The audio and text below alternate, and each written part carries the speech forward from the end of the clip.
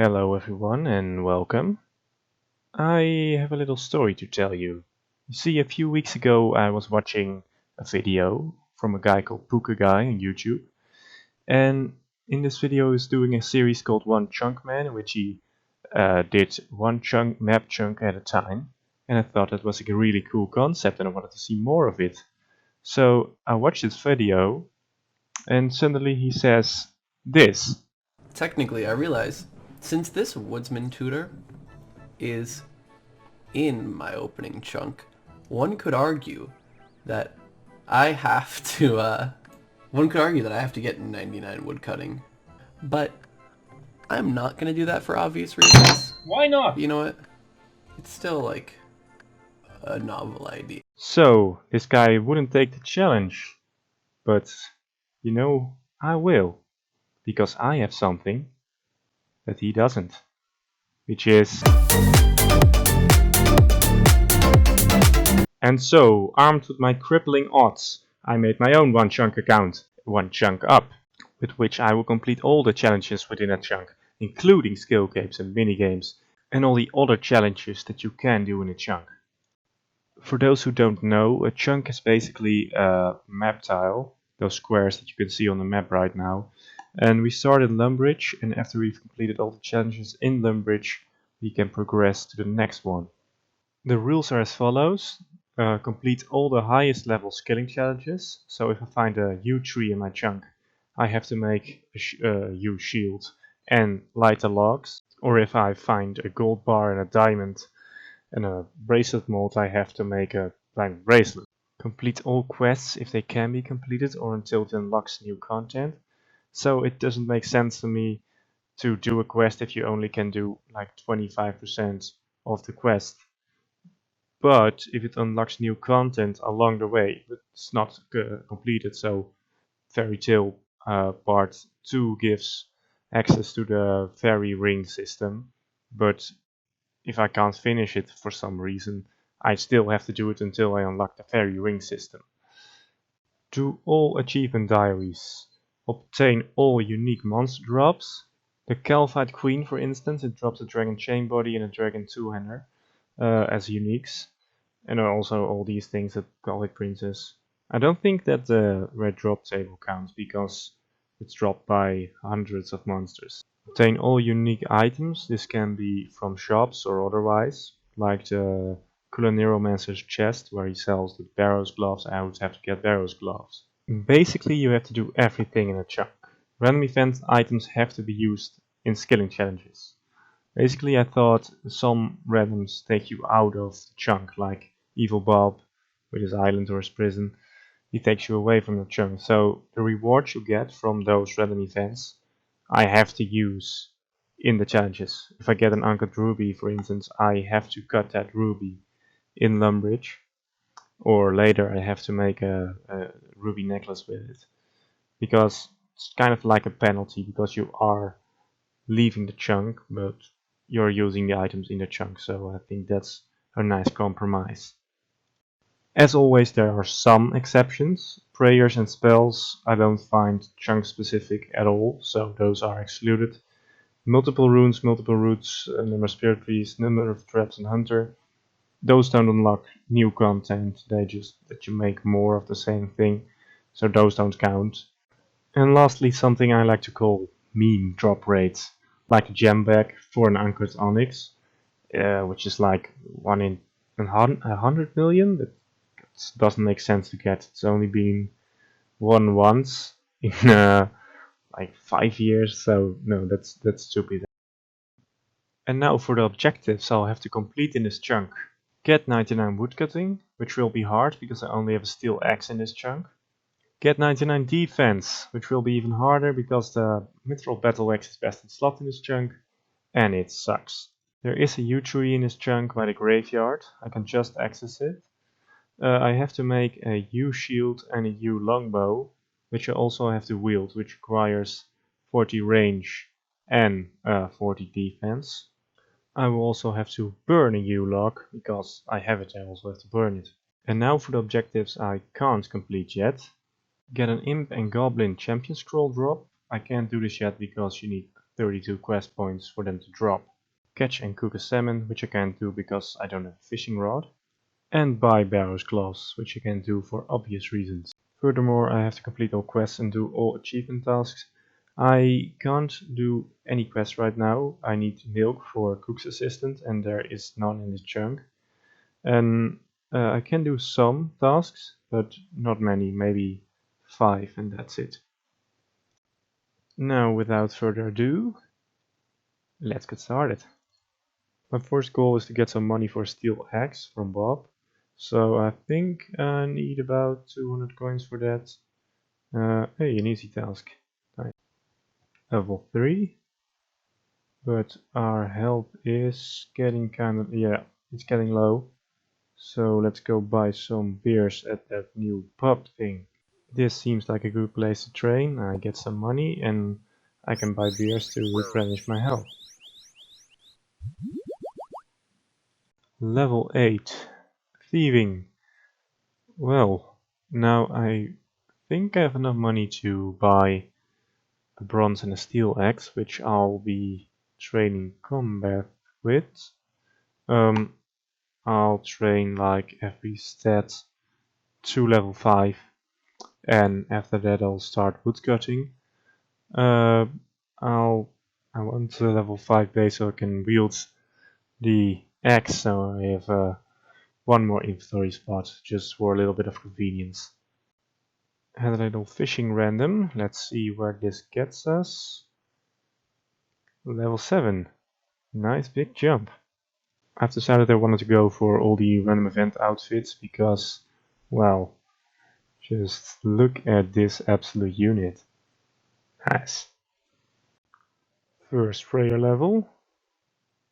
I now have level 5 attack, so I guess we'll just start woodcutting and also have this very fancy hat. Okay, so the plan right now is to get 15 fletching and 15 fire making, all using normal logs, and after that we can go over to oak logs. But I guess we'll have around 30 woodcutting by then. Level 6 woodcutting, now we can use our shiny steel axe, which will be my best in slot until level 99 woodcutting.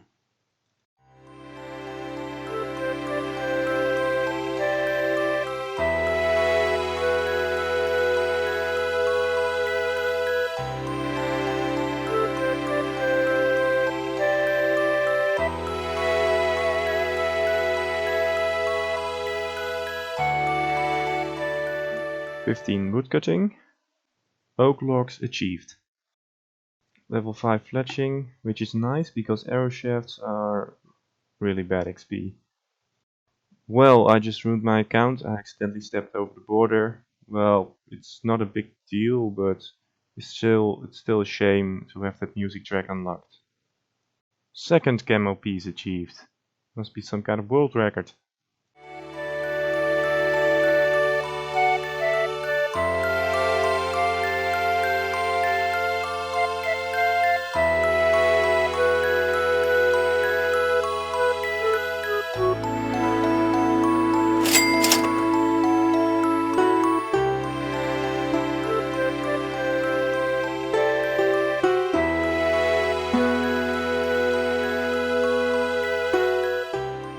Level 15 fletching, which means we'll be moving on to fire making, because we can now fletch oak logs into arrow shafts.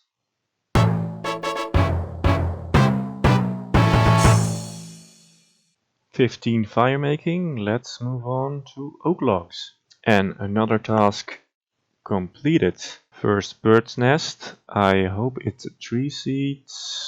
No, fruit tree seed.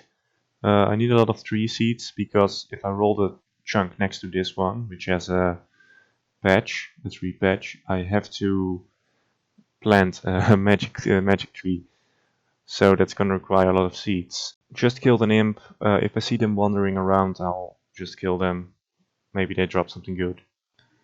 A genie. I have no clue what I will use this lamp for.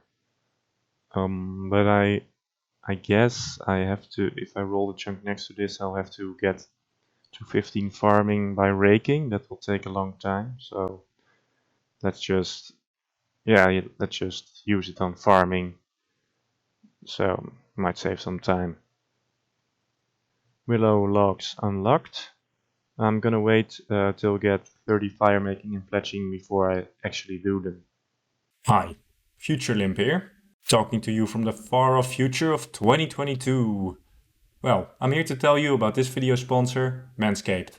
This video is brought to you by manscaped.com, the global leader in men's grooming tools and hygiene solutions. If you're not up to date on men's grooming trends, Manscaped has everything you need for head-to-toe grooming with their performance package bundle. My favorite products in the collection include the Lawnmower 4.0, waterproof body hair trimmer and the Crop Preserver ball deodorant.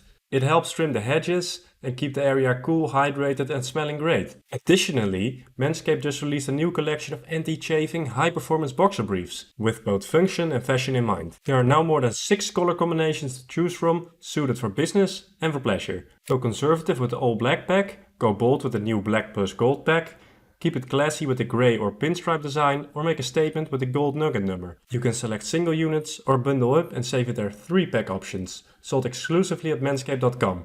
They look great, but their secret is the jewel pouch design. An extra space for your boys with a perforated performance fabric for extra breathability. Their anti-chafing, smooth and flat lock seams, the waistband hugs your body without digging in, and the new front fly opening is also an added bonus. And they just feel great. Go to manscaped.com today and get 20% off plus free international shipping when you use promo code limpwurt at checkout. That's 20% off plus free shipping with promo code limpwurt at manscaped.com. Your boss will thank you. 30 fire making. Now onto fletching oak logs into arrow shafts. 35 wood cutting. I can now fletch oak short bows, but I want to get some more arrow shafts, because those might be handy in the future. I'm also collecting some runes from the wizard that hands them out. 22 fletching, I can make iron darts now, but unfortunately you need a quest for those. Best in slot magic had acquired. Ooh, a ring nest. I'm hoping like a ruby ring. No, I can't enchant them yet, so that's not a requirement for this chunk. But when I get cosmic runes, I have to. Level 40 woodcutting. These early levels go really fast. It's a good feeling. Level 25 fletching. I want to make some more arrow shafts, and after that I'll make some unstrung longbows and sell them to the general store. They're probably not worth much, but it's a start. Level 41 woodcutting. Rune axe unlocked, but we still have our trusty steel axe all the way to 99. I made some oak longbows because I wanted to test out how good these shields are. I know they are not worth much, but maybe they're a lot of XP. No, it's just the same. No, not worth it. I know almost all other snowflake ironmen don't bother with this random because it gives quite shit rewards, but can also give a gold bar, which is quite nice. Oh, it gave me coins. Level 30 fletching. In hindsight, I should have done arrow shafts to level 30, but I wanted to see how much cash I could get, but it's negligible, like 2k. That's just nothing. Onto these willow logs. There are 2 by the water. The XP is, well, it's pretty bad, but I thought it would be worse, so maybe an upside. Level 44 woodcutting. We can now wear undead lumberjack clothing. I will have to get it at some point, and it will be useless.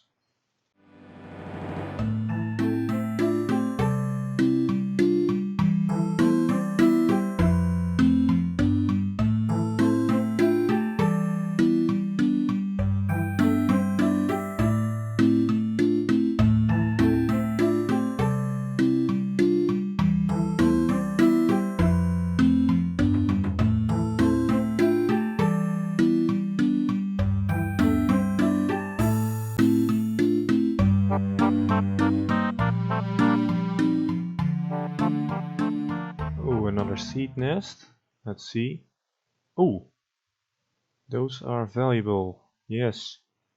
Pretty rare, I think, but fruit tree patch is kind of far off, so don't know if it will be of any use. 81 also, quite high. And another seed nest. Let's see, acorn. Those are useful for in the tree patch, so yeah, I'm happy with acorns. 35 fletching. I want to get 50k air shafts before I make them, but afterwards, yeah, I'll make some short bows. Those should sell for a little bit. Okay, I just realized when I was drop triggering these runes, I accidentally left the air runes on the ground, so now I've lost like 300 of them. That won't happen again. Level 50 woodcutting. It's coming on nicely. Easy clue nest. Easy clues I can complete. There are like 4 steps in this chunk, so it is possible, but with only 1 clue the chance is maybe 1% or something, not very much. Yep, I can't do this one, so I'll just drop it. Hey, an egg nest. You can offer these in the woodcutting guild for chance of the evil chicken costume, but that's also like a meme drop rate. There are people with 200 mil woodcutting XP that don't have the full set, so I don't think that counts, but I'm gonna collect them anyways. Level 40 fletching. Can I make longbows? And those should sell for a lot more than the short bows. 64 coins per longbow, that's quite a lot. Some of you may be asking why I start with 99 woodcutting first and not 99 defense, because I could juggle some easy clues or some beginner clues, and I might be able to get a black axe, and it might speed up by maybe 5% or so. But the problem I have with that is that I want to get a quiz master random event, because those can give a mithril scimitar with a drop rate of 1 out of 15. So that's quite significant, because yeah, I need that scimitar because it makes such a difference. Like I think I might be able to get like 9k XP with the mithril battle axe, and maybe like 12 or 15 with the scimitar. So that's why I get 99 woodcutting first, so I might have a chance to get that scimitar, because without it it's gonna make the 99 defense grind almost impossible. 45 fletching and 55 woodcutting, and also the cash tag is coming along nicely. 53 fletching, and we can now make the toxic blowjob. 61 woodcutting, and I could use a dragon axe right now because the levels are slowing down. Guess we're gonna use this lamp on farming again. Yes, let's do it.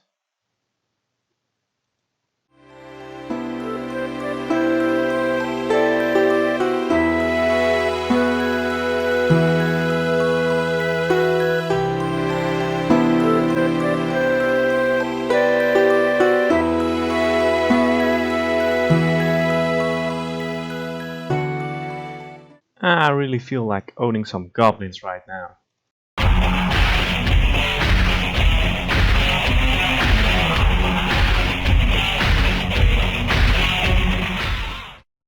"65 woodcutting.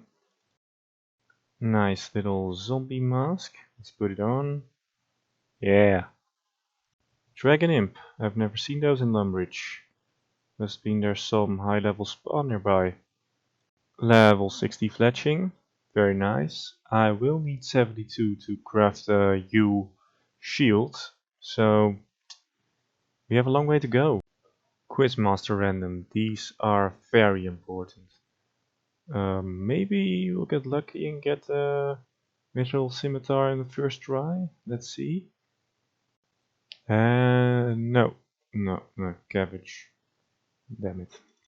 The client feature I used that drew like the green border around chunks doesn't work anymore, so now I have to mark tiles by hand around the chunk. It looks less nice, but hey, what can you do? So I'm training combat again at first to just wield this mithril battle axe, which set me back like 2k. But also I can like train to level 50, combat stats, and maybe I'll get something from juggling beginner clues or easy clues. Like black axe would be fantastic. That would speed things up. But um, I don't want to train it too high because that's also just want to get 99 woodcutting first. I'm also burying all the bones that all the monsters I kill drop because hey, prayer is prayer XP and I don't want to waste too much of it, for now at least. Level 30, I can now train on men and women. I couldn't earlier because they would hit just too much and I would have to eat, and I don't have food, so well, I'm gonna train here from now on. Just got a ruby ring from a bird's nest, which will be handy with smelting iron bars in the future. 62 fletching and a 125k cash tag. Awesome. I have to take future grinds into account, so I'm cutting oak logs right now for construction, because that is the best way for this account to get construction experience, making oak planks. And the XP on oak trees is not bad actually at this level. It's actually better than, or maybe a little worse than willow trees. So I'll stick with it. To get to 99 construction using only oak planks, I'll need around 217k oak logs, which is a lot, but it's still not enough to get me to 99 woodcutting. So I'll train fire making and fletching above the levels I need to complete this chunk, which is 60 fire making and 72 fletching. Uh, because, well, I don't, I'm not gonna cut more oak logs, so might as well cut willow logs and make them into bows or burn them, because I'll need those levels later, so might as well do it now. An XP random. I have been putting them on farming, but I think that is a mistake, because if I get like level 17 I can do imp links, and those are very useful, and there is also a hunter training spot where you need level 5 for, so I'm gonna put it on hunter. 25 prayer. Just got a uncut ruby from a random, and this means that I will have to cut this ruby before I go to the next chunk, which will require 34 crafting. And the only way to train crafting really is shearing sheep, which is making balls of wool, which is like 50 XP per inventory. So I'm hoping to get some flax from the beekeeper random or lower level gems to give my level some extra boost, so I don't have to shear sheep for 5 days. Look, it's the funny Reddit number. First mace random, chaos runes and iron arrows. Pretty good. Those arrows are handy for little range training. Even more rubies. Here we go, level 70. Making some good progress. I missed a level but 40 strength, and I'm now going for 40 attack. I missed a level again but 40 attack. And a bird nest, maple seed. Not bad. 65 fletching, we can now make yew short bows, which I will not do because yews are impossible to cut with steel axe. Some more hunter XP. Another mystery box, let's see. A diamond. It's not what I wanted, but okay. Can't do anything with it yet. Another mace random. 400 feathers and 72 steel arrows. I also picked up some potions from the chests. The feathers will be pretty useful for making headless arrows. So, good haul. Okay, 45 attack. The XP per hour is like 7 or 8k right now. Maybe, yeah, like 7. So it's really slow, but it's also because I'm burying all the bones and because I pick up everything, like 3 coins on the ground, I'll pick it up. Copper ore on the ground, I'll pick it up. So that also factors in. When I stop doing that, it'll go up a little, but also not that much, I think. Well, first death runes on the account. Can't do anything with it really, but it's nice to have for in the future. Got some flax from a beekeeper random. I want to make bowstrings out of them, so that's what I'm gonna do.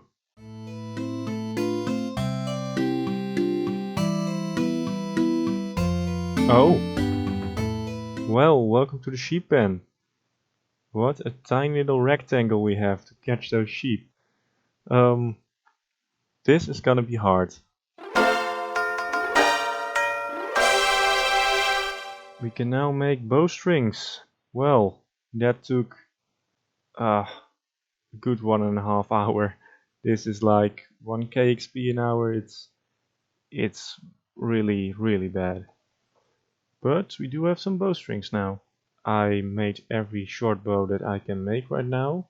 I will need 40 range before I can wield it and complete the challenge. I'm also gonna open some bird's nests right now, so let's see what we get. Okay, so one ruby one, which is nice because I really want those for rings of forging. Emerald rings are also handy for rings of dueling, which I will need later. And a mahogany seed. Well, pretty interesting, but I'll never be able to use it, I think. Lots of fruit tree seeds. Orange.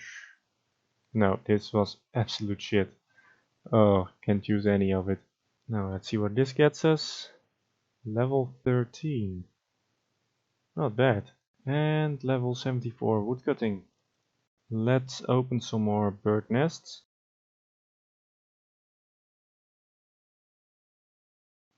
Oh, a maple seed. At least those are pretty good. Also got some acorns and a willow seed. Nice. Another apple tree seed. A pineapple seed. Pretty high level, can use it. And another acorn. Overall, not a bad haul. Makes a second maple seed, so we're getting somewhere. Mithril ore.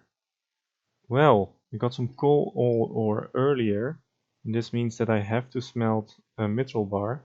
Can't train smithing yet, because men and women only drop copper ore, but when I get some tin ore I will have to do it.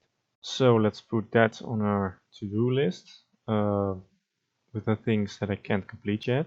And let's get on with the grind. Level 75 woodcutting. Well, we can now cut magic trees. The closest ones, I believe, are in the mage training arena, so if we get there, we'll have to cut them and make things out of them. But it's not that far, but it's quite a way off. A little bit more hunter XP, almost level 2. I believe just one more lamp. Let's do some more nests.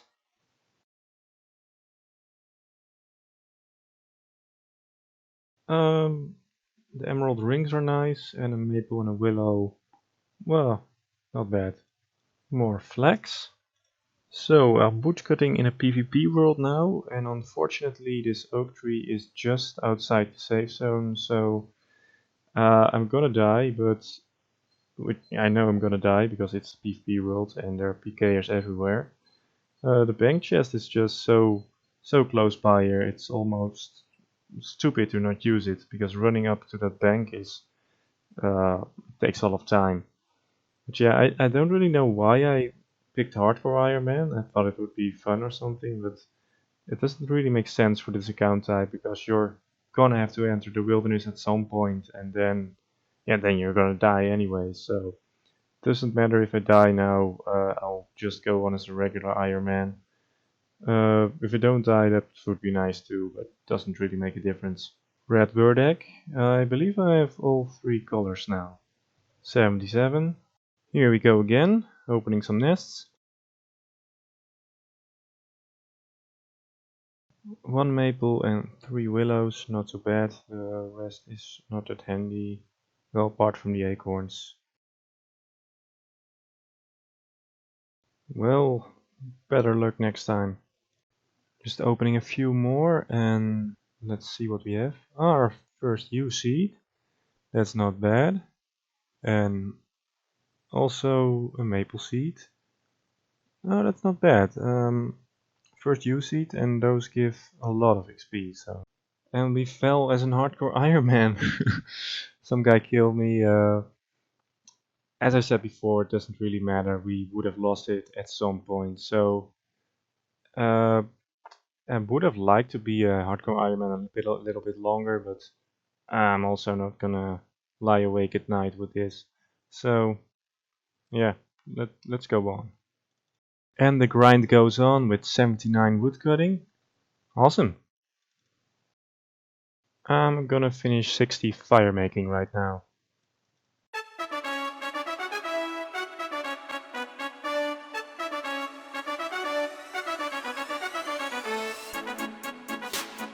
Well, I got a little bit carried away there. I trained to 66 instead of 60, but I was enjoying it, so why not? During that grind I also got level 80 woodcutting, pretty big milestone. Also got a cosmic talisman from a mystery box, which is pretty rare, I think. But that's nice. I don't know if I'll ever be able to use it effectively, but what the hell. Also got some fishing levels from Evil Bob Random, so making progress. I collected a few birdseed nests again, and apart from a maple seed and 2 ruby rings, it wasn't too special. I'm gonna continue training fire making. I'll need a high fire making level someday, and now I have to cut logs anyway, so I might as well have a high fire making level to go along with it. Okay, 82. Hey, would you look at that? I got a pet. Nice. Really early too. I'm only level 82 right now, not even halfway to 99. Oh, you know those guys that get 200 mil woodcutting XP and no beaver pet? Well, this is really lucky because oak trees and willow trees, they don't have a really high pet chance, drop rate. So I thought I might get it, but like level 98 or something, not 82. Really cool. It really gives me some motivation to power through these levels. Oh, cool. Level 73 fire making and 5 rubies. Not bad, those might be useful in another chunk. Wow, just got a crystal key part. I didn't even know this guy gave those out, but really cool. Although the crystal chest is quite a way off, so it might take some time before it's useful. Okay, some supplies from Maze Random. Iron arrows, feathers, strength pot and nature runes. All pretty useful stuff, so I'm really happy with this. Level 75, fire making. I really didn't have to get this level, but I used to enjoy fire making like this back in the day, you know. Making lines, I used to make them at Fist of Goddess. So it's kind of a sport for me now to do it most efficient in the most efficient way. And yeah, but I'm done fire making for now at least. Okay, some more birds' nests. The only interesting thing here is the diamond ring, really, because that's the first one I have. See, I had some rubies, but diamond is pretty rare, so into the collection it goes. Level 67 fletching and level 84 woodcutting. Almost 85, which should be a nice milestone. Come on, give me the simmy. Come on. Boot. Hey, it's the funny Reddit number again. So with this we have level 2 hunter. After this the lamping gets a lot faster. I actually just got an easy clue from a clue nest that I can do. So I'm gonna do it, and maybe I'll get a black axe or something, or black scimitar. That would be nice as well. Well, let's see. Do we get a casket? Yes. Whoa. Okay, I'm gonna open it. Come on. I already have a steel axe. The law runes are nice at least, but can't help to be a little disappointed. Level 70 fletching. Can now make yew longbows. I need 72 for the shield, but yew longbows, those go for a lot of money. 85 woodcutting. Very nice milestone. Also got over 300k cash, which will be put to good use. I got a redwood tree seed from a bird's nest. Those are really rare. I got a celastrus tree seed some time ago, but I believe these are even rarer. Got some more bird's nests. Let's see. A maple seed is nice, and palm seeds are pretty rare, but useless to me. Just got a black bead, which means that I have all the in beads. Just got another beginner clue that I can do. Let's see. Oh, wow, got a casket. That's like a 10% chance on the first clue. After that it's like 50%. Wow, the loot is really shit, so 72 fletching. I can now make a yew shield.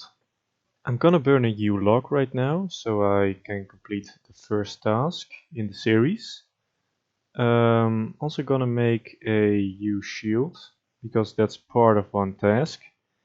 I don't have level 40 range yet, so I can't wield the yew longbow yet, but I'll work on that.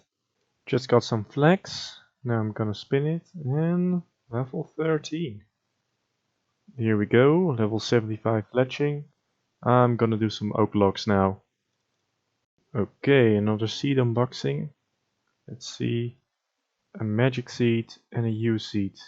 The magic seed means that if I unlock the chunk next to this one with a tree patch, I'll have to plant a magic seed, and that will require 75 farming. So let's hope we get enough seeds.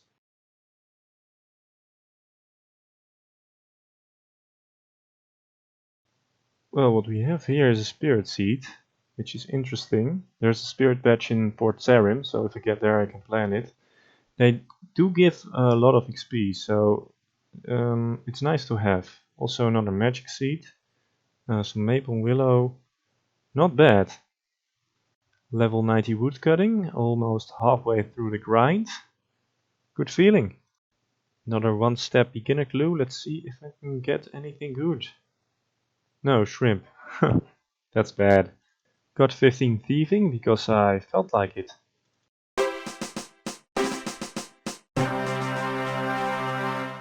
60k oak logs, also collected some willow logs because I didn't want to fletch anymore. Now let's open some bird's nests. I didn't have a teak seed yet, so that's nice to have, but not a lot of tree patch seeds. Well, there it is. I'm officially halfway through this grind. Awesome. I've been doing a little experiment. I've been cutting oaks on my other Ironman account, which has a dragon axe and 84 wood cutting, so a little lower. But on this account you get 29k XP an hour at maximum efficiency, so not AFK, just focus on the screen. And on the other account you get 33.5k XP.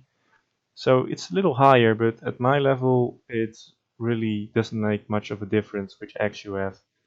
I don't always pay as much attention as I did for this experiment, so normally I average around 25k XP an hour, but you know, it's not that bad, this grind. I expected worse. 93 woodcutting. It might look like it's going fast in the video, but these levels do take a few days to get. And let's open a few more bird's nests. Oh, magic seed, yew seed, maple seed. This is a good haul. A lot of XP in this. This was a good day. 100k oak logs. Just 117k more and I can finally leave this very nice PvP world where people aren't toxic at all. Level 94 woodcutting and level 500 total Interesting, got 2 spirit seeds back to back. Those are some low odds. A 95 woodcutting. At this point there's not a whole lot I can put in the video, except for me opening these bird's nests and whatnot. And wow, that's a lot of U seeds. 4. Nice, that's a lot of XP. 97 and 98. Just one more level to go and we're done. Well, I'm gonna leave this PvP world because I now have enough oak logs. 216k of them. Almost got 99 construction banked. Just need some money to make them into planks. So yeah, I'm just gonna do some willow logs now. I want to get 500,000 arrow shafts because that would look cool in the bank and it might be useful someday. And I might just do some fire making for the last few logs that I cut before 99. Here's some seeds. U seed, that's nice. And for those who are asking, why don't you just cut U logs for the last hour? There is a U tree in your chunk. Well, it just takes like 1 to 2 minutes to cut one U log. It just takes too long. The XP per hour is not even 10k. It's way too low. So I'm just gonna stick with willow logs. Okay, I just screwed up big time. I did one of those pillory guard random events and I forget that it teleports you to Yanil or Varrock, so I've unlocked the magic dance. Oh, music track. Well, I don't think there's a teleport to that chunk, so it is explainable, but it was unnecessary. Level 20 fishing, which is weird because my character has never touched a fish in his goddamn life. Level 76 fletching, also got a nice stack of mines and air runes right now. And here we go, 500,000 arrow shafts. Little side goal completed. I'm gonna do some fire making now. Got another mystery box. Really need a mithril scimitar. No, okay. Looks like I'm going into the 99 death grind next video without it, which sucks. It really does. In hindsight, I should have known that I would spend most of my time in PvP world training, and there are no random events in PvP world. So in hindsight, I could have just done a little bit of defense training on this account to start off with. And done 99 woodcutting later, just to get a black axe from a beginner clue scroll. But it is what it is, and after all, I did complete 99 woodcutting. Oh. And the last bird nest opening, a magic and a U seed, so I can't complain. Also some ring nests. I really wanted ruby rings, and I got 3 here, so that's always nice. Okay, last look at the state of the bank right now. 37 ruby rings, not as much as I wanted to have had. The seed collection, not enough yew and maple seeds, to be honest. If I land on the chunk with the tree patch, I'm gonna be screwed. Also, putting all those lamps on farming and hunter was not a good plan. Because how am I gonna train agility, right? I realized I should have put them on agility because it's so important for stamina regeneration, and there is a course in trainer at 10, or north there is a shortcut that requires 10, but the most safe option would be to get 20 for the algorithm course, I think, but I haven't decided yet. And now, with all the rambling out of the way, it's time for the main event. I've actually never had 99 woodcutting on this game, so this will be a first for me. Also to get it in this way, you know, with the one chunk thing. Here we go. Last. One more. Come on. Oh, those annoying trees, man. Come on. Yes. Here we go. 99 woodcutting. Amazing. Took so long. Oh, but here we are. Congratulations, you're a master of woodcutting. Why not visit Wilfred near Lumbridge, who has something special that's only available to true masters of the woodcutting skill. Well, Wilson. Wilfred, I mean. Oh, it feels so good to be done with this challenge. Oh, let's get the cape so we can mark off the challenge. Oh, okay. 99k is actually quite a lot for me. That's like a fifth of my cash tag. Okay, here we got it. Yes. Oh, nice. So glad I finished it. There were some times that I lost motivation, but I'm glad I powered through. Oh, that looks nice. It's a really nice cake. Although I would prefer to have it trimmed. But that can be arranged. Okay, let's mark off that challenge. 199 down, 1 to go. Oh, for 99 defense I'll have to use all my autism because that's gonna take a while to get. Okay, that was fun. I got the cape and it only took about... Welcome back. We left off with getting 99 woodcutting, but there's still a lot more to be done in this chunk, as you can see on screen here. I can't do the objectives in white yet, but I can do the ones marked yellow, and as the melee combat instructor is located in this chunk, I will have to get 99 defense. So yeah, that's what we'll be doing this episode. So I did some calculations, and yes, among some other things, I'm also a maths guy. And I've concluded that I will have to kill 500,000 men and women in Lumbridge. And yes, I know what you're thinking, that does sound an awful lot like a Slayer task from Hitler. But enough of that, let's jump right into it. Oh, and if you're thinking why is my screen so grey, that's because of the RuneLight plugin Chunk Locker, which lets me choose chunks to unlock and then they will be normal and all the other chunks will have a grey color. So it's a nice way to distinguish what chunks are unlocked and which are not.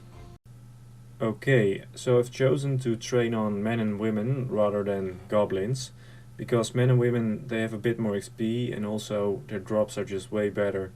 Herbs and runes, they even drop chaos runes, rainars, you name it. Also earth talismans, copper orb, so that's way more desirable over goblins, which have like no useful drops whatsoever.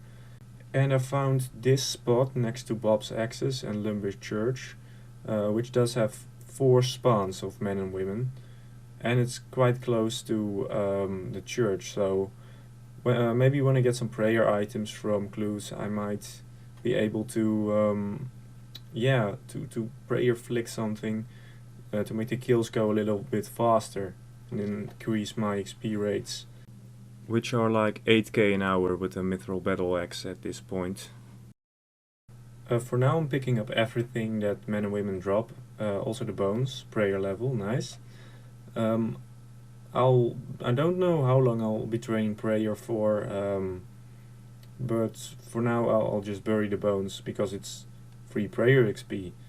I also found this, I didn't know this, but apparently you can talk to the ranged tutor and let her, when you pick up arrows they go right into your quiver instead of your inventory. So you might not have known that, I didn't, but now we do know. 45 HP in the bag. Beekeeper random, these are important because they give flax as a reward and I need that to level my crafting in order to cut a ruby. 50 strength. As the levels go on I am hitting higher and higher on these men and women, so should improve the XP an hour by a little bit.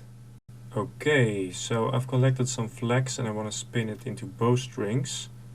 So let's do that. Okay, so that flax got me to level 15. Nice. Quizmaster random. Mystery box. Okay, let's open it. Diamond. Oh. I need a mithril scimitar. 1 in 15 drop rate from these boxes. That would improve the XP an hour by so much. Okay, protect from melee unlocked. Nice. This might be handy to have later. Okay, so I got 2 Lumbridge beginner clue scroll steps. Let's see if you can get a casket. First step and the second step, and we have a casket. Nice. Now, let's see if we can get something good from this. Fire staff, that's actually quite nice. That might be handy for some mage training on the side. Okay, so let's talk about clue scrolls for a second. Clue scrolls are gonna be important at this stage of the account, because from beginner clues I can get black scimitars, which are slightly worse than a mithril scimitar, but far better than this piece of shit mithril battle axe that I'm using right now. I can also get monk ropes, and I do need those because I need prayer bonus, otherwise I have to recharge my prayer all the time when I use ultimate strength on men and women. I'm also doing easy clues, so I can get an amulet of power trimmed. It does give a little bit of strength bonus, which should be handy for a little bit of extra max hit, and accuracy bonus, which I do need, because if I get a mithril scimitar or a black scimitar, their accuracy is pretty low. I can also get god ropes or monk ropes gold, which should help with prayer. I can also get god blessing from easy clues, which does give +1 prayer bonus, but it is something. So that is the wish list. I hope we can get some of it. Maybe a black scimitar and full monk ropes or something, just to take a little bit of the edge of the challenge. On an unrelated note, the herb tab is starting to look quite nice. Okay, mithril scimitar incoming. Oh. 55 attack. This should help with accuracy. Okay, so this easy clue attempt might actually result in a casket. So let's see. Step 2, here we go. Yes. Okay, let's see what's inside. First, easy clue. I guess the nature runes are nice. 45 prayer. I've been collecting random event outfits. It's not a chunk requirement, it's just for fun. 6 grimy toad flags from a prison random. Men and women don't drop these or grimy snapdragons, so it's nice that I have a way to access them. More rubies. Shout out to these guys for visiting me in my corner of solitude. 55 HP. Another prison random. Uncut diamond. Well, I knew this was coming.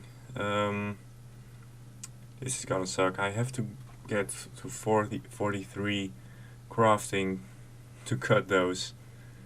So if you pull up the tasks, we'll replace ruby with uncut diamond. Yeah. So that's gonna be a lot of wool to be spun. 60 attack.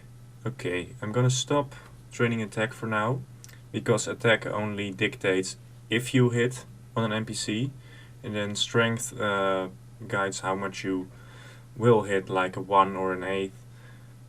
So strength is more important right now. So I'm gonna train strength a little higher, and then we'll get on with defense. Rubies for days. And the prison random keeps on giving. Okay, so unfortunately I lost some footage here, but I got 65 strength. Then I went on the defense grind. I began the defense grind. I got 50 prayer, and after that I got 45 defense, and that's where the footage started again.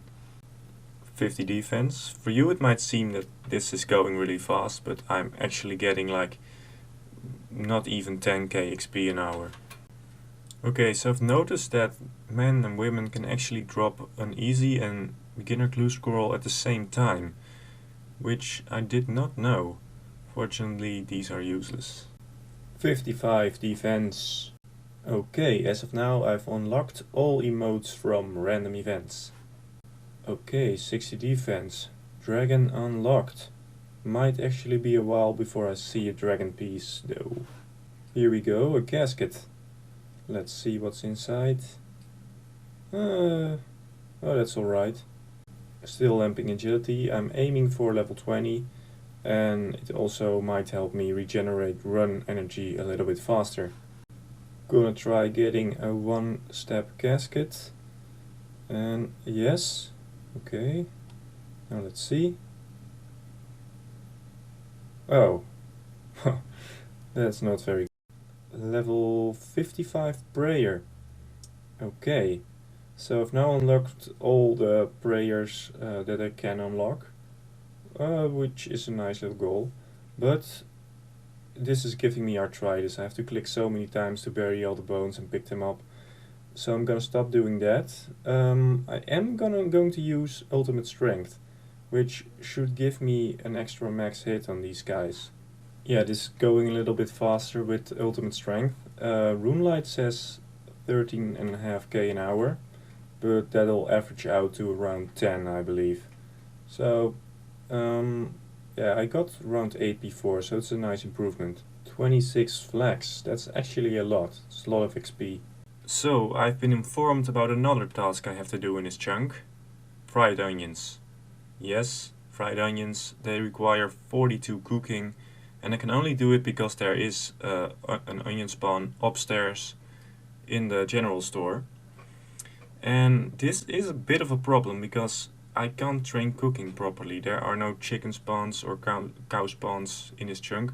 Well, there are, but I can't reach it. The gate to the pen is just outside of my chunk, and I can't just walk around it and go into the pen. So the only way to train this is just wait for cows to wander out of the pen and kill them. So I'll just hop around mostly PvP worlds because those gates are open more often. And I will need almost 1700 raw beef for this to work, to get to 42. This might take a while. Oh yeah, and I'm doing this with range because I have a little bit more reach if they are in the grey part. And I also need 40 ranged anyway, so might as well do it here. Okay, so I've been training ranged to level 20 at men and women because when cows get at low health, they will start to retreat, you know, walk away from you, and as I hit absolutely nothing on them, they might get away sometimes, which is annoying because I need all that I can get. Well, I decided to try something new. I made a willow longbow and I tried to snipe the cows out of the pen, you know, that they would come to me and I would attack them. But I would just keep going out of the chunk this way, or the cow would, you know, die in an inconvenient place. So yeah, that method is a bust. I just need to keep on hopping worlds. First batch of steaks was a success, level 5 cooking. Also pick up the cow hides because it's free crafting XP later on. 650 total level. Level 10 cooking. Got a nice crafting XP donation.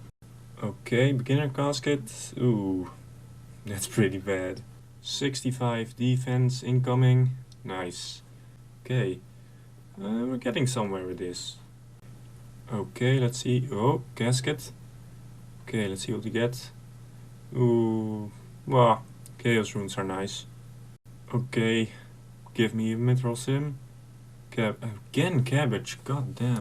Level 25 ranged. I'm just gonna go and get that 42 cooking requirement out of the way because it's by far the easiest of my goals right now. So why not just get it done? I also got 15 cooking, nice. I can get some cooking supplies from imps, but this guy won't let me use his range, and it's actually the only range in this chunk. Okay, getting some levels in the background, but whoa, this grind, man, it takes just forever to hop all these worlds and find these cows. But I guess it's only like 1,000. So, it could be worse. Could have been level 50 or something. Chef's Guild, that may be fun. You know, just like cook 1,000,000 baked potatoes. Would be the worst. I would like that. 35 cooking, and also I'm now level 700 total. This grind's giving me a lot of total levels. Level 40 ranged. I'm actually done with ranged in this chunk. So I'm gonna go do magic. I do need magic in this chunk for Lumbridge teleport, which is a diary task. So yeah, I'll just train a few magic levels. Fire strike unlocked, and in these robes I look like an absolute beast. And we're already level 30. Those early levels go so fast, man. Got some more mithril ore and nature runes from a random. Might come in handy later. Level 40 cooking, almost there. Level 35 magic. I am burning through my stack of air runes, which took a lot of time to get. Here we go. 42. We can now cook, yes, fried onions. Okay, and let's actually make this. Hang on. Oh yeah. Now we have chopped onions and use on the range. Fried onions achieved. And now we can stripe this off the list. Oh, and before I forget, another one done. Okay, so back to the defense grind. Mystery box. Well, not bad, I guess. Okay, so I kinda missed the level, but I'm 65 hit points now. Jagex, stop telling me what to do. Well, mace random, coal and steel arrows, some potions. Not too bad. Okay, another clue juggle and success. Let's see what's inside. Ah, black hat. Imps don't drop though, so that's new. Hey guys, look at this. Hang on, and 69. Ah, it's the Reddit number. Oh, funny. This guy just won't stop giving me diamonds. And we got 70. Not bad. Hey, law runes. I haven't seen those yet. Those are always handy. Okay, I get to do another easy clue juggle. Let's see. We got the first step. Yes. Okay, the second step. Let's see what we have. Ladies and gentlemen, we have a casket. Lumberyard teleport. Pops. Purple. This is actually... It's not what I want, but it's actually quite good. Yeah, I'm happy with that. Maze random, let's see. Wow, that is a lot of chaos runes. Let's see if it's Christmas. Casket, yes. Can't complain. This guy just keeps on giving grimy snapdragons. Okay, another easy clue juggle. Wait. Oh god. I had two hand steps. One on a beginner and one on an easy, and it chose the beginner clue. Oh no, god. Well, I just wasted that beginner step, but it is what it is. Maybe we'll get a casket from the easy. Let's see. Well, let's see what we have. Yes. Okay, and we have Magic Emmy. And that's not bad actually. Let's see. Alright. Shout out to the best Ironman. Ironman. Okay, I'll just slay this woman and 75 defense. And a Guam. I'm happy. Maze random. Whoa. That is the best loot yet. At least it's worth the most. I'm doing some crafting right now because I wanna cut some of my sapphires. I also spent some wool because I couldn't quite make it yet on flax.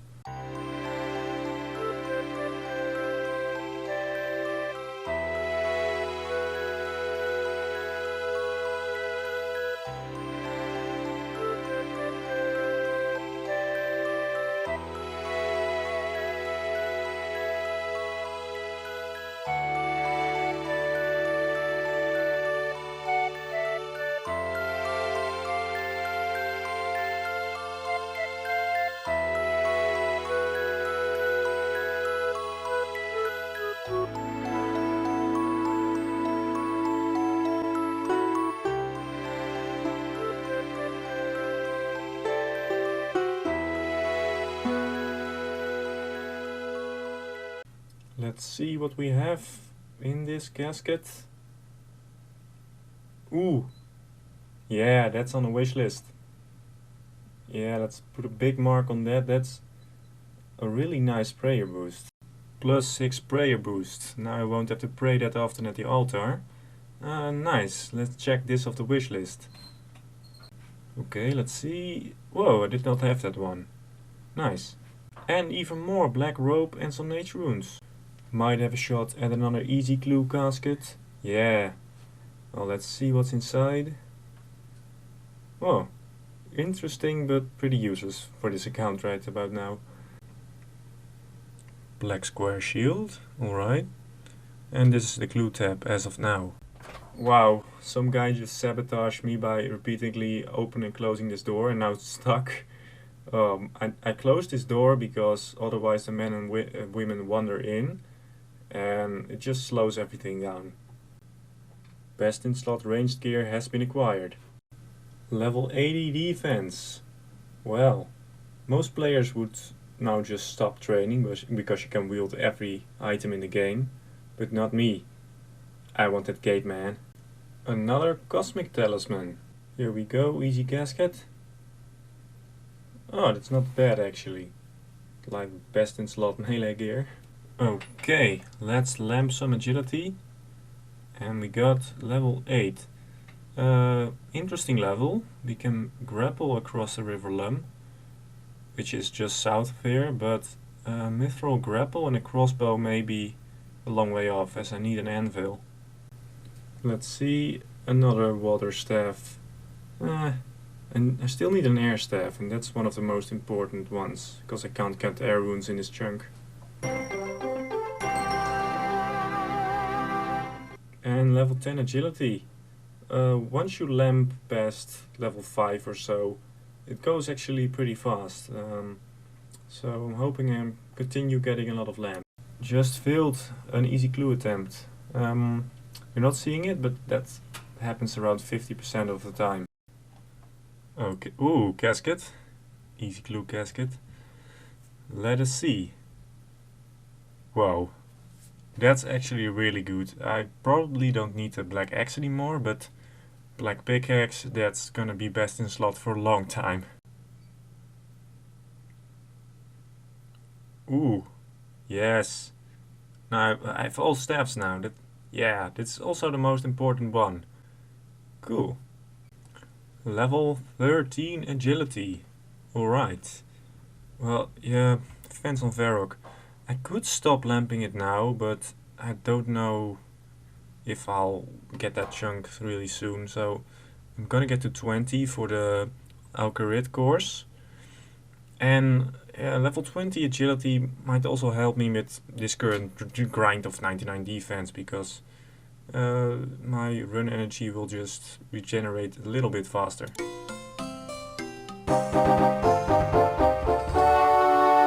'85 defense. This took a long time. Total level 800, that's also nice. Choose your prize, mystery box, obviously. Can we get it? Oh.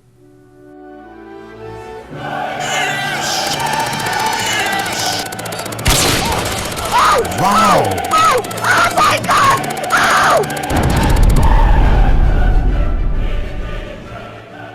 Yes! Oh god, it took so long. Oh man.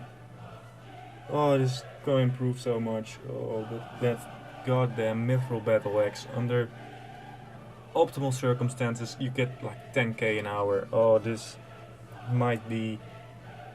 we might reach 15 with this one. Oh man. Oh, that's a huge morale boost for me. Oh my god. Okay, so I've pulled up this max hit calculator. I've calculated that with a mithril scimitar and 70 strength, that it would not really make a difference compared to 65 strength. Even with, well, it goes to 11 with ultimate strength, but when you change it to 70, the strength level, it goes to 12. So I need to get 70 strength to get optimal XP rates for this. But first I'm retiring this mithril battle axe. It served me well, but I've got something much better right now. In the background I'm doing beginner clue juggle, but I want to talk about the XP rates again.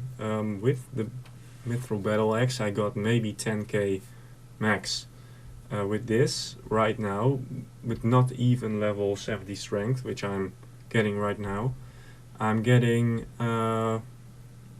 yeah, it's maybe 14k, 13 if I'm not really paying attention, maybe lower. But it's such an improvement. It just maybe 30% faster than the old method. So yeah, good stuff. Mystery box, diamond. I can still get something from the mystery box, but it's way too rare. It's all rare drop table, so I'm not counting on it. Maze random. Let's see what we have. Feathers and iron. Feathers might actually be interesting for headless arrows and those kind of things. Okay, 70 strength. Strength training is done. I've achieved my optimal max hit. So yeah, I'm gonna train attack up a little bit to 65 because I don't hit too often, so a little bit of accuracy is alright. Also, you could just see I get like 13 XP an hour, so it's improving. Ooh, this is interesting, because now I can make a crystal key.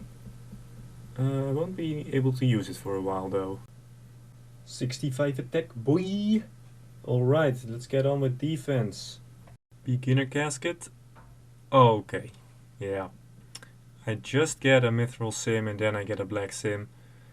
It was on the wish list, but not anymore because as you can see, the mithril one is just superior in every single way. So yeah, 50 beginner clues and I only get it now. Maze random and mithril ore, coal ore, chaos runes. Yeah, that's really good. 15 agility. Shouldn't take too long till 20 now. Alright, here we go. Level 30 fishing incoming. Yeah. Just to remind you, I've never fished on this account ever. And I can fish for salmon right now. Which is pretty crazy. No, thank you, not falling for this one again. Okay, I just got 39 magic. I'm just kind of testing how much XP you can get on the defensive magic stance, and as you can see it's like 1 or 2k an hour. Absolutely not worth it. Okay, so I'm kind of bored with the grind, so I'm just pickpocketing some men right now, training thieving, and maybe, yeah, there is a chance I'll get a rocky pad. It is possible in this chunk. It's not a requirement because you can get it everywhere, but yeah, would be nice. Okay, so I've trained my thieving to 35. That's enough for now. Let's just go back to the grind. Okay, can we get an easy casket? Yes, we can. Let's just open and see what's inside. Well, it's not really useful, but it's good for fashionscape, I guess. Gotta admit, that looks fancy. Okay, this is my clue tab as of now. Looking pretty good. Oh, and the herbs. It's actually starting to take shape. The Raynars are worth like the majority of my bank at this point, because they're so expensive right now. And I'm also proud of these earth talismans. Those are nice for room crafting. Here we go, back-to-back casket. Ooh, master clue. Pretty useless. Black pickaxe, always nice. Yeah, it's not gonna work. High worth camp. Yeah, I'm just gonna throw this away, I think. Okay, now it's not funny anymore, Jagex. Stop. Okay. Yeah, no uniques in like forever. Black chain, but where are those uniques at? Come on. Level 17 agility. Won't take too long now. Hang on a second. There's Bob the cat. I've never actually seen him this far south. Crafting XP is always appreciated. And now a new segment called Shit You Might Not Know About Lumbridge. If you use bones on this altar right here, the gods get angry at you, but if you do it at home, it's a-okay. The right hand tower of Lumbridge Castle, there's a bronze arrow spawn. Huh? You didn't know that, right? Because you always go left? You lefty tosser. You can fry chicken on this fireplace. Yeah. Okay, enough of that. Let's get serious again.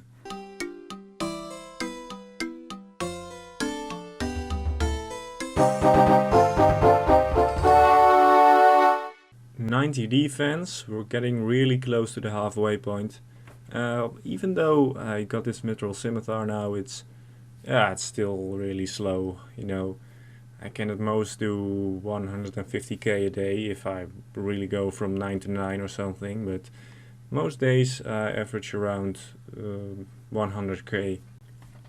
Okay, I'm gonna start collecting copper ore again, because I think it might be useful, and I'm gonna stop collecting Marentails real soon at 8k Marentails, because they're not really useful for anything really, only lighting burners in your house maybe, but other than that, useless.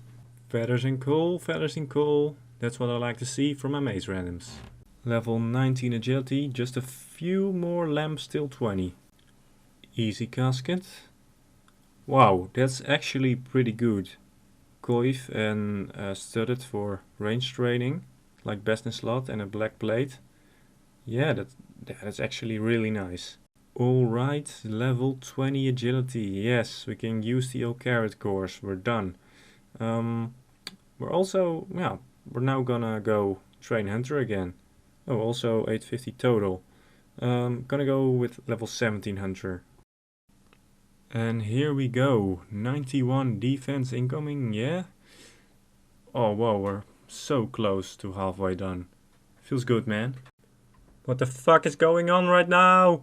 Hell yeah, my dudes, we're gonna do a conga line all the way to Varrock, or not? Okay, so I want to cut all my emeralds and rubies, but I'll need 34 crafting for that, so I don't have enough flax or uncut sapphires to get to 34. So I'm afraid I'm gonna have to shear some sheeps. Jesus Christ, that's hard to say. Which sucks because I can only access maybe a fifth of the pen. So I'll have to hop worlds every now and then to get a full inventory. And shearing sheep and making balls of wool is really trash XP. It's like 1k XP an hour. So yeah, 34 might take a while, but 43 might take a little bit more. Alright, 30 crafting. Okay, so I got some mithril arrow tips from a random event. Might be fun to make some mithril arrows with it. It's like the best kind of arrows I can get in this chunk. I am like the only guy in the world who gets excited about mithril arrows. Okay, so this took like 2 days, but 34 crafting. Let's get on with the rubies. Okay, so I cut all my rubies and I didn't even get an extra level. So sad. Wow, finally a decent beginner clue. This casket is alright as well. Okay, those 2 beginner clues were alright. But now for a new segment, 99% of beginner clues are absolute trash.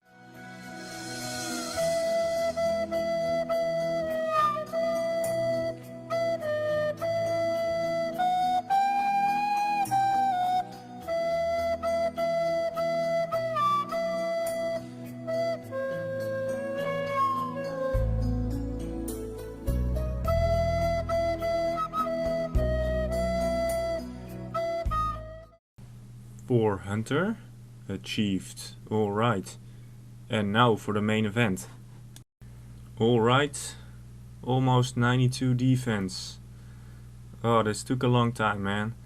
It really did. And here we go, 92. Oh wow, well, we're halfway done with defense, but we're actually over halfway because 65 attack and 70 strength also took some time because I had to also do it on men and women. And I think to 99 it will be a bit faster because now I have all the necessary gear. like a mithril scimitar, and man, this thing is just way better than the mithril battle axe. The mithril battle axe did 10k an hour, this one does 13 on average, 13k of course. Oh man. And let's see how much kills till level 99. Imagine it's still a lot, over 200k, 232k to go. But I'm optimistic, I now have all the necessary gear to do it. Would have liked to have a rope bottom by now, but as you saw, the clue lock is not very good right now. Let's take a look at the bank. Lots of runes, especially the mind runes. I have way too many mind runes, so I might have to use those up later. Also a nice stack of talismans. Those might be really handy in the future when we get to rune crafting. And yeah, the herbs. This is my pride and joy. I'm done with Marintills, 8k collected, but the Raynars are worth so much right now. 34 mil. Got yeah, nice stacks of everything. And of course I almost spun 5k wool. We're starting off strong with an easy clue attempt. Ooh, we got a casket. Let's see. Yes, that one is on the wish list. Ancient rope top. Has the same prayer bonus as monk ropes, but these ones also have a magic bonus, magic attack bonus. So it's actually better than the monk ropes. There you can see it. Okay, so these are nice, but these monk ropes go better with my cape, so I'll just keep using those. Alright, let's mark this bad boy off the wish list. Another crafting XP donation. And even more crafting XP. No change on the beginner clue luck, I see. And the first level of this video is a hit points level. Awesome. 4 coins. This is the worst one yet. Level 5 hunter achieved. In theory I could stop now and hope that I get chunks to get to the desert training area, but I'd also need to get a bird trap for Narda. Just too big of a risk. Alright, let's open this casket. That actually is pretty interesting. I could alk those. Finally a decent beginner clue. I'm gonna stop picking up copper ore because 1500 should be enough and they weigh me down a lot. And here we go, 93 defense. These mysterious packages are always fun, let's see. That's actually pretty good. Yeah, I can use that. Let's see. Yes, a casket. Alright, let's see. Studded chaps, I already have a magic Emmy, but the studded chaps are like best in slot for ranged. 84 hit points. This account is gonna be an absolute tank at the end of this. Can we get another casket? Yes. Alright, let's see what's inside. Yo, that's actually on the wish list. Nice. I did not have a prayer bottom. Neither monk ropes nor some other bottom. Nice. Plus 11 prayer bonus. That's actually gonna make such a difference. I don't have to go and pray at the altar too much to restore my prayer for ultimate strength. And a clue tab. Starting to look nice, man. I'm gonna use... yeah, these two go nice together. So, Ancient and Cerdomin. Yeah, this is the new outfit, guys. Awesome. Alright. Cerdomin rope bottom off the list. I'm gonna stop doing beginner clues now, or I'm almost at 100 beginner clues, so I'm gonna do 100 beginner clues. But after that, yeah, I no longer require anything from beginner clues, and their rewards are so trash. So it should be nice not picking those up, not worrying about those again. Yeah, also not gonna need gold monk robes anymore. Only thing left is a blessing or the amulet of power trimmed. But yeah, it's a small chance to get the amulet of power, but I'm gonna continue doing easies because yeah, it's also like a nice break from the grind every now and then. Alright, last 2 beginner clues. Shit and shit. Au revoir, beginner clues. Also have a look at my loot tracker.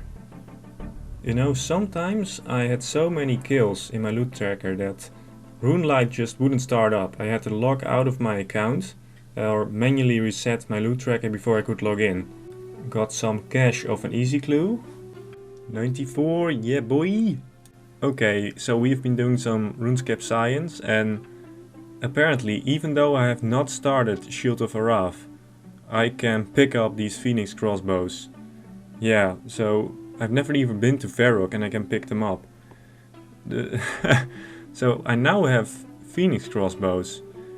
Not very useful, but you know, you could use this on every area locked account. You could just have another account, bring them a Phoenix crossbow, and you have a way to train low level ranged. But yeah, let me know in the comments if you think this is against the game mode or just like smart thinking outside of the box. Yeah, let me know.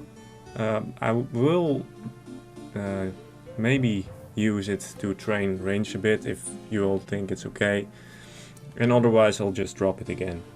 Okay, so I've been doing a little bit of magic training for fun, and it made me think that I could splash Windstrike for a little bit of AFK XP, because I'm quite busy right now, so a little AFK XP method would be nice, because killing men and women is very click intensive. But the problem is that I can't get a low enough magic attack bonus, so sometimes I'll hit something even with Windstrike, so I can't do it on rats. So I chose my other account and I'm splashing on it, and it's splashing on me. Yeah, so I can get like 6k an hour of this, but that's alright. The only thing is my other account has to eat sometimes, because yeah, on occasion I do hit something. But I do think that this is a nice way to get a little bit of AFK magic XP when I'm busy. Here we go, 50 mage. These levels do take a while because it's like 6k an hour. But yeah, it's alright because it's AFK.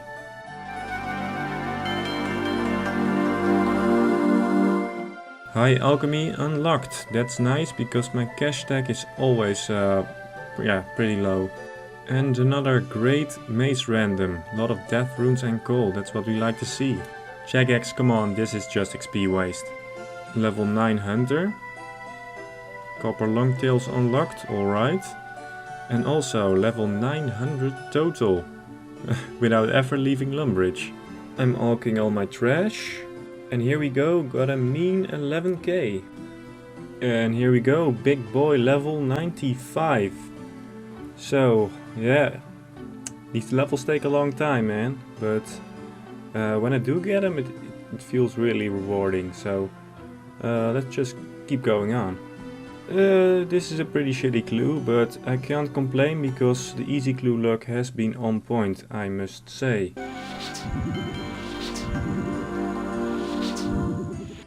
Thanks for the donation, Rick. 10 hunter. It's going really fast now. After you get like past level 5, it goes really fast. Mystery box. Okay, so this is what I was talking about earlier. I have so much stuff in my loot tracker on RuneLite that it won't let me log in anymore. It's just full. Yeah, I have to reset it or I won't be able to play on RuneLite. Crazy. Hello and welcome back to random event fishing only Ironman. 96 defense. Great. I still have tens of thousands to go, but I feel like it's gonna be alright. I'm gonna get it. Little sneak peek at the bank. These Raynars are insane, man. Alright, got a mystery box. Let's see what's inside. Alright. It's fun to know that if I hadn't gotten it at 85, I would have gotten it at 86 defense. Christ. More toad flags, always appreciated. Decided to spin all my flags and cut all my gems. Got to level 36. Still a long way off 43 though. Another crystal key. Alright, got a casket and a mystery box. Let's see what's inside. Wow, that's shit. And the casket. Alright, fuck me.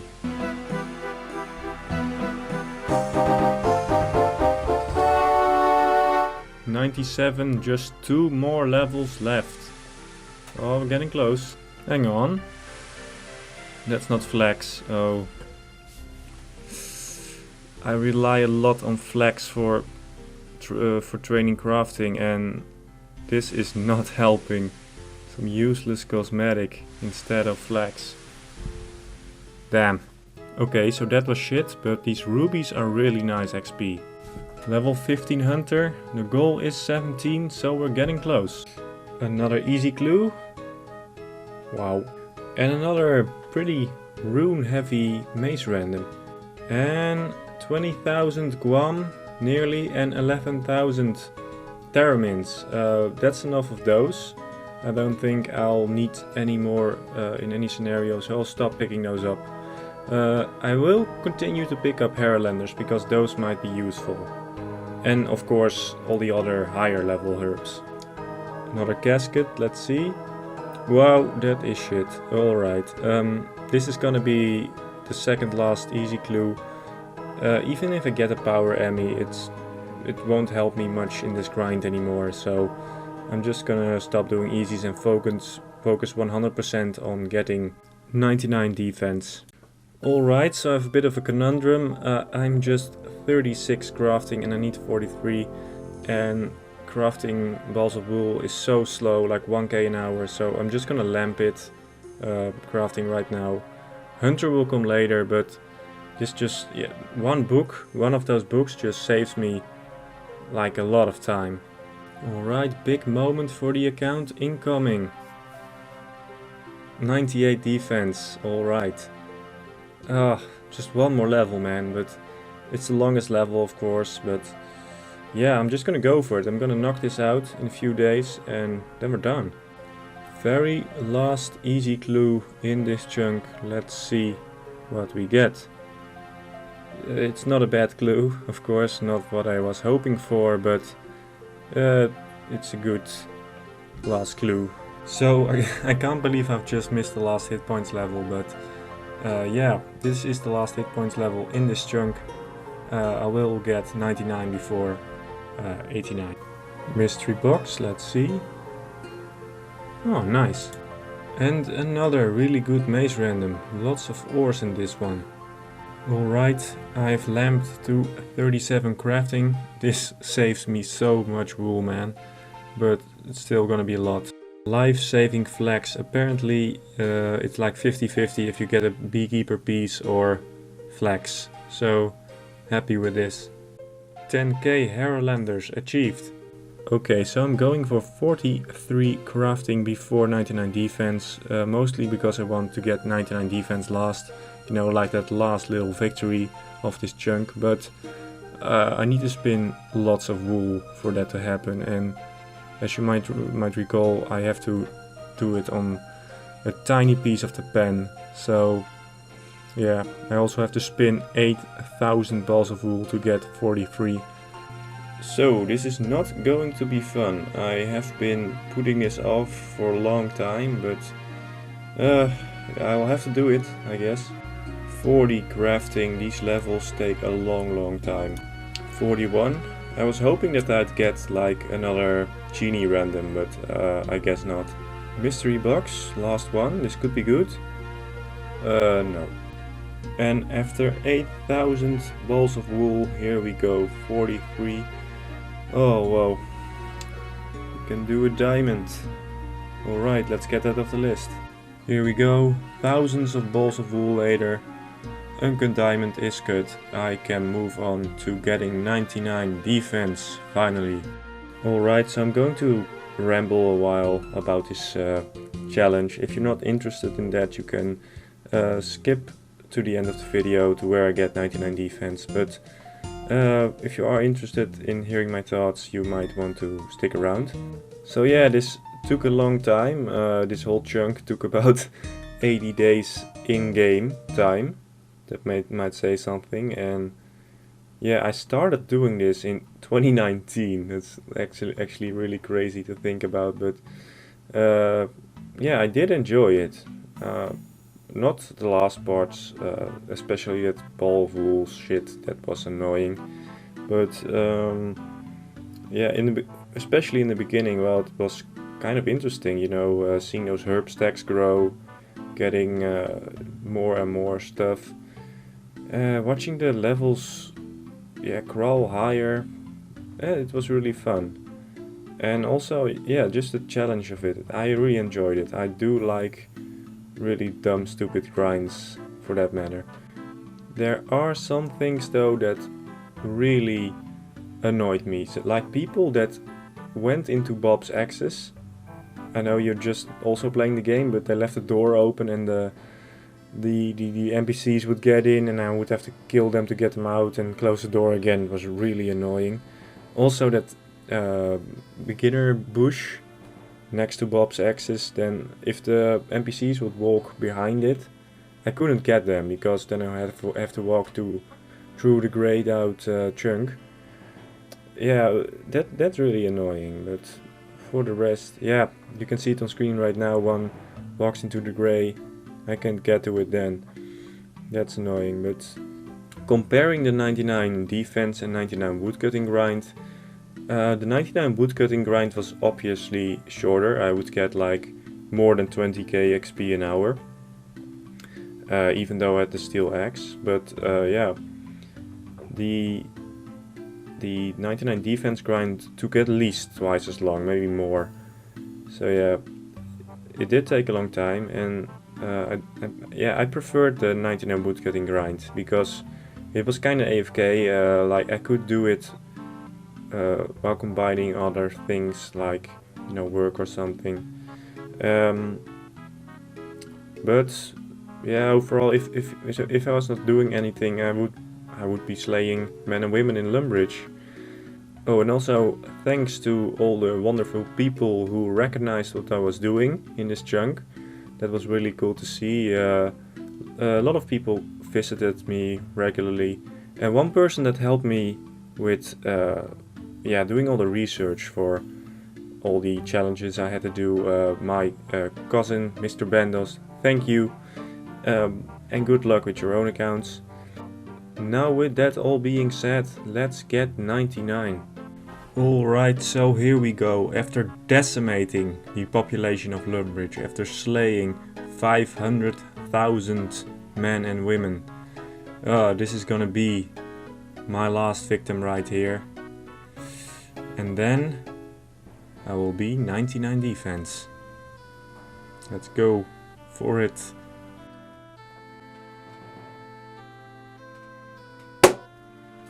And there you have it, 99. Oh, feels good, man. Also got a nice trimmed woodcutting cape. Awesome. Oh wow. Let's go get that cape, man.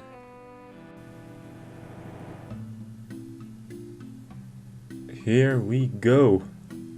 Yeah. Amazing. Let's put that on. Wow, that actually looks really good. This is one of the, in my opinion, one of the best looking capes.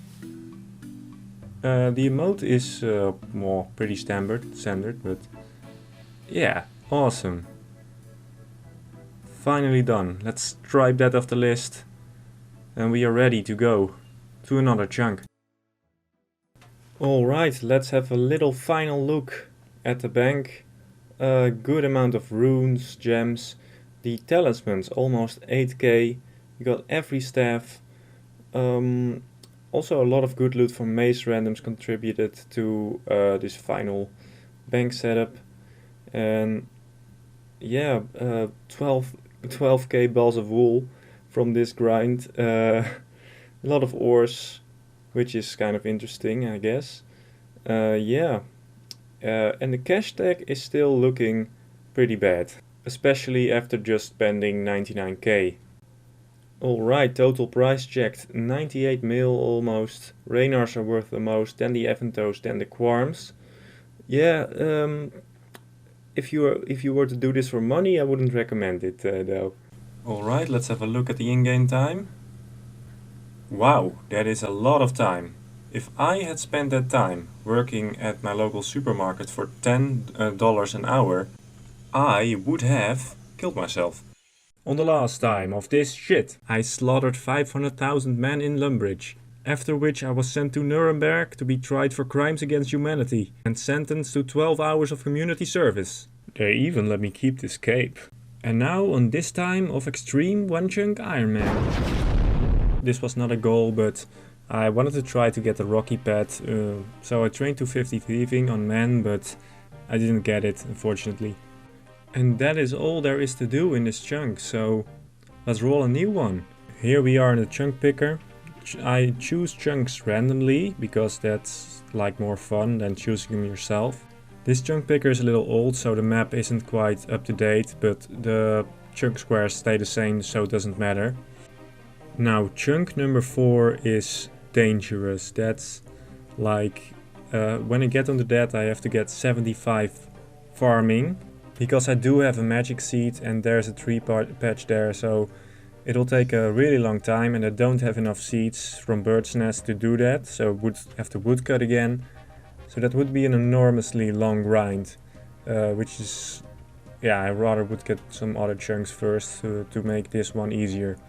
Chunk number 1 I'd have to get 58 cooking to bake pita bread, so that's not a big problem. Chunk number 2, there is a cactus patch. But I don't have those seeds yet, so that's not a problem. Chunk number 3 would be kind of interesting. I'd have to get 50 smithing with bronze bars, because I said I would use all my items I would get in random events. And I do have coal and mithril, so that would like take 5500 copper and tin. I already do have some copper, so that's not a... yeah, it would take like a few days, but it might be fun actually. Would be pretty nostalgic to mine copper and tin and make bronze stuff out of them. And there's also this new rusted anvil in Lumbridge, where you can smith bronze items on, so that grind could be much worse if that didn't exist right now. Without further ado, let's roll this chunk. Number 1. Alright. That's not bad actually. So let's see what we can do there apart from 58 cooking for pita bread. Alright, here we go. Let's cross into this chunk. This is gonna feel weird, man. I haven't been out of Lumbridge in years. Jesus Christ. Alright, here we go. Yeah. We are in the chunk.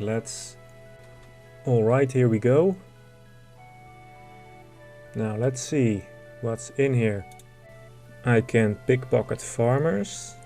I can plant some wild blood hops here, but I don't have those yet, so I'll have to do that later. But I can rake it for some farming XP. I want to get at least to level 15, so if I land on that oak, so I can plant oak trees if I roll chunk number 4 with the tree patch. So I can now finally get buckets of milk, which means that I can make butter on this churning device in this farm. But it also means that I can complete Cook's Assistant. Yeah, took me 2 years to complete Cook's Assistant. So now I finally have access to a cooking range, which will speed up this cooking grind I have to do. Alright, so what do I have to do in this chunk to complete it? I have to harvest some wild blood hops, but I can't do those yet, so I'll mark those in white.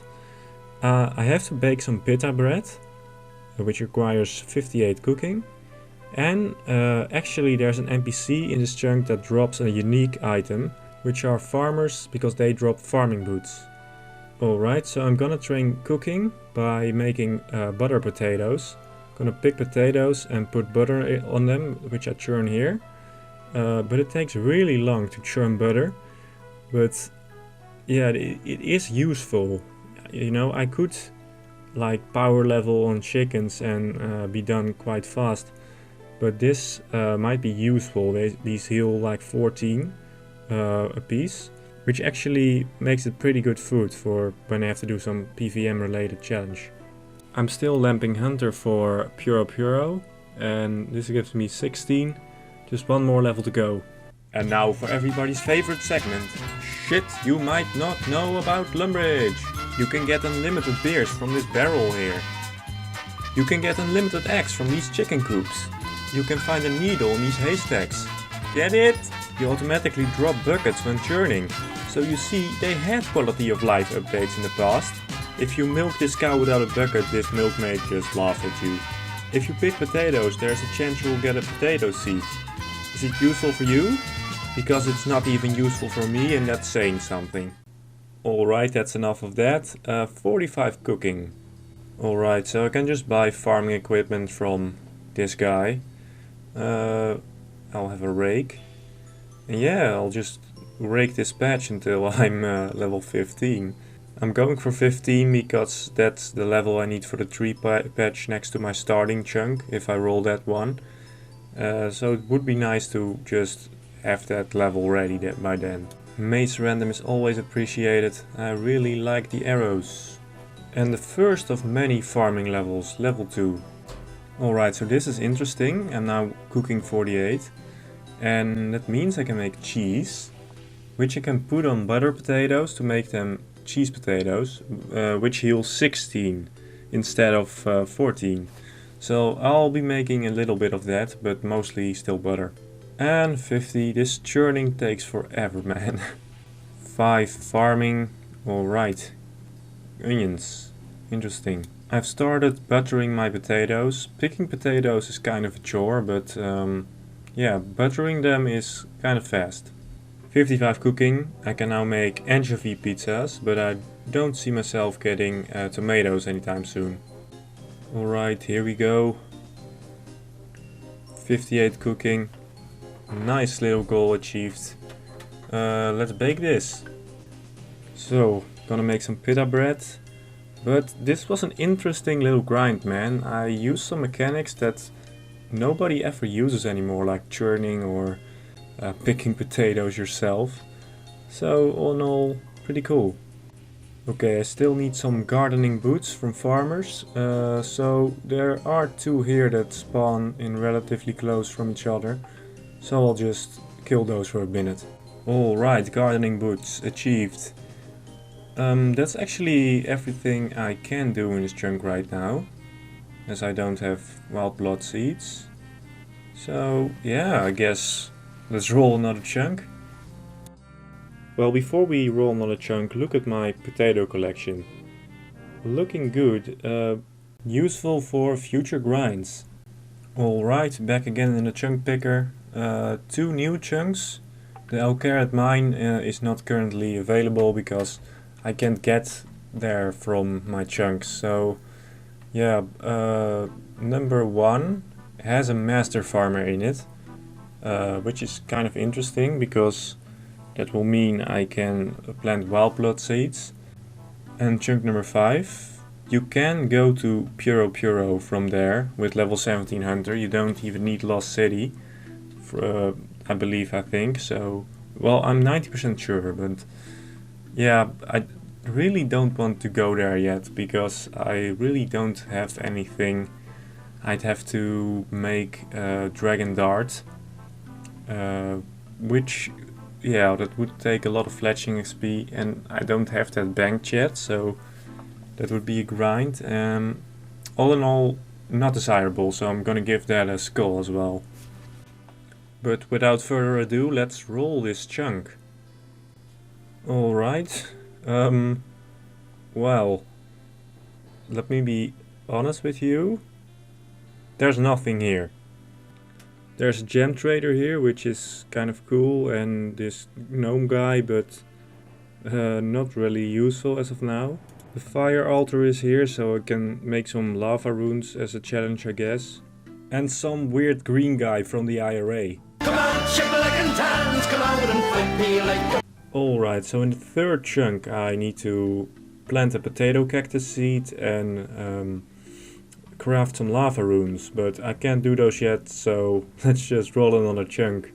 3 new chunks have become available.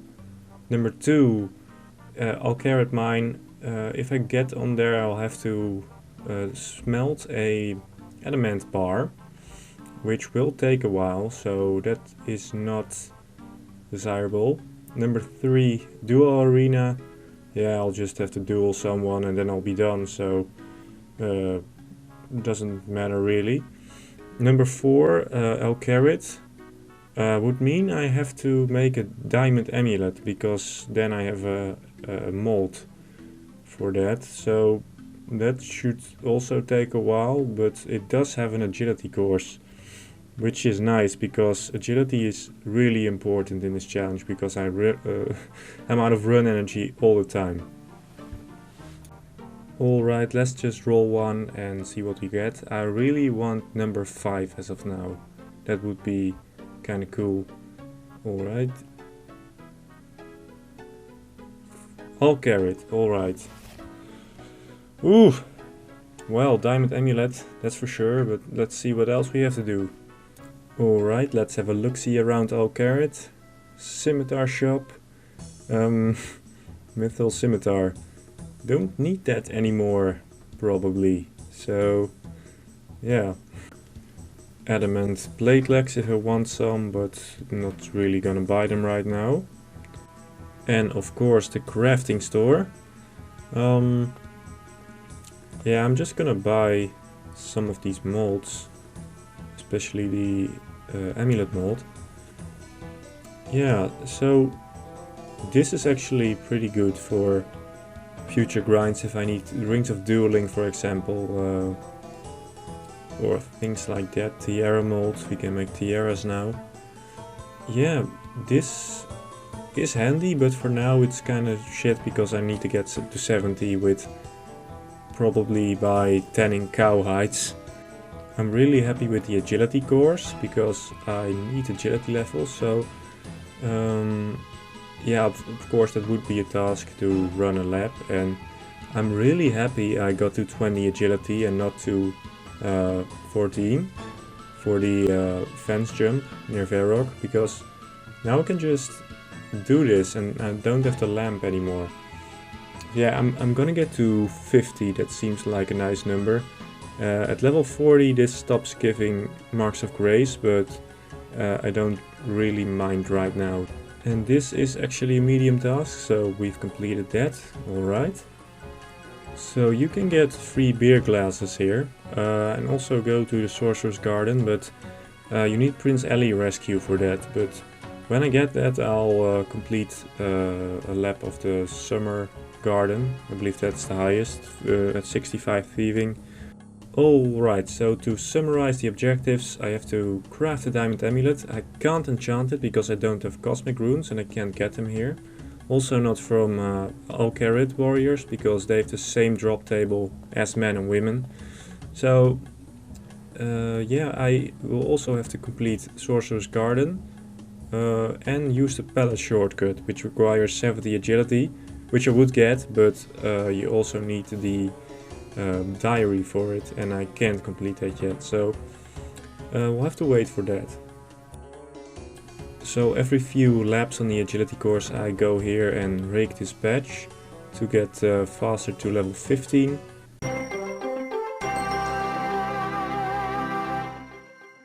Here we go, level 50. Did a little more than 500 laps. It was kind of fun. Also got level 10 farming in the process, and also got the full beekeeper outfit, so that's done. Now let's get on with crafting. So I still have 1600 cow hides from my cooking grind in the first chunk, so I'll just see how much XP this is Alright, so 40 for crafting, but I also have a total level of 1000. So I'm gonna make my status permanent ASAP, because I've been wanting to make it permanent for a while, because I'm kind of paranoid about these things. Alright, so those cow hides got me to level 50, but now I have nothing left and I'll need to get more cow hides, which is gonna take a while, because yeah, I'll have to kill all those cows myself. Alright, so I found something to make the crafting grind a little lighter. I can actually hop worlds and buy uncut emeralds and sapphires from the gem trader, but he only has like one in stock, and the sapphire takes about 5 hours to respawn, and the emerald almost 7 hours, so I can only do this twice a day, and there are some other Ironmen doing this. So yeah, there's pretty big competition, which I don't get, because if you're an Ironman, just get a fire cape and buy you can buy hundreds of gems from that guy in the Tsar city. But it is what it is, and yeah, I'll just hop worlds every maybe 2 times a day. This will be my daily task, and I'll get as much emeralds and sapphires as I can. Cutting gems is pretty nice XP, quite fast also. It takes almost no time to cut an entire inventory of gems. So this is my ranged setup for killing cows. I'm not wearing the coif because I want a fashionscape. And also I've chosen not to use the Phoenix crossbow yet, because most people were sportive, but some people said, well, it's kind of cheating, so I'm not going to use the Phoenix crossbow, but I think I'm going to use up all my arrows on this, because I'm not going to pick up every individual arrow, because that will give me arthritis. Alright, level 45, yes, I'm getting a lot of range levels from this grind, which is, I guess, the silver lining of getting the diamond Emmy. Level 55 crafting, I'm getting a nice stack of emeralds from this, and those are very important for future grinds. Okay, so now we can buy sapphires from here. If I ever find out who did this, Chris Archie is my mother and he's gonna bang you. Alright, 50 ranged. Can now use magic bows. I'd like one of those right about now. 12 farming, this raking takes a long time, man. Here we go, level 60. We're getting places. First book of knowledge in a while. Alright, this should give me 17. Yeah. 17 hunter, alright. Baby implings unlocked. Lamping grind complete. If we go on the Puro chunk, I can now do Puro. So from now on I'm just gonna throw my lamps on farming to speed that up. I missed a level, but 55 ranged. I am running low on bronze arrows though, so that might be a problem. I'll have to use iron. Level 65 crafting. Oh, getting close. I'm already more than 7,000 coins in. 61 ranged, and we can now use a rune crossbow, which would be really useful for Calvite Queen. And I'm not only out of bronze arrows, but also out of iron arrows, so I'm gonna use my steel arrows right now. I don't have too much, but it might get me to the end of this grind. 89 hit points, those are always appreciated.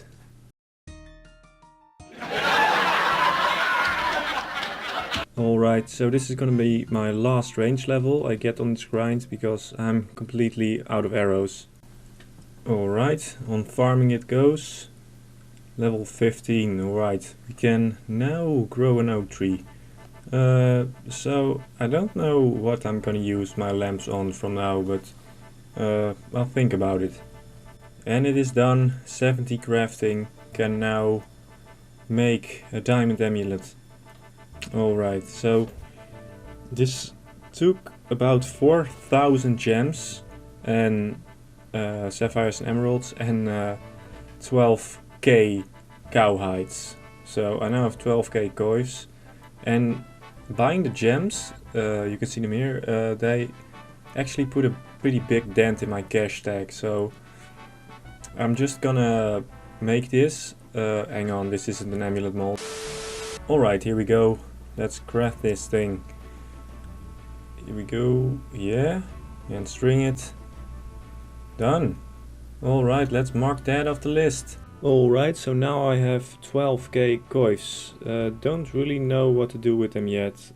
Might sell them to a general store later, but I don't really need more cash right now, so yeah, I'm probably just gonna leave it in the bank for now. And that was this chunk. Let's see what will be the next one. Okay, so I can potentially roll 2 more chunks, 4 and 5 on this map. 4 now says Clan Wars, but this is outdated. It's now with that with those hill giants. I believe there's an anvil. Yeah, but I can't smith anything there, so it wouldn't really matter as of now if I roll that one. So that would be okay. And number 5, Shantae Pass. I really want that one, even though it puts me dangerously close to Kelvite Queen, because it sells bronze bars, and that would be extremely easy to just buy those and smith them, and that would be quite a good way to level smithing without good access to ores. So I would prefer this much over chunk 6, because there you have to mine your own copper and tin, and at Shantae you can just hop worlds and buy it. It's so much more easier. So I want Shantae, that's my pick, but it's random, so you never know, and let's just roll. So that was specifically not what I asked for, but alright. It's not a huge grind, 5,000 copper and tin each, smith them into bronze bars. Yeah, there is a shortcut that requires like 66 agility, but I can't do that, because if I jump over it I get into the Calvite chunk and I will unlock that music track, and that's not allowed, so I'll have to do that later. So this is the chunk I rolled last time. Both of the shortcuts I can do, because one requires a diary and is just outside of my chunk, and the other one requires a grapple. There is a little quest in this area, Missile in Mystery, so I'm gonna do that, and yeah, probably gonna be fun. And I also need to make a mithril bar. I got mithril ore and coal from random events, and I said I would use those to craft a mithril bar, so that is what I'm gonna do, which will require a lot of bronze bars, but yeah, let's just explore this part of the map for a bit and see if there's anything else. Alright, so finally a fishing spot. Anchovies and shrimp unlocked, which is not very useful at the moment, but maybe later I can make a pizza with the anchovies. 3 rakes and spades in the shed. Alright, so these frogs drop big bones, which is kinda nice actually, because that if I ever need to train prayer, this would be the spot for me. Let's do this little quest here. I'd sell my mother for a BGS. So my guy is giving this guy the business for killing 4 people, conveniently forgetting that he pummeled 500,000 to death. 500,001 now. Here we go, quest complete. 600 crafting XP. Wild. Alright, so this guy is donating me a bronze pickaxe. And then we can start. I will need 5,417 bronze bars. Thank God for that new bronze anvil in Lumbridge, that makes this so much easier. Otherwise I would have to like do 15k or something, just smelting bronze bars. But fortunately I have to do a lot less. This should be quite fun, and this is like all I did back in the day in free-to-play, just make bronze bars, and because there were like 2 guys in every rock, it would take a while to get a full inventory. So yeah, let's just get started. 11 mining. I can now use a black pickaxe, which I have from Easy Clues, so that should speed things up a little, but it is the highest tier pickaxe that I can use for a while, so yeah, well, for mining bronze and tin, it should be alright. 41 mining. I can now use room pickaxes, but those are for casual, so I'm just gonna keep using my black one. 45 mining. Awesome. Can now mine granite, and also 1100 total level. I now have enough copper, so I can start mining 5000 tin next. 50 mining. Alright. Got 50 mining with just doing copper and tin, which is kind of cool, I guess. Alright, so this little mining grind brought me to level 55 mining. Can now obviously mine mithril ore, which I suspect we will see in the future. Yeah, so we can start smithing. Got a lot of copper and tin. I'm gonna be banking on PvP worlds and then walking to the furnace. So just smelt some bars and smith them. Alright, so I can't make darts, which would have been the best because they give a lot of fletching XP. So I'm gonna make bronze arrow tips. I have 500k arrow shafts, so if I need some fletching levels I can make a lot of bronze arrows. Not the best XP, but I'll take it. So if you might remember, in the, I believe the 3rd episode, I smuggled a phoenix crossbow into the chunk. I never used it, but now I can make something better, which is a bronze crossbow.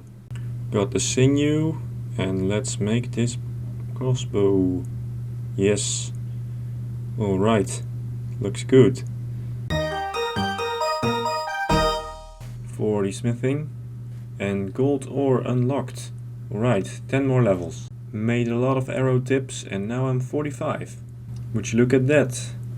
50k arrow tips. Alright, and the final bar, level 50 smith.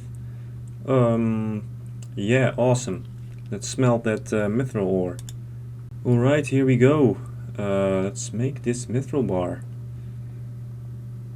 Alright, and I read a comment which said that in this new Death's Domain thingy here, you can buy an ornate gravestone for 200k, so that sounds like a requirement, so I'm just gonna do it.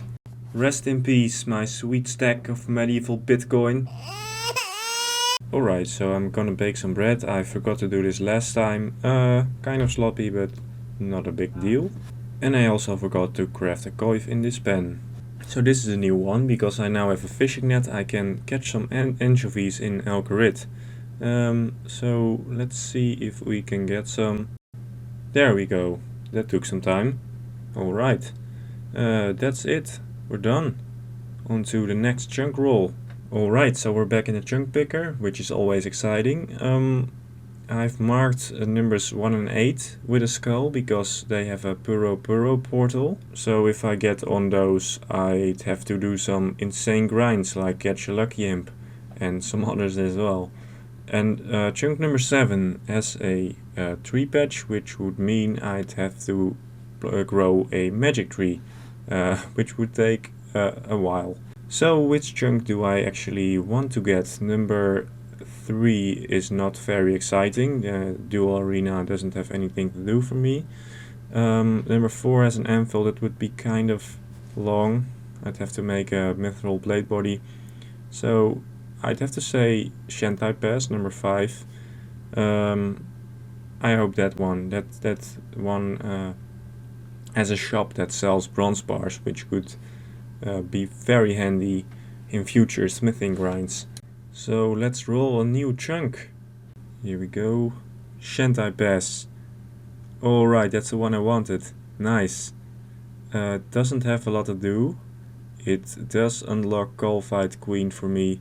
I mean next to it, so that might be a problem in the future, but let's hope I don't roll it quite yet. Alright, so let's go into it, but first I haven't shown my music list in quite a while, so here it is, so you can check that I'm not a cheeky bastard.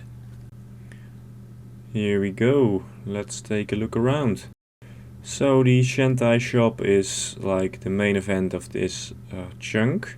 So I'm gonna have a look at this stock, and after that I'll just do some tasks that I can do in the desert. Maybe buy some stuff from here for now. Yeah, let's do it. One task done. Alright. These camels here drop some kind of unpronounceable meat, which you can make kebabs with, but I still need a few more ingredients. Also have this calcite cave here, but it's Slayer only, so I can't attack them, which is a shame because they have some interesting drops. But without a Slayer task there is no use for this at all. Even if I had Rings of Recoil, I'm pretty sure you don't get the drop on these things. So yeah, maybe later. Yeah, so that's all there is to do in this chunk. So yeah, I guess we'll just go back to the chunk picker. So let's pick another one. Oh, pretty empty, but there is a cave used in the Spirits of the Elite quest. So I'll go check that out if I can get in at all, and yeah, otherwise there's nothing really to do in this chunk. Well, we're here. Let's get in. Whoa. High budget CGI cutscene here. This does not show up on the world map. Alright. And a door. Alright. And it's locked. Okay, yeah. So apparently you need to have started a quest for this.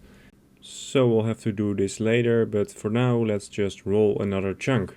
Alright, so here we go. I marked the Calcite Queen Cave with a skull, because if I land on that, it will take a while to complete. But yeah, let's just roll another chunk. Oh, Christ on a bike. That's not very good. Alright, well, I don't even have to look at it to tell you what we can do in there.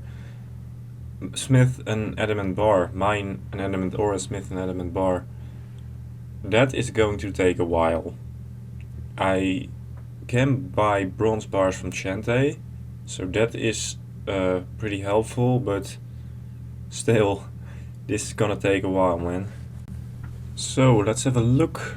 Alright, there are a lot of different ore rocks in this mine, which is quite good. Iron, I don't have Rings of Forging, so probably won't mind that a lot.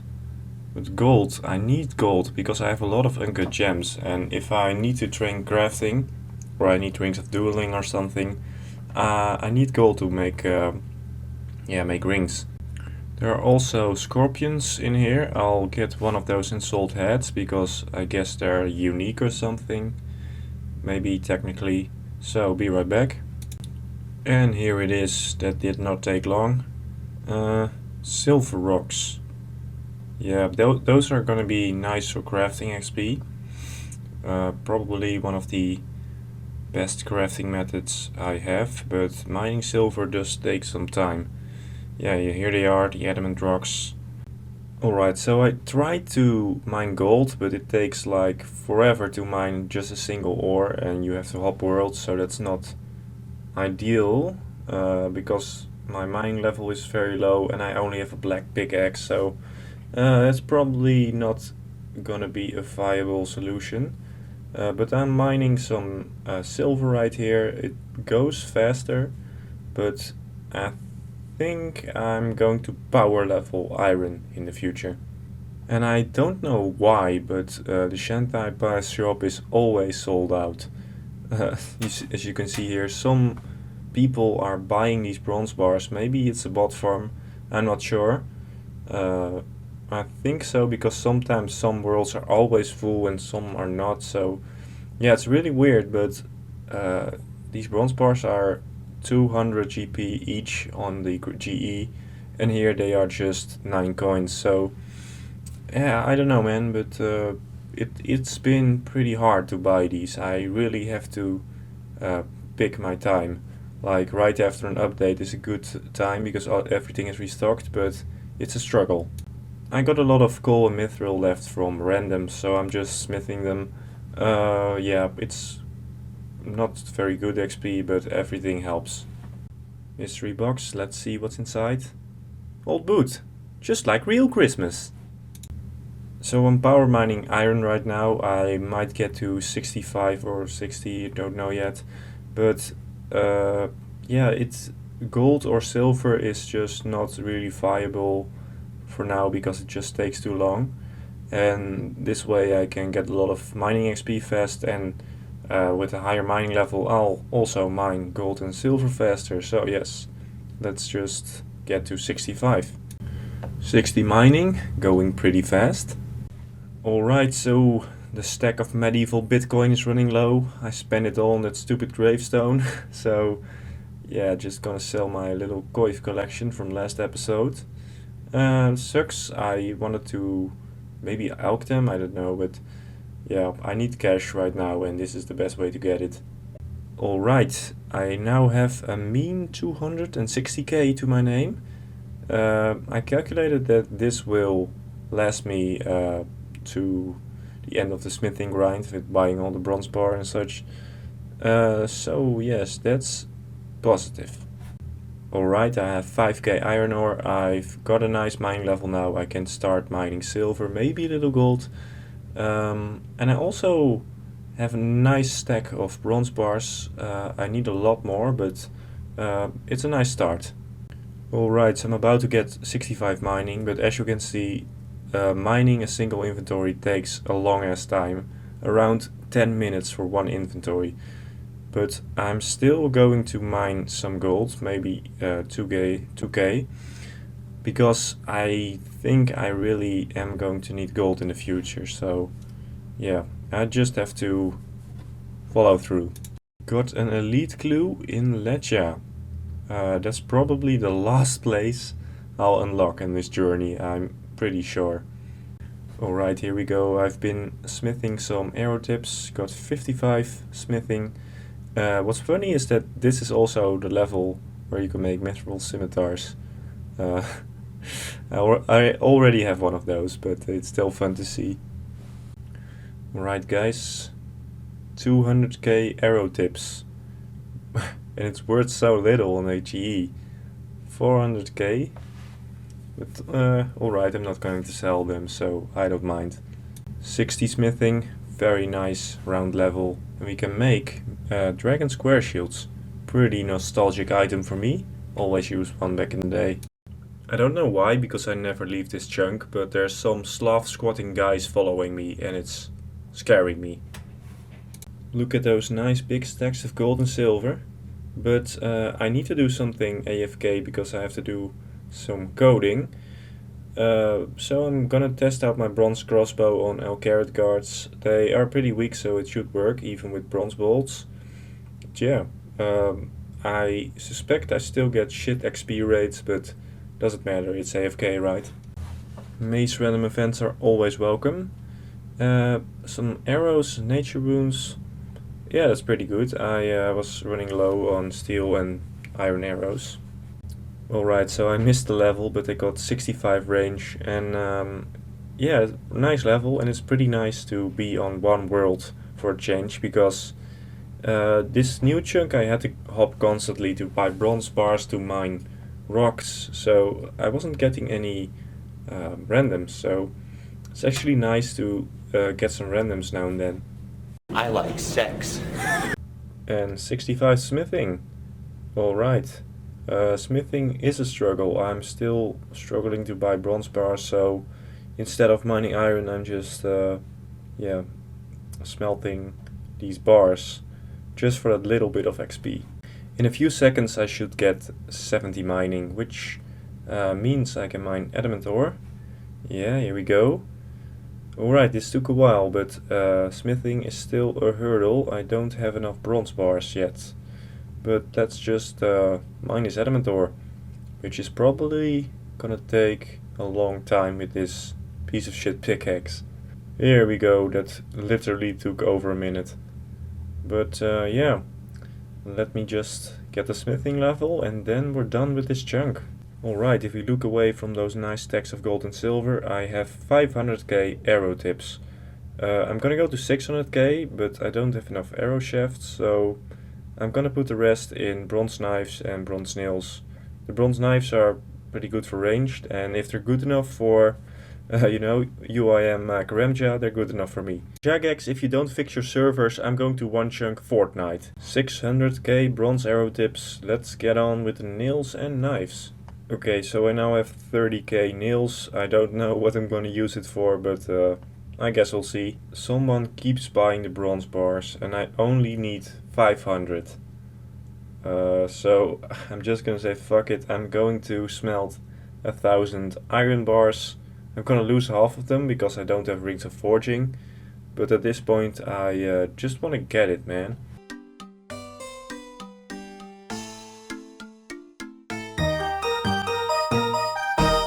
Here we go, finally done. Oh man, let's just smelt this adamant bar and we can get on with the next chunk. This took a while, man. I smithed 45k bronze bars in total. Just calculated that. Let's do a little price check here. 2.8 mil from all the smithed items. The stack of bronze bars was worth 9 mil, so I lost a little bit of money on this. Here we go. Number 6. There's absolutely nothing there, so I'm just gonna mark the other tiles, polnifnich and lizards, and then we'll roll again and see what we get. Ooh. There is a rooftop course there that requires 70 agility. So yeah, that's gonna be kind of a grind. The feud quest is now doable and I can pickpocket manified tugs. Yeah, that's it. So I guess that's what we'll be doing next time.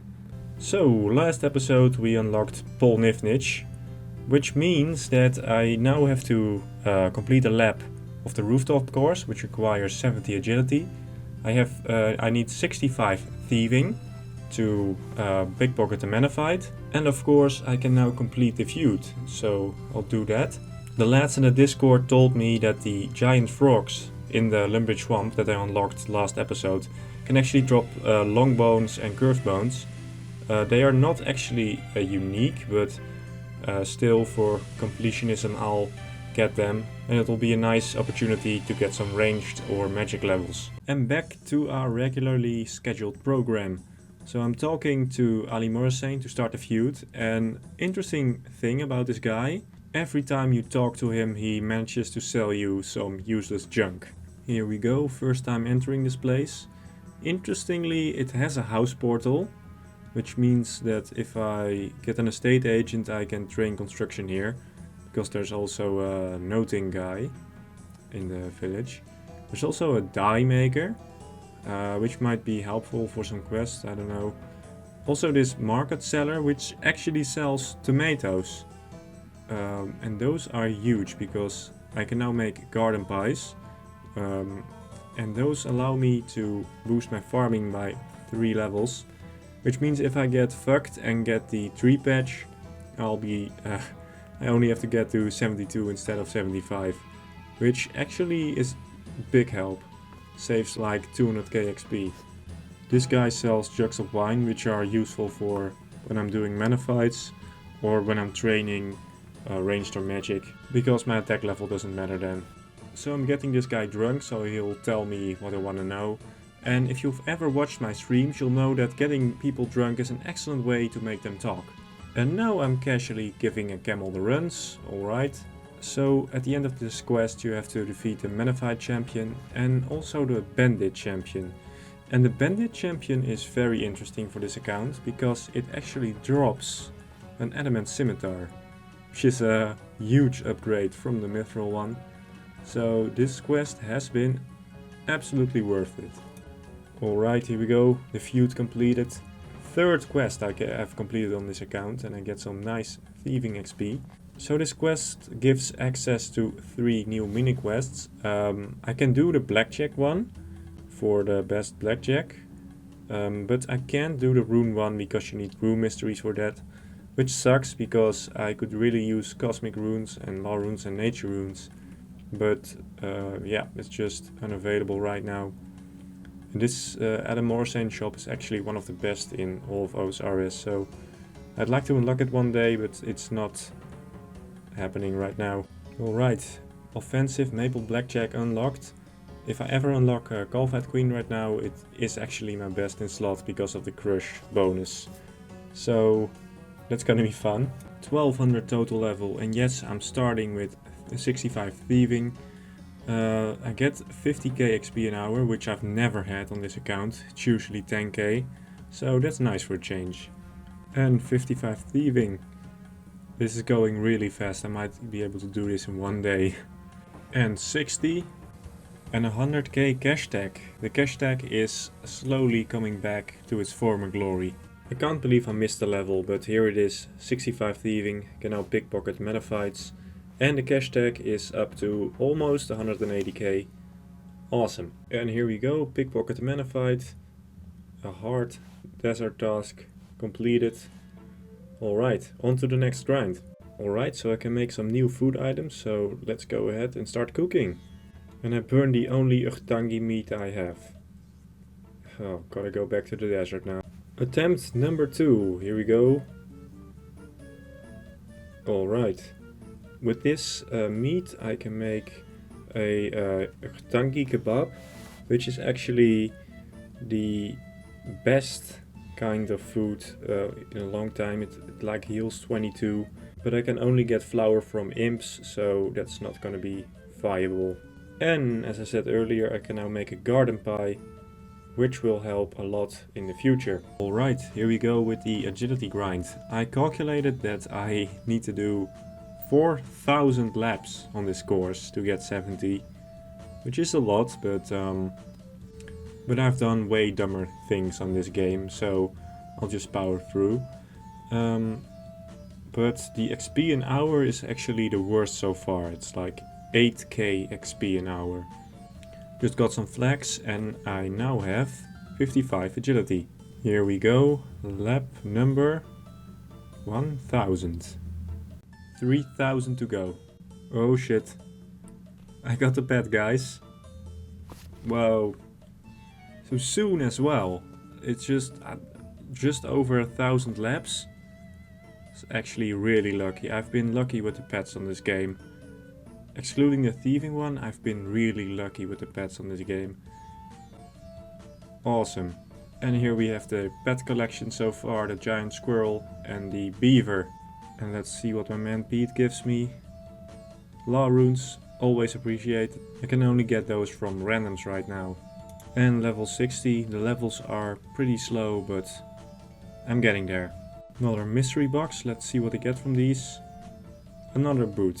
It's been a long time since I've actually gotten something good from these. 65 agility. I streamed some of my progress. I did 2 streams as of now. And it was good fun, so if you guys are interested, you should stop by whenever I stream. Right here on YouTube.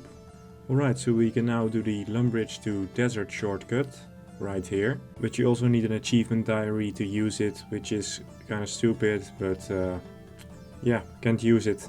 Alright, so I've now gotten my first XP tome in a while. I didn't get these in the previous episode because I was constantly hopping to PvP worlds and it resets the random timer.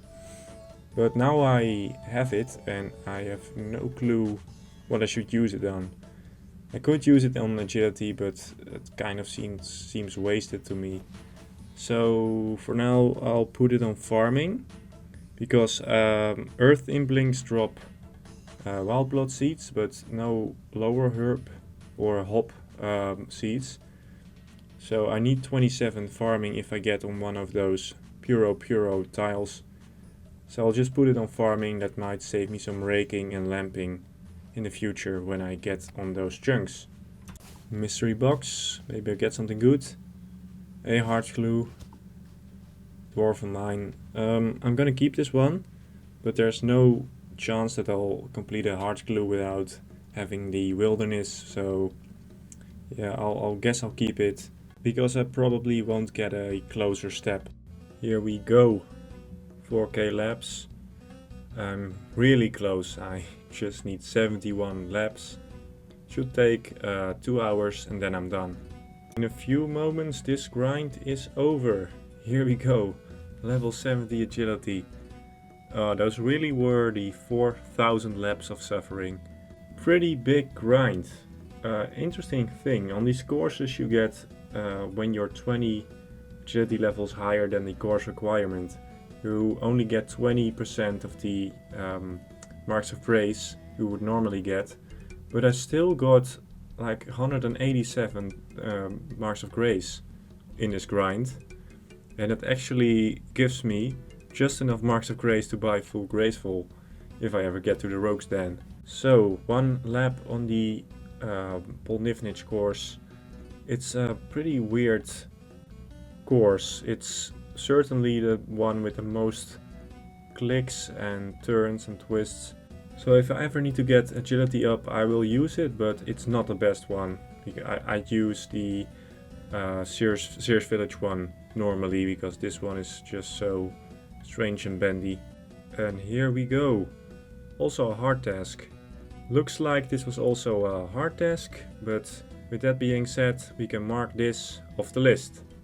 So I'm gonna hunt for a curved bone and a long bone, and this is a good opportunity to use all my bronze bolts that I've left with my bronze crossbow. Not a phoenix crossbow, so don't worry.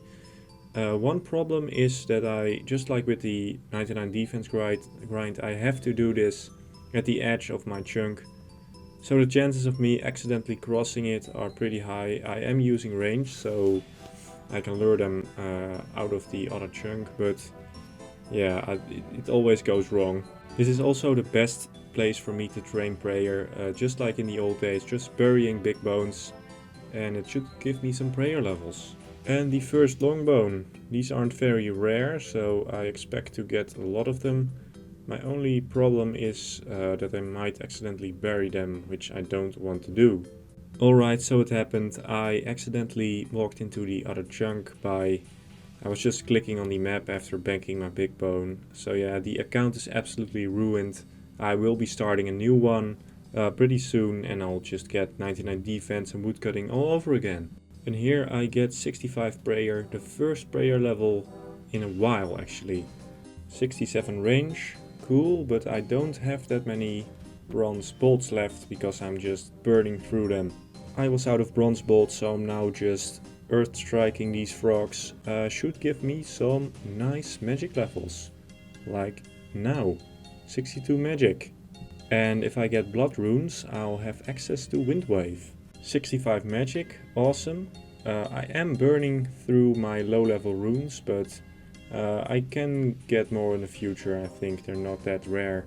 Mystery box, let's see, nothing. I probably don't have any RNG left after that squirrel. And here we go, 18 farming, 68 magic.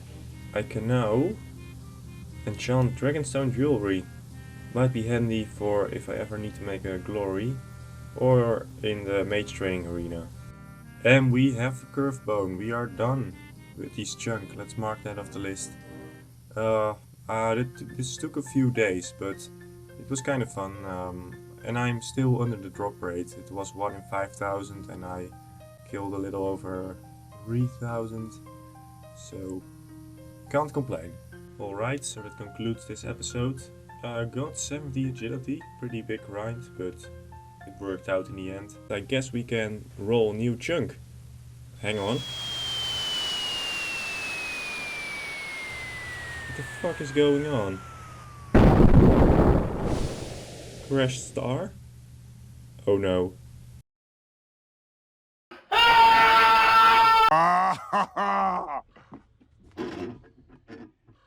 Oh, that's hot. That's hot. So yeah, On the last episode, Jagex decided to dump a giant rock on my head, and that would all be okay if it didn't have a level 90 mining requirement. However, a lot of people have said to me, Limp, you don't have to do this grind. These stupid rocks, they're not chunk specific. You can just roll another chunk and be on your merry way. And while that might be true, I don't want people to look back on the series, come back to this episode and think to themselves, What are you, f***ing gay? I said I would do everything in a chunk, and I will do everything there is to do in a chunk. So yeah, let's just call this a little side mission and a little integrity grind. So I have to get from 70 mining to 90 mining, which is a huge grind. It's about 4.6 million XP in mining, which is around 131,000 iron ores. And yes, I am going to do this with iron ores. They're not the most useful ones. Silver or gold would be much more useful, but with my black pickaxe, iron is the only thing that will work and that's sort of useful. And yes, I'm also going to bank all these iron ores. Power mining would be so fast. Just power mining iron from 70 to 90 might take like 100 hours at most. But I can't throw them away. I will need them in the future for smithing or fletching or something. Yeah, it would be stupid to just throw them on the ground. But that is kind of a problem because banking is the Alcarat bank is the closest one. If you disregard the PvP World bank chest in Lumbridge, but that one's not really viable because I'd need like 20 coins in my inventory at all times, which would mean I lose an extra inventory slot, and in the long run that would just be a lot slower. So here you can see the route I'd have to take. I'd have to go from the bank to the iron ore, back to the bank, and all in all this would take around 3 minutes and 40 seconds for one inventory. That means that over the 4,700 runs I have to do, I will spend 290 hours going back and forth and mining iron. So that's it, right? I'm absolutely fucked. I'm going to have to spend almost 300 hours mining iron. Or do I? I don't have access to cosmic runes, so I don't have rings of dueling. But what I do have is my defense cape, which actually acts as a permanent ring of life, which can be used infinitely. So if I can find a way to keep my health low, I can get back to my spawn point in Lumbridge. The Ring of Life effect activates if your HP goes below 10% of your maximum HP level, which in my case is 8 HP. But the problem is that your health regenerates at the rate of 1 HP point per minute. So I need to take damage to keep my health low, otherwise I can't teleport back. The problem is that the scorpions in the Alcarat mine don't hit that high or too often, so that wasn't really working. I did try it, but I would just stand there for minutes trying to wait for them to damage me enough to teleport. So if damaging myself didn't work, maybe there's a way to stop myself from regenerating health at all. And as it turns out, you can stop yourself from regenerating. If you flick Rapid Heal before you regenerate an HP point, it resets to your current HP. So with that issue solved, I could start mining, I thought. I would just run from the bank chest in the PvP world to the iron, get a full inventory, hit a scorpion and get myself teleported back. The only problem I had was that I didn't have enough run energy to actually reach the iron ore. I would run out just before entering the mine, which is kind of a problem because that slowed it down. So I actually decided to get some agility levels. So the way that agility and run energy work is that every 5 or 6 levels you'll get into a new bracket where your energy will replenish faster. I'm now level 70 and I want to get to level 78. I'm not going to go to 84 because that would take a little too long for my taste. But at level 78 my energy will replenish 30 seconds faster from 0 to 100% energy, which might just be enough to reach the iron rocks. So I had to do around 1,000 laps on the Paul Nifnish course. Along the way I actually got 1250 total level. And this was not a bad grind because I get like 40-50k XP an hour. And for my account that's like a lot. So yeah, I finished 78 and I was finally ready to see how fast I could complete one inventory of iron. And as it turns out, I can now get a full inventory of iron and bank it in 2 minutes and 20 seconds. Which means that in total the grind will now take 182 hours instead of 290 hours. Which means I just saved myself 100 hours of walking back and forth. So there are 4 PvP worlds I can use. Obviously I can't use the free one. The British one is too crowded. It's like 250 people online, so they will just kill me and have to like get my health back to 4. There's also the Australian one, but it has really low ping for me because I'm in Europe. So I'm using the high risk one, which is an American world, but it has decent ping. Alright, so that was fucking stupid. This is a high risk world. You drop everything when you die. And now I lost one of my black pickaxes. The guy that killed me actually picked up my black pickaxe and now I can't pick it up anymore. Oh damn it. I still have another pickaxe, but I didn't want to lose this one. Alright, so I'm fucking pissed, so I'm going to fletch 10,000 bronze arrows and see how I feel afterwards. Nope, didn't work, I'm still pissed. 72 mining, and I've started mining on the Aussie world. The ping is shit, but there's only like 40 people online, so the chances of me getting killed are practically 0. 75 mining achieved. Pretty cool.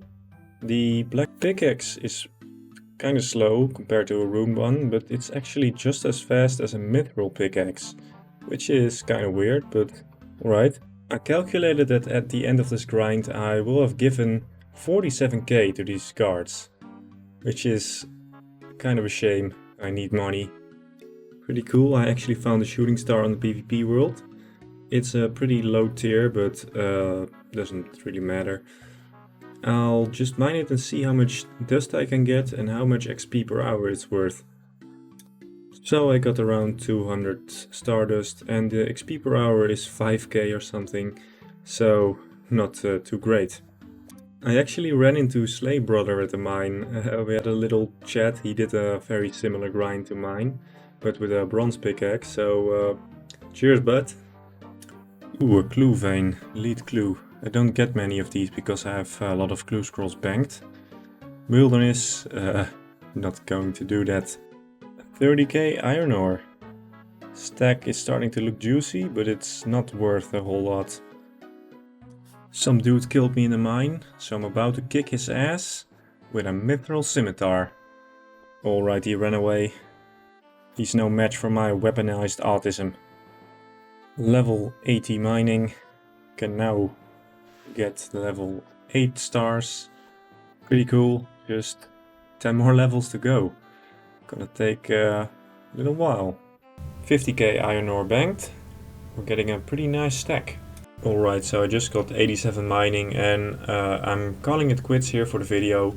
Next time I'll get level 90 mining, but I haven't uploaded anything in about a month, so I want to upload something for the channel, so I can keep you guys a little updated. Yeah, almost 100k iron ore. Oh, and you guys also like to see the age of this account, like how many days I played. 111 days. It's like 2700 hours. You could max an account in that time, I'm pretty sure. So I'm not gonna show all the levels I got. It was just from 87 to 90, but that still took like weeks. It's like 20k XP an hour still. But yeah, so I'm gonna skip over that and get right to my level 90 mining right here. I streamed me getting level 90 on YouTube, so if you're interested, you guys should stop by my stream once in a while. I don't stream that often, but it's pretty fun.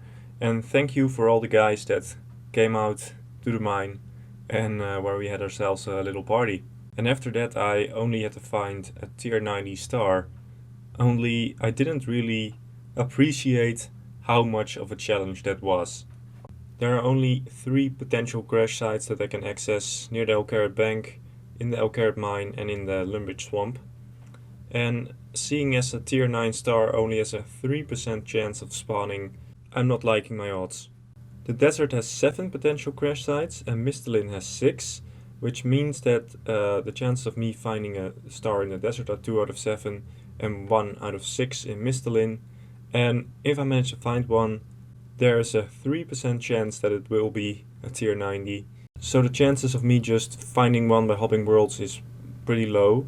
So what I will do is I'll take my old Ironman and use the telescope in my POH to make a list of potential crash sites in Mistalin and the Kadarian Desert. And after that I'll stand at the crash sites with 3 accounts, my Onechunk account, my old Ironman and an old Ultimate Ironman I have laying around, and scout them all out. This might take a few days though, because shooting stars operate on a 2-hour interval, so if I don't get a shooting star one cycle, I'll have to wait 2 hours for the next cycle. So I might be able to do like 6 cycles in a day at the most. Now let's see if I can find one.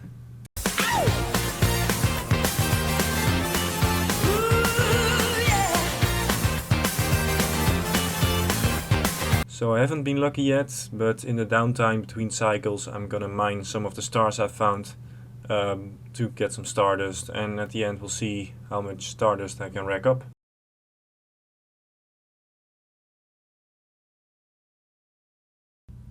Yes, finally. Ladies and gentlemen, we got him. A tier 90 star. That took ages, man. Oh, so glad it's over. And there's the prospect, a tier 9 star. Awesome. After this I mined it down a bit with people in the CC. Alright, let's look at the stack of stardust, and after that roll new chunk. Alright, let's see what we have. 4.6k stardust. You need like 14k stardust for all the rewards. So when I reach the mining guild I'll have to get back to star hunting, I guess. So we're finally back in the chunk picker. It's been a while, and this is the current map, marked in red. So which chunks do I absolutely don't want? Obviously number 2, as it would require me to plant a magic tree, which would take months. Number 3 and 4 are the Puro chunks, which would require 89 hunter and 95 fletching for dragon darts, so not ideal too. That would be a pretty big grind. Number 7 has an anvil, which would require like 88 smithing for an adamant blade body. Yeah, this is kind of a frequently asked question. I can smith a adamant blade body now. If I could, I would, but the bronze anvil in Lumbridge, yeah, it's only useful for bronze. Other dangerous chunks are, of course, number 14, the Calphite Queen. Fighting the Calphite Queen would not be ideal. I only have the best weapon I have for crush, so to fight the Calphite Queen would be a maple blackjack offensive, so that's like 20 strength bonus. So not looking forward to that, but without further ado, let's roll a new chunk.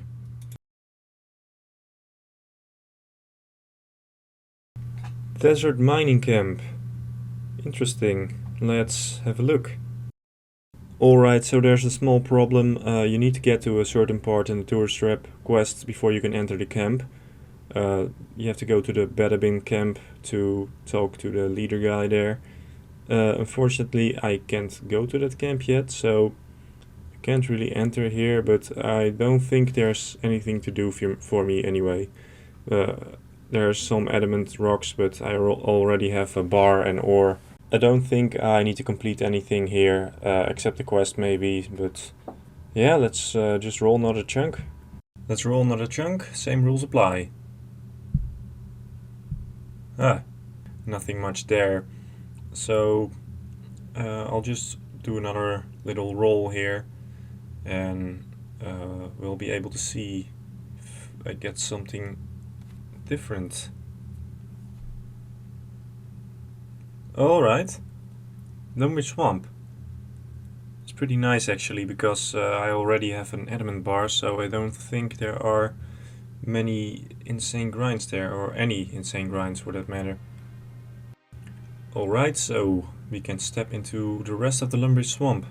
I've already stepped into the swamp when I was doing my long bone and curve bone grinds, but yeah, many interesting things here. Swamp tar and the water altar. Big frogs in the caves do drop water talismans, so one of the objectives will be to make a water tiara. And let's have a look around for any other grinds. Nice little mine here. I already have these rocks unlocked, but there's a lot of coal here, so if I ever need coal I might be able to mine it here, because in the El Carrot mine there is not much. If you put your knife on this spiny bush you can get 4 branches, which are used in temple tracking with the little bog random event that you can have. But it's not useful to me now, it's like only useful in that minigame, but it's a little trivia for you. Right, so guess I'm ready to go into the swamp. 1,000 fucking gold for a candle. This guy's a rip-off. But I don't have any other light sources available, so I guess I'll have to do it. Alright, we're in. Damn it, I don't have a spiny helmet or a slayer helm. So I guess I'm gonna take damage from these wall beasts. That sucks, but it's not the end of the world. Let's explore this for a bit. My candle flares brightly. Uh-oh. Bam. Shit, yeah, that's not a problem. I'm not able to make a covered light source. So I guess I'll just have to explode once in a while. So there's a fishing spot over here, and you can get frog spawn from it, which heals like 3 to 6 HP, but you can also get swamp weed, which is interesting because it acts like seaweed, regular seaweed, which means you can make soda ash out of it. Unfortunately, I don't have a glass blowing pipe or buckets of sand, so I can't make glass items, but maybe in the future it could be handy for something. There are some cave goblins here, but unfortunately they have the same drop table as regular goblins, so not too much interesting. There are also a lot of big frogs here. They have a different drop table than those above ground, and they drop water runes and cosmic runes, so if I want a water tiara I'm gonna have to find a 1 in 128 water talisman drop, and the cosmic runes are quite common. With the cosmic runes I can actually enchant a power Emmy in Lumbridge, which is a task, and it's also my best in slot amulet for now, so when I get that I'll be back. Alright, here we go, a water talisman. Got 6 cosmic runes, so that's enough. And I went a little bit over the water talisman drop rate, but not too bad. For now let's just kill a giant frog, because those are different for some reason, they have a lot more HP. And after that I might be able to leave this place for now. Here we go, I had to use Protect from Melee because they're actually quite strong, so I might need some upgrades if I ever want to train on these or something. But for now let's just give the Tears of Gutex Chasm a little college try. I know you need like 50 quest points or something to start the quest, but I want to see what happens. Alright, so Juna's not impressed with my stories. You'd think a guy who murdered 500,000 people in Lumbridge would know how to tell a good story, but apparently not. Water Tiara achieved. Interesting, I can train runecrafting now, even though I don't have rune mysteries. But yeah, I don't really have a reason to train runecrafting yet, so I won't. Alright, let's string this amulet and do spell. And there we go. Amulet of Power and a hard task completed. Pretty good stats actually. Strength, melee strength bonus is just as high as the Glory Amulet, so pretty good. So now I've done all the tasks that I can do in this chunk, but there are still some drops from Slayer monsters I can get when I get my Slayer up by lamping, which are a Mystic Hat from a Wall Beast, Mystic Gloves from a Rock Slug, Bronze Boots from a Cave Crawler and Iron Boots from a Cave Slime. But I can't do that yet, so I'll have to pick another chunk. Alright, back in the chunk picker. Pretty good luck so far. 3 chunks unlocked already today, so let's just go for 4th one. Alright, let's see. Let me check. There's nothing here! And we're back in the chunk picker again. Pretty good chunk so far, especially Lumbridge Swamp is good because of the all the runes I can get from the frogs. So yeah, I'm pretty excited to see what's next, so let's just give it a roll. Oh, that's the Calvite Queen. God damn it. Oh man. Seems like my luck finally ran out, guys. Damn, that's gonna take a while. Alright, so the requirements for Calvite Queen are of course get a dragon chain body and a dragon two-hander. But also I include pets, so the Calvite Princess, the Jar of Sand and the KQ hat, all Calvite Queen uniques, I include those. And the Calvite Princess has a 1 in 3000 drop chance, so that might take some time. It also drops magic locks, so I have to fletch a magic shield, which requires 87 fletching, and burn a magic lock, 75 fire making, but I already have that level, so that's not a problem. It also drops rune bars, but I don't have a regular anvil yet, so I won't have to make a rune plate just yet, maybe later. But the Calvite Queen and Calvite Guardians both have access to the rare drop table, so those ultra rare drops like the Dragon Spear or the Shield Left Half, those are technically possible. And my question to you guys is, should I include the rare drop table drops? Because I could do it, I could just do it. And those drops might actually help me with doing the Calvite Queen if I focus on Guardians. But if I include those, I'd have to get 80 crafting for an Amulet of Glory, which is not that much of a problem because the Calvite Queen also drops gold ores. Yeah, gets some of the uniques, I'm not really sure why. At least the dragon equipment, like the helm and the spear.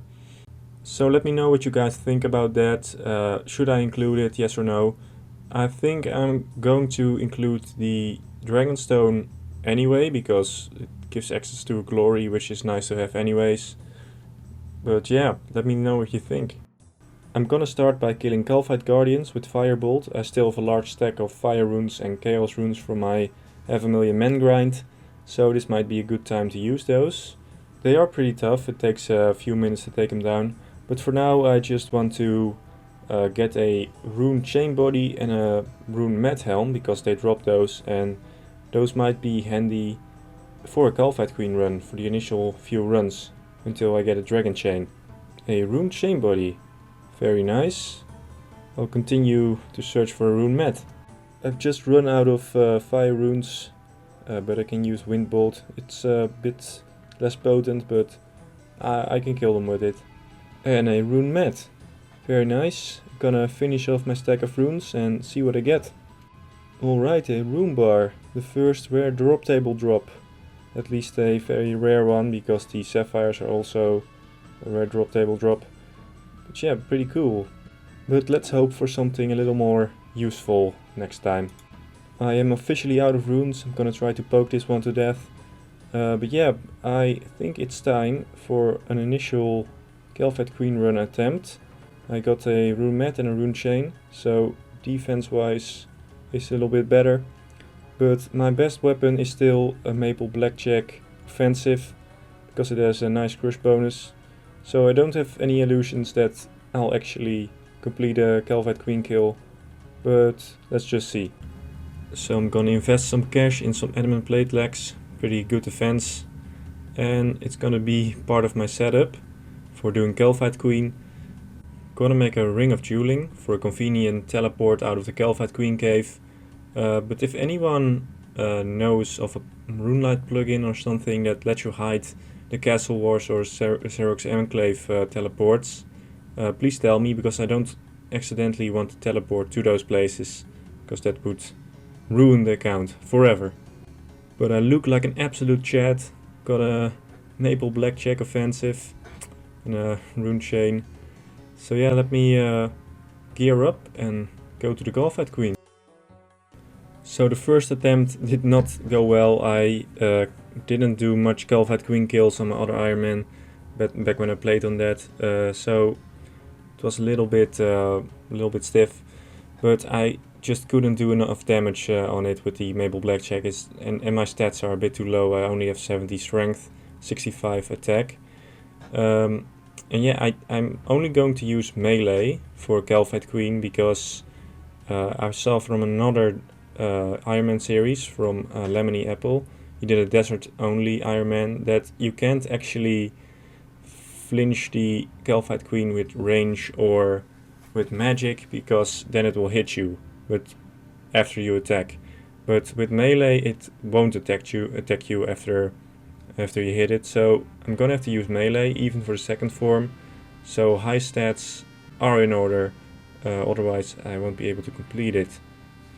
After some time I teleported out because it wasn't working. I did literally no damage, or if I did damage it was not enough, because it also regens and stuff like that. So maybe poison would be handy in the future, but I'd need a spear and weapon poison for that, and the Golfite Queen drops weapon poison, but yeah, you need to kill it first to get that poison.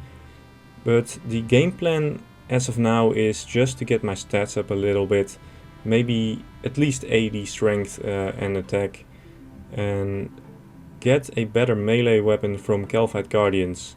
So I'll probably use range to kill the Golfite Guardians and try to get a rare drop table drop. Almost all weapons on the rare drop table are pretty good for Golfite Queen, because they all have a crush option, even the Dragon Spear. So yeah, that's kind of the game plan, and that's what I'll be working on in the next episodes. So a big problem I ran into while testing Golfite Queen is that you can't actually flinch the KQ with magic. If you do, you'll just get hit. For some reason it's only when you hit, not if you hit a 0, but when you hit, it hits you back, which is kind of a weird mechanic. It's probably bugged. Alright, sorry. But the second phase is going to be the hardest part of this challenge, especially because it despawns after 20 minutes and I'll have to start all over again. But the first phase is not too bad. I'll just need a crush weapon. And the only good crush weapons are of course from the rare drop table of Golfite Guardians, a rune two-hander or a rune battle axe. Either would be fine. Last episode I killed a few, but I didn't get anything good. So let's hope that I hit that drop rate of 1 in 5,000 for a rune item. But still, I'm going to have to melee the second form, and of course it prays protect for melee, so that's going to be extremely hard to get. But when I get some kills in, I might get some weapon poison, maybe a dragon two-hander, and that will speed up the kills immensely. So I just need to get through those first kills, get some gear upgrade, and yeah, keep grinding. Especially the weapon poison should be very handy, because it does like 100 damage over 8 minutes, and that's almost half the HP of the second form. Alright, so I'm just using my rune shortbow and bronze arrows right now, because I don't have anything better. I don't have any runes or even anti-poison, which is another big problem. I get poisoned all the time, and yeah, it is pretty serious poison. Starts at 6 and that will deal 100 damage over the course of its run. So yeah, I did get a rune bar last episode. It's not really useful right now, but it is on a rare drop table, so that's a good sign. But yeah, one kill of these takes like 3 minutes, which is pretty long, but it's doable. And these are also the only monsters that I can get to that have access to the rare drop table, so I'll have to stick with them. When I kill Golfite Queen I might be able to get a magic shortbow, but that will be later. Now first I have to get that rune two-hander. I should get 70 ranged any minute now. There it is. Pretty good. A high range level is not too handy for me right now, but it never hurts to get some levels. But it does mean that I'll have to train my combat stats elsewhere, because they're really low right now, just 70 strength and 65 attack. But I guess that's not really a problem. I'm also still limping Slayer, trying to get to level 20 so I can get all these Slayer monsters, or most of the Slayer monsters in the Swamp Caves. You get some useful items from those. But that will be a long process, maybe takes months to get all of them. These things do drop a lot of alcohols, like rune chain bodies and rune mad helms, which is pretty good because I'm really broke at the moment. I think last episode I had 12k in the bank, so this could be a nice rebuild. And because food is a bit of a problem for me because I can't fish, yeah, I'm buying kebabs one at a time. Pretty shit food, because you never know what you're gonna get, but it's the least effort at this moment. Just hit the rare drop table, 1 in 8,000, 45 law runes. Even rarer than the rune items, but a lot less useful. Wow, a rune kite shield, 1 in 16,000 on the rare drop table. Not too lucky though for Calphite Queen, because I'm probably gonna use a two-hander. If not a rune, it will be a dragon. So yeah, nice drop. Maybe useful for training, but not much else. And another crystal key part, pretty cool. If I ever get to the crystal chest, it's going to be a field day, man. From now on I'm taking some law runes and a fire staff to the Calphites, and I'm just gonna high alch all these rune chain bodies so I can stay a little longer here, don't have to reset my aggro. And I can get a lot of nature runes from the Swamp Cave, so I don't have to be conservative with them. And here we go, level 75 range, very nice level, and we can now wield the Toxic Blowjob. Alright, so just died from poison, but level 2 Slayer. And apparently I also had some iron ore stored in Dead's Covers, so I just reclaimed that. Level 90 hit points, a pretty nice side effect of training ranged here, that is that I get some hit points XP, which might be handy in the Calphite Cave. Yes, here we go. Rune two-hander. Awesome. Got a 56 crush bonus, 75 slash. That 75 slash is gonna come in handy against the second form. 1 in 5,000 drop rate. And let me check, we actually only have a little over 1200 total level, so I got it relatively quickly. Awesome. Yeah. Let me just train up my attack and strength stats a little bit, and then I guess I'm ready for a Calphite Queen attempt. Alright, so I'm going to teach you guys some Swamp Cave top tips. You have to go to this absolute scammer and get 3 candles instead of 1, because you can actually do a little trick with them. You see it's really dark in here, you can't really see anything, but if I light these other 2 candles, it becomes brighter. And you can actually see what the fuck you're doing. And also, these wall beasts, if you run from one tile across them, they don't attack you. Which is also nice because they don't have a spiny helmet. And of course, the candle trick is nice because I only have candles available right now. Most people have bullseye lanterns, so this might not be very handy, but for restricted accounts it might be pretty handy. Alright, so there are 2 variants of frog in these caves, giant frogs and big frogs. The giant frogs are pretty tough, as you can see, they're actually demolishing me, which is a shame because their drops are way better than the big frogs, especially with nature runes. They drop a lot more nature runes, on average like 1 every kill, which is huge for me, but I guess I'll just do big frogs. Alright, so here I am training at frogs. I'm getting like 19k XP an hour here, but normally that evens out to like 21k, which is like almost double what I had on my man grind. So definitely making improvements. But of course an adamant scimitar is not the fastest. Mystery box, let's see what I get. An onion.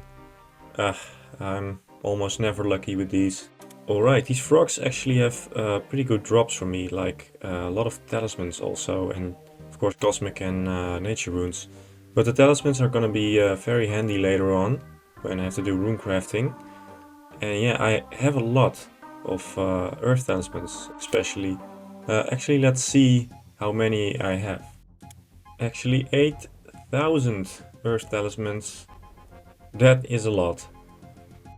Also cleaned up my bank because it was triggering my odds. 75 strength. Very nice. I'm gonna go to 80.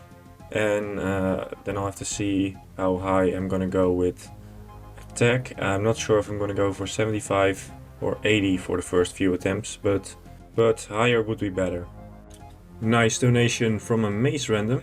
Arrows are always useful. And of course the chaos runes. And even more randoms. Uncut diamonds, nice crafting XP. Here we go. 91 hit points. Pretty nice level. I might even reach 92 in the near future.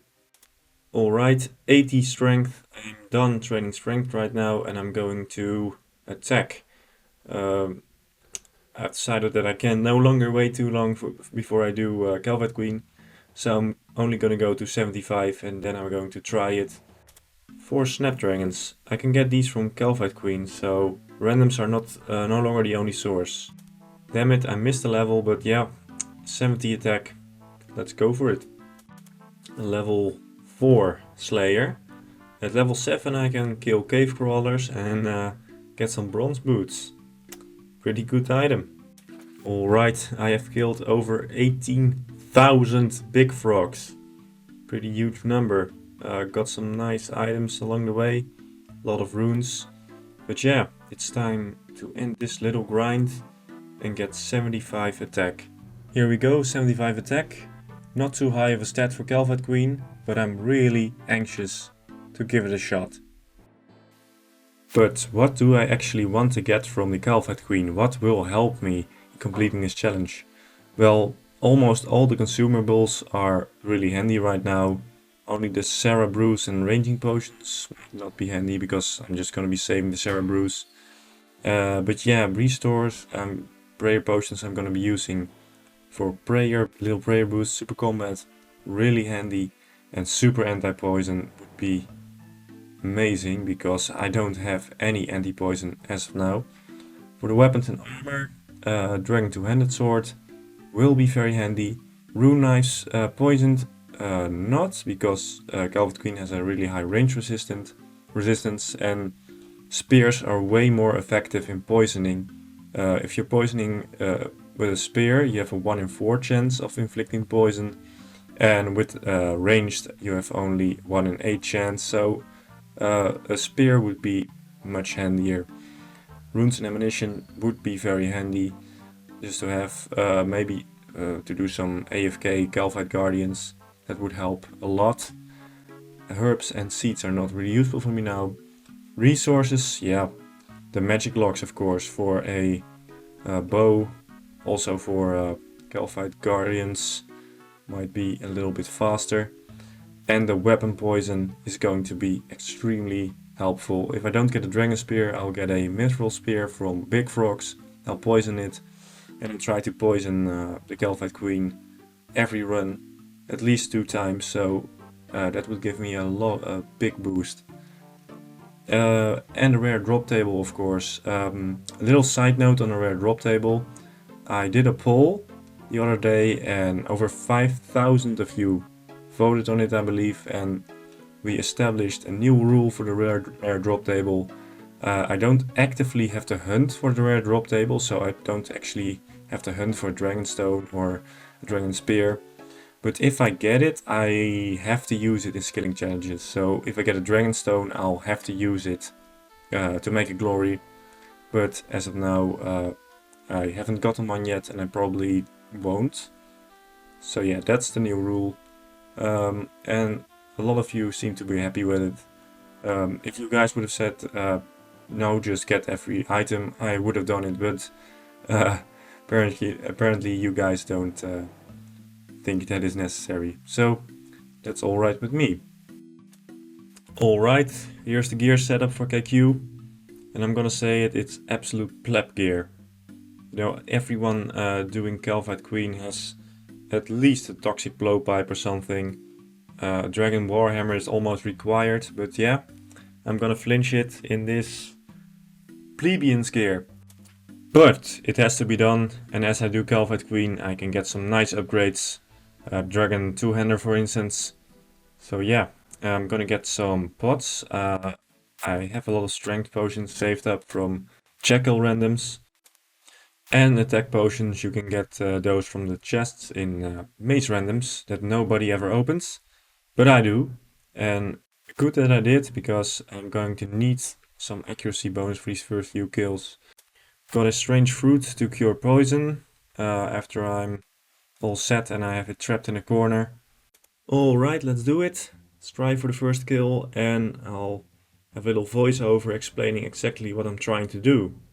Alright, when you try to enter the cave, you have these two Calvite Guardians and you have to grab their aggro, as I'm doing right here. I did turn on Protect from Magic in the beginning, it wasn't really necessary, but I put it on right now again.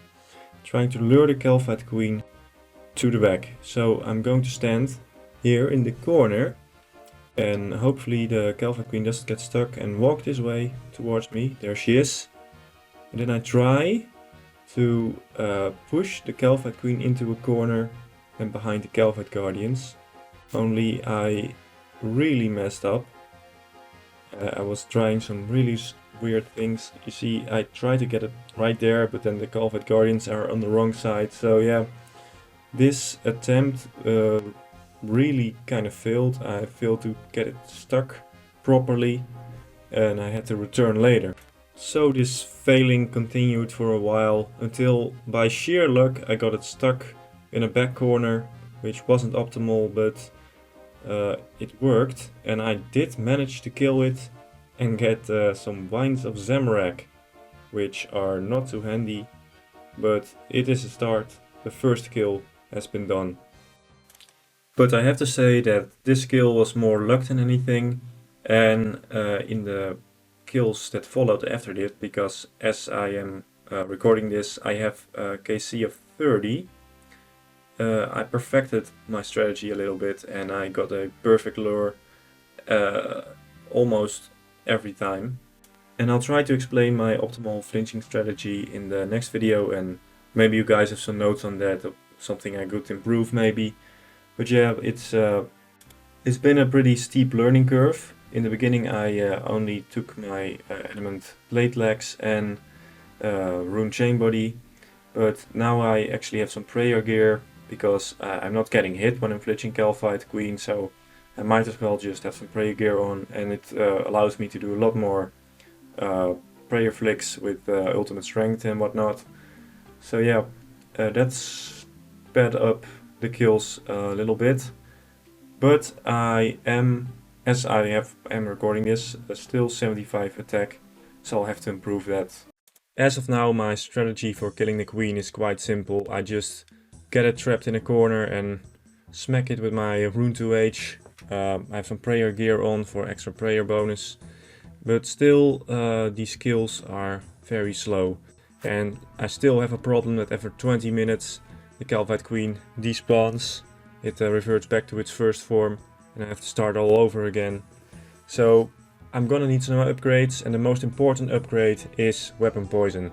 With some weapon poison I can poison a spear and poison it, and the weapon poison plus will do 100 damage over 9 minutes. Weapon poison is a pretty common drop from the Calvite Queen, but until then I'm gonna have to do it without it, which means that as of now only 1 in 3 of my attempts is actually successful. The other 2 attempts just result in Calvite Queen reverting back to its first phase. So I hope I get weapon poison soon, because this is really hard. Second kill almost went wrong. I fucked up with the Calvite Guardians and they accidentally just wandered off and the queen was free to roam. But even though I almost fucked up, I managed to kill the queen and I got some papaya seeds, which are pretty useless to me, but I guess the monkfish are nice. Third kill actually cost me an entire day. I got shitty DPS and it just wouldn't die before reverting back, but eventually I did it. Got some prayer potions, the first on the account, and some torstal seeds. Fortunately, torstal seeds are not very useful to me, but I guess it's nice having some prayer potions on the account.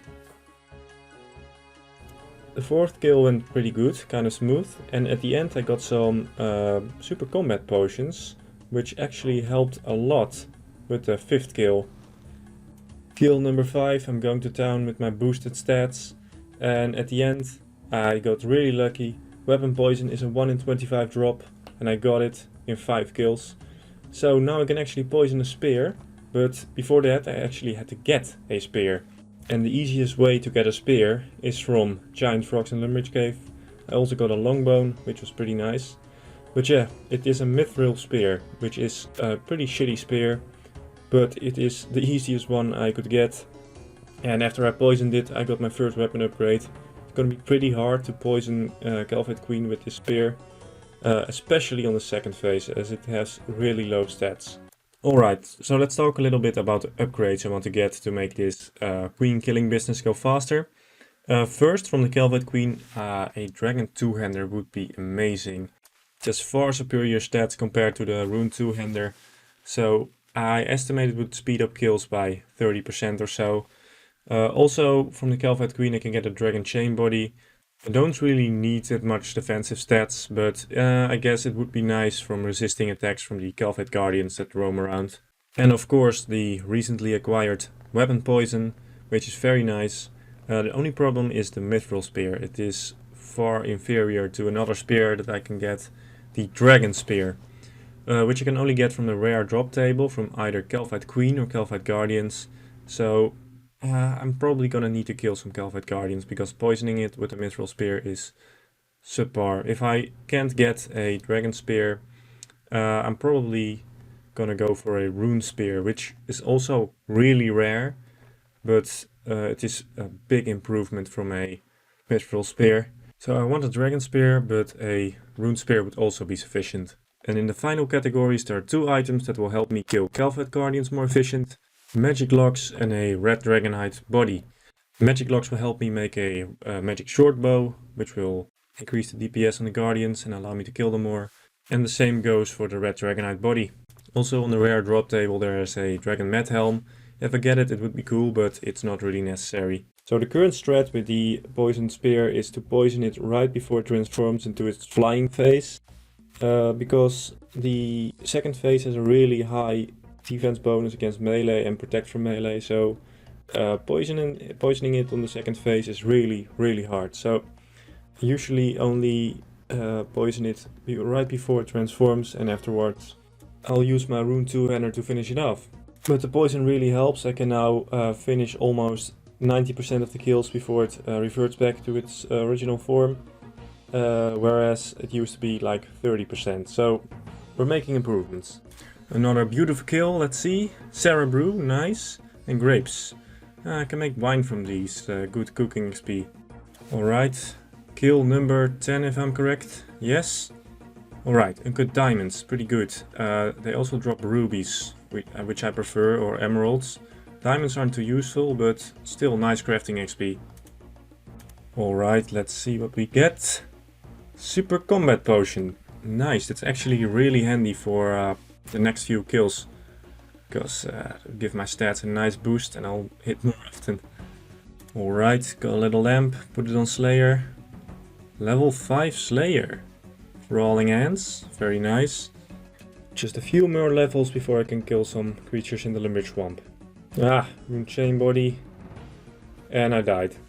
God damn it. Fuck. Well, let's get my stuff back.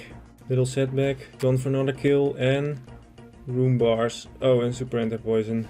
Anti-poison is nice. Ah, the rune bars. 99 smithing incoming, lads. When I get a regular anvil, that is. Another tiny milestone on this huge grind. 20 kill count and a lava battle staff. The most useless of the battle staffs.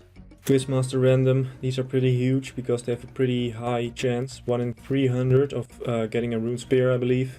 So yeah, let's get a mystery box. Another one chunk Ironman actually got a rune spear from this. So hope I get one. Casket, oh. Yeah, a good sapphire. I can't complain. Ah, blood runes. Those might be handy for killing Calvet Guardians when I get a nice stack of them. Food is pretty hard for me to get, so welcome to my kebab only Ironman. Alright, another kill. Snapdragons. That's interesting. I do have a little bit of snapdragons, like 12 or so. But I only could get them from Prison Pete randoms, but finally have a legitimate way to get snapdragons. Not that I can use them, but still. About to die from poison here, but that's not important. I got magic locks, which were on my little list. Things I want to get. On kill count number 30.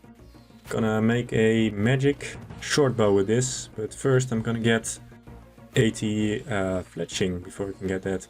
Luckily I still have some arrowheads banked, so just need some feathers. And once again my cash stack is getting sacrificed for some feathers. There we go, 200k feathers. Also bought some Shentai passes and ropes, so I don't have to buy them each time I go to Calvite Queen. Very nice. Let's get to fletching. Level 78 fletching. Dragon magic crossbows. Nice. So I'm out of feathers and I'm gonna make these into bronze arrows, which you can actually use for Calvite Guardians. Alright, almost there. Here we go. Yes, 80 fletching. Can make a magic short bow. There it is. Magic short bow. Beautiful. I'm gonna continue fletching these arrows because otherwise it triggers my odds to see them all unfinished. And here we go, now I can finally sleep at night. Oh yeah, magic short bow, huge improvement from the huge short bow. Awesome. If I ever get to Teverly, I'm gonna have a field day with the crystal chest. Got so many now. Alright, so I just got a nature talisman, which is a pretty strange drop, because they're not supposed to drop it, they're supposed to drop chaos talismans. On the wiki it says that on the rare drop table, monsters above ground drop a nature talisman, and underground monsters drop a chaos talisman, so I'm not sure what's going wrong here. Or, yeah, I don't know what I'm missing, because it doesn't appear anywhere. But if you guys have a clue what's happening here, maybe it's a little bug because the game thinks they're maybe above ground or something. Anyway, let me know if you have an idea. Alright, so pretty huge level incoming, level 80 ranged. There we go. Pretty cool. Mostly from just here on Calvite Guardians, not actively training it or something. But yeah, pretty crazy, but still no good drops from these things. Damn it, 100 silver ore, 1 in 8,000 drop chance. It could have been something good, damn it. Damn. Didn't get a drop. Day in the life of an Ironman. Another rune chain. Damn it, I want something interesting. I'll get there someday. Right, let's kill it. The poison got it, alright. Let's see. 250 gold ore, that's actually one of the best resource drops it has. Gonna be huge for the smithing grind. Very nice XP. Kill number 35 is done. Weapon poison is nice. Gonna go back to Big Frogs to train my attack. I've been level 75 through this whole ordeal till this skill count, and I really wanted to kill KQ, so I went in with low stats, but I want to get some higher stats so I can kill it more consistently. So yeah, let's get to 80. First level, and the runes and talisman drops here are still very nice. Level 92 hit points, awesome. High hit points level is always good, and you know, the hit points cape is not very far off my chunks, so the higher I can get it, the better. Also got 78 attack, by the way.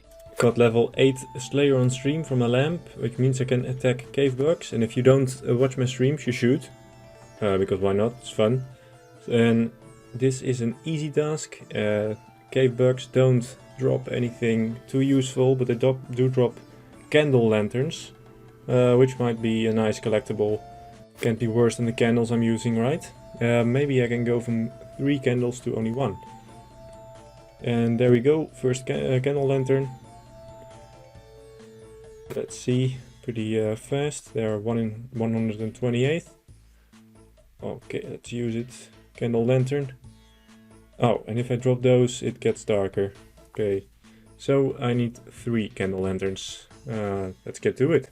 And 3 candle lanterns purely for the flex. Let's go. I can't believe I missed a level, but yeah, 80 attack, pretty nice. I could go for some higher stats, maybe 85, maybe 90, but I still get 20k XP an hour at Big Frog, so maybe if I get a better weapon, maybe a Dragon 2-hander for better strength training, but otherwise, yeah, I'm done here. Back to KQ. First, the Herblord tab is actually starting to look like a Herblord tab with all these secondaries. Even some limpwurts. First kill, rubies, awesome.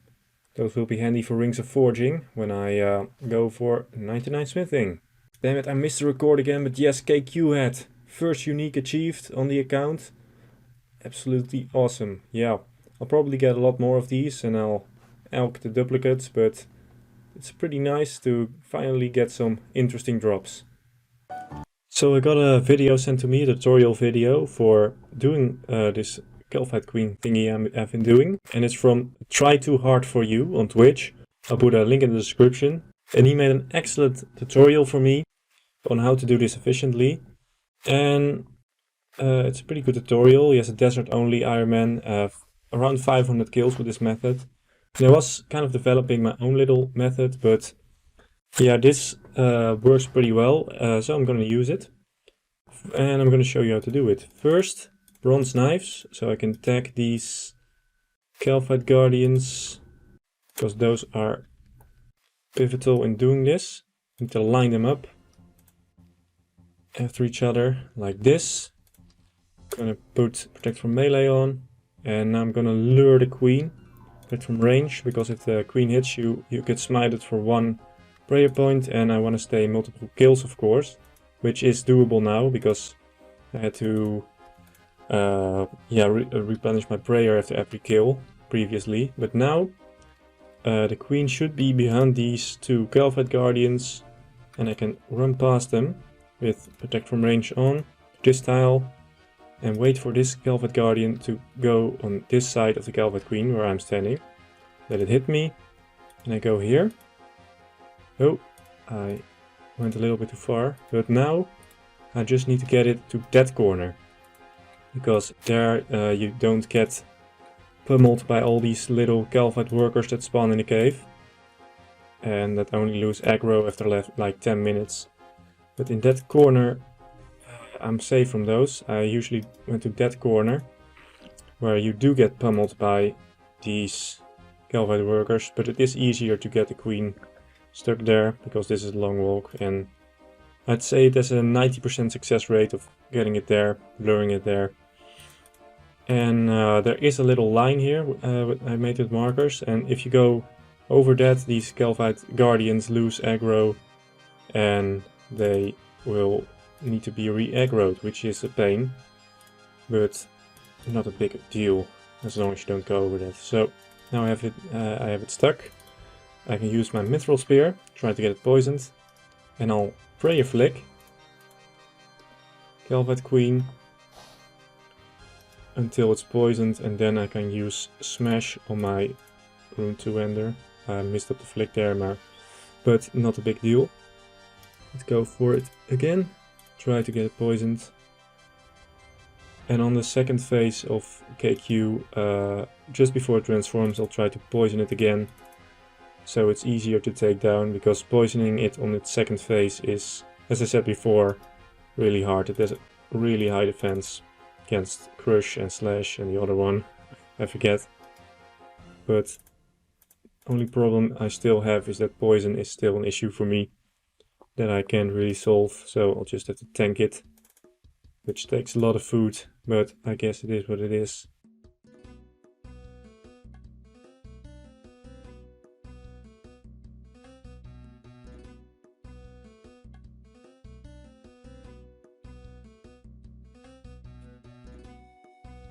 Alright, changed my attack style from Smash to Chop, because on the second phase it has like a +100 resistance to every combat style, so I'm gonna use the attack style that has the highest bonus on my weapon, which is a slash. And yeah, it is poisoned now. I poisoned it right before it transformed because that is the easiest way to do it. And now I'm just gonna beat it to death.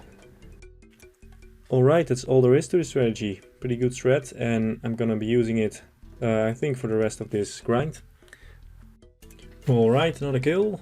And Red Dragonite Body, awesome, that was on the list. Nice accuracy bonus for when I'm ranging the Calvite Guardians. Once again, I'm also looking like the weirdest bot in existence, but yeah, what do you do about it? With the magic short bow and this Dragonite Body, it's actually going pretty good. 83 ranged, getting pretty high range level, just from Calvite Guardians. Alright, let's see what I get. Rune Chain Body, it's becoming the bane of my existence. I just want some dragon pieces, Jagex, please. Rune Arrows, actually pretty good. Might use those later for Calvite Guardians, but not sure. And the first elite clue scroll. I was offered a clue scroll. Interesting. I'm 99% sure that I can't do this step, but let's see what it is. Lecha, no. Gold Ore and Super Anti-Poison, awesome drop. Buckets of Sand, those might be handy, but don't really have a way of getting Soda Ash. And for the last kill of the episode, kill 75, we get Weapon Poison. Alright. But before I can become an absolute Calvite Queen machine, I'm gonna need some upgrades. I'm still using a Rune 2-hander and it does not do enough damage. So I really want a Dragon 2-hander from KQ. Let's hope we don't go dry on that. And a spear, a better spear, either Rune or Dragon would be awesome. But the drop rates are 1 in 17,000 for the Rune one and 1 in 46,000 for the Dragon one. I got the drop rates wrong last time because it includes a gem drop table on the wiki. But now I got the right one. A Dragon Stone from the rare drop table would be awesome. I have to make a glory with it, but I might make a Ring of Wealth first and then go for a second Dragon Stone. But I'm not sure, I haven't been able to get a Dragonstone yet and it is quite rare to get. And with that being said, let's keep killing the Queen. And we start off with another KQ head. Well, it's a decent AUG, like 30k or something, so I guess I can't complain. So something interesting has happened. Deadman Reborn has just been released and for some reason I get this giant skull above my head every now and then I shoot like a machine gun for a couple of seconds. Like, really fast. I don't know what's causing this, but Jagex, please don't ban me for bug abuse. Get it?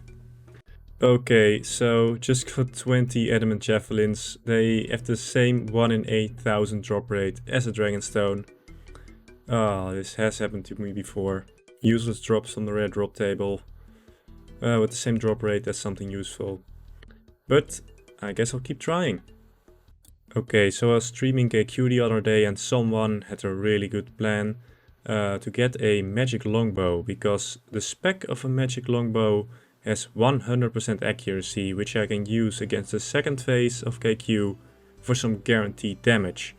When I use the spec it will hit me, because you can't flinch KQ with ranged unless you have a salamander, which I don't have. But yeah, gonna invest in some feathers.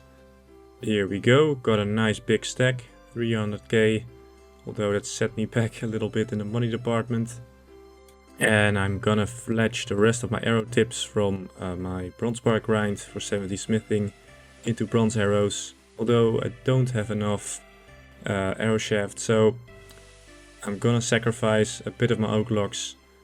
I saved them for construction later, but some sacrifices need to be made. Here we go, 300 arrow shafts in total. Let's get to fletching. Here we go, 81 fletching. Rune darts. If I ever finish the tourist trap, this might come in handy. Well, this takes some time. It isn't the best XP, but yeah. I still had these in my bank and I don't have any other convenient way of training fletching. I do have some willow logs, so I might use those if this isn't sufficient, but yeah, I need 87 fletching anyway for a magic shield. 83 fletching, we're almost there. Didn't have enough arrow tips left, so finishing the grind with some oak logs I had banked. I was not sure what to use them for, but yeah, I used them for fletching. And we are now 85. Let's make this thing. My KQ spec weapon is done. Awesome, looking good. I've been testing out my MLB, it's looking pretty promising. The spec is pretty good, also 85 ranged, very nice. And yeah, here we go, spec. Well, so I just hit a 0 with 100% accuracy spec. That's normal apparently, you can roll a 0 even though you have 100% accuracy. But yeah, the max hit is like 16 or 17, so it will help a little bit against KQ. Because I need all the damage I can get to get through that second phase, because sometimes it times out, you know. After 20 minutes it reverts back to its first form, and that still happens sometime. So I finished fletching the rest of my oak logs. I had like 17k and now I have 0. I did it because my odds told me to do it, so yeah. I got a lot of unstrung bows. I don't have the bowstrings for it, but I can sell them to a general store and get a little bit of money. So I'm selling all my longbows to this shop. It has a little bit higher buying price initially, but in the long run it just bottoms out at 16, just like the other ones. Doesn't really matter because I wasn't gonna hop and sell them all because that would take ages. So yeah, it's a little convenient way to get a little bit of extra cash. So I was doing some mobile kills and got a Rune Battle Axe, 1 in 5000. Just as rare as the Rune 2-hander, but far inferior, so I'm lucky I got the 2-hander first. Kill number 81, Magic Logs. Alright, can't complain, pretty good for fletching. A Mage random, I get a lot of randoms when I exit KQ. Yeah, Coal and Feathers, pretty nice. Got a 1 in 8000 Law Rune drop, same as Dragon's Zone, but oh well. I also got a lamp, so let's put that on Slayer, and that will allow me to kill cave crawlers, which drop bronze boots. So yeah, let's get those, because that is one of the requirements for the previous chunk that I couldn't do. So these guys have some pretty potent poison. They hit like 8s with a poison, so I kinda underestimated them, so yeah, might have to come back with some kebabs. Looky here, limpwurt root. Nice. Finally bronze boots. Did go a little dry on these, and they're not too good compared to my leather boots, but yeah, it's a little upgrade, every little bit helps. And it was one of the requirements for this chunk that I couldn't do without Slayer. So yeah, awesome. The MLB is a very good weapon for finishing KQ off, because it has some guaranteed hits, and here we go. Stat, let's see what we get. Semi-wines. Not too useful as of now, but maybe in the future when I get Herblore. I'm running out of strength pots. I had a lot of strength pots from, yeah, just Jackal randoms because I never used them. But starting to run out when I'm out of strength pots. It's not a huge blow, but it's nice to have a little bit of extra max hit. Just bought 1000 kebabs, as you do. This is like the most viable food I have, so gonna have to make do with kebabs. Jesus Christ, they're also worth a lot. Moneymaker. Just found a star and I need some more stardust if I ever get to the mining guild, so might as well mine some. Star has been mined and I now have 5000 stardust.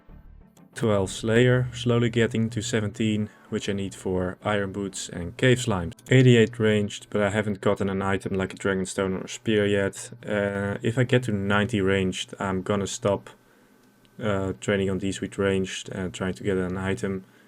Then I'll have to make do with the mithril spear, because this will just take too long.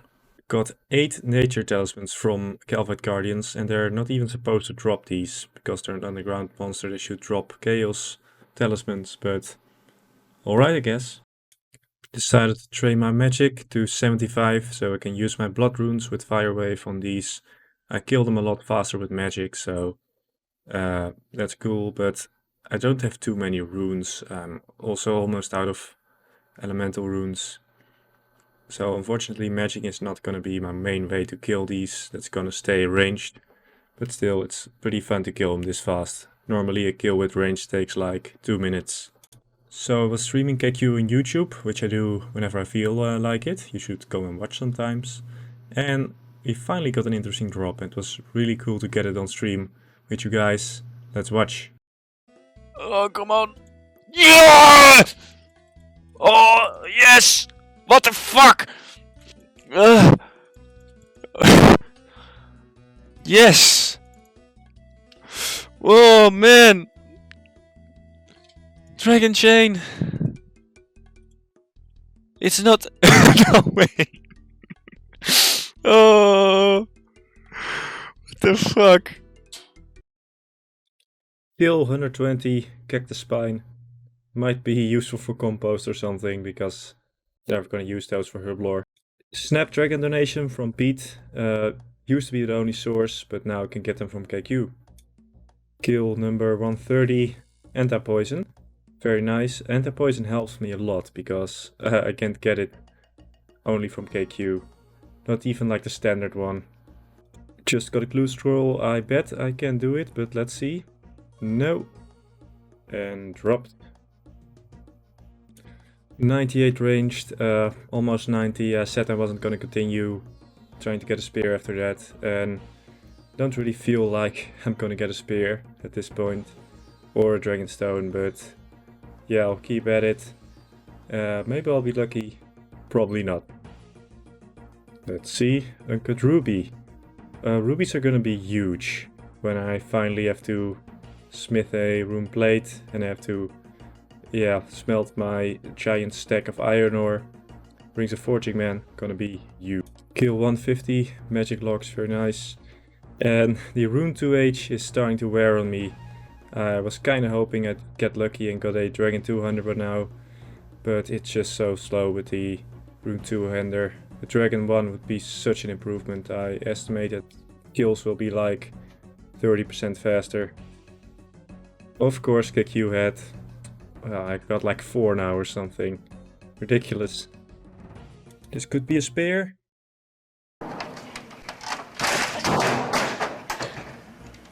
More adamant javelins. Oh, again, that could have been a dragonstone. 1 in 8,000 chance.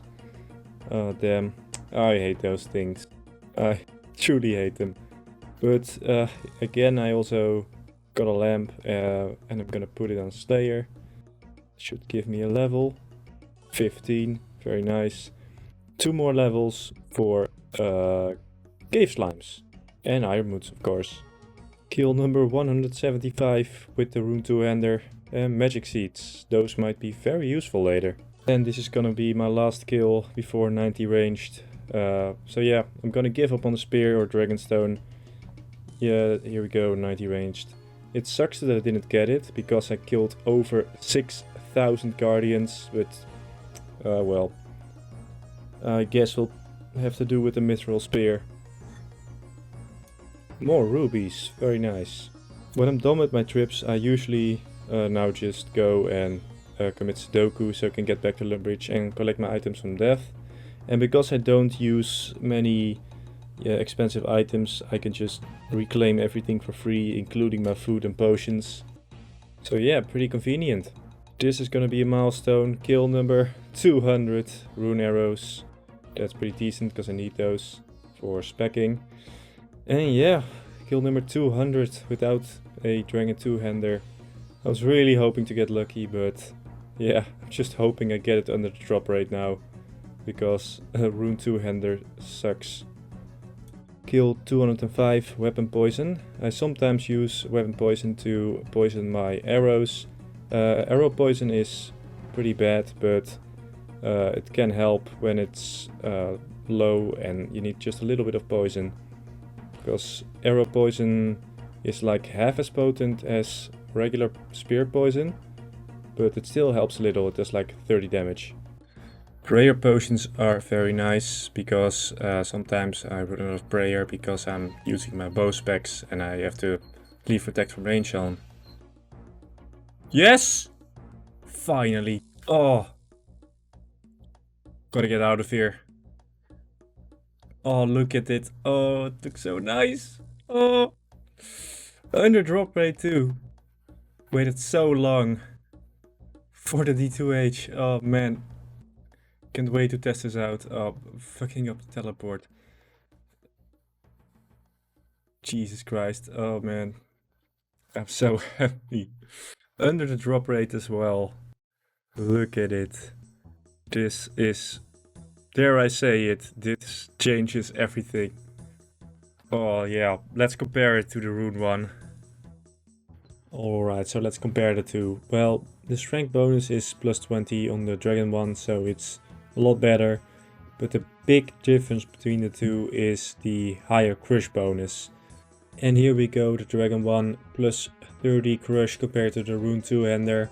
And that means that I don't have to poison it on the first phase. I can just pummel it to death with the Dragon 2-hander. So yeah, that's gonna save some time. And of course this higher slash bonus and better melee strength. So yeah, it's an awesome weapon. I'm so happy with it. Let's try to test it out. So here we go, my first attempt with the Dragon 2-hander. It's going really well. I actually hit a lot on it. With the Rune 2-hander I had to poison it when it was like full health. And then I had to re-poison it when it was around 60 health. So I could get poison on the second phase. But now I can just get it down to 60 HP. Poison it, get it down quickly so don't waste poison damage on the first phase. And then do the second phase.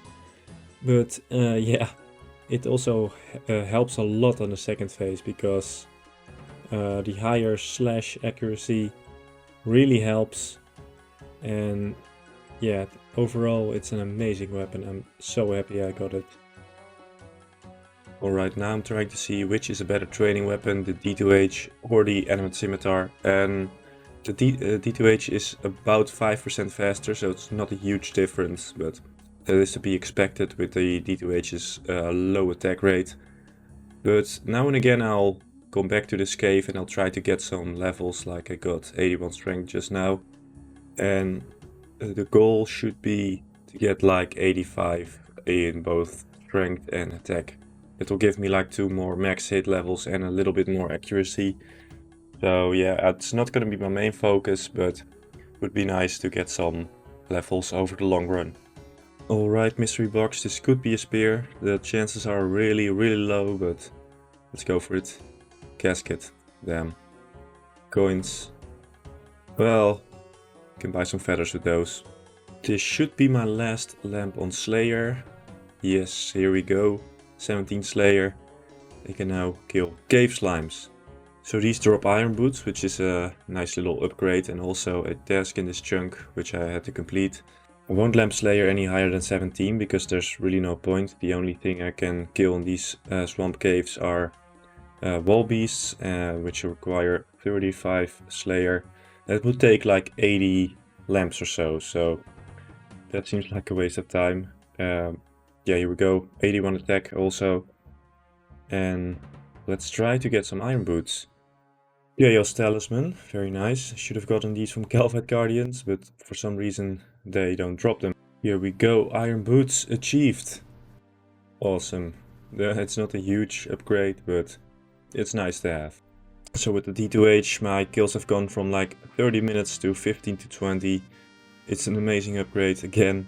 And 2 magic seeds. Those might be useful in the future when I get a patch. Wines of Zamorak. Gonna look nice in the Herblore tab. Kill 240. I'm ripping through these Calvite Queen. So completely forgot about this, but yeah. Elite combat task, 250 Calvite Queen killed. Calvite Queen veteran. Pretty cool little milestone to have. Unique drop incoming. KQ head staggered. You can only get these once per account, I believe. So pretty cool little thing to have and to remind me of this grind when it's finally over. But it might take some more kills before I'm done. First kill of the episode, let's see what you get. Super anti-poison, always good. Magic seeds, those might be handy in the future for some awesome farming XP. Damn, I got poisoned. Back-to-back magic seeds. Alright, I'll take it. Last episode I decided to quit killing Calphite Guardians with ranged because I didn't think I would get a spear upgrade, but I have some leftover runes, so might as well use those. If I get some blood runes and death rune drops from KQ, I might also use those on Calphite Guardians. Potato cactus. Potato cactus is becoming the bane of my existence, so useless. Let's see what we get. Uncut ruby, very good. Now let's just suicide back to Lumbridge. Doesn't matter really with the current death mechanics. Also, I've been awarded a nice lamp. Let's put it on farming. I don't really know what to lamp right now, so I'll just throw it on farming. Might save some time in the future. I misclicked my Ring of Dueling and now I'm at Castle Wars.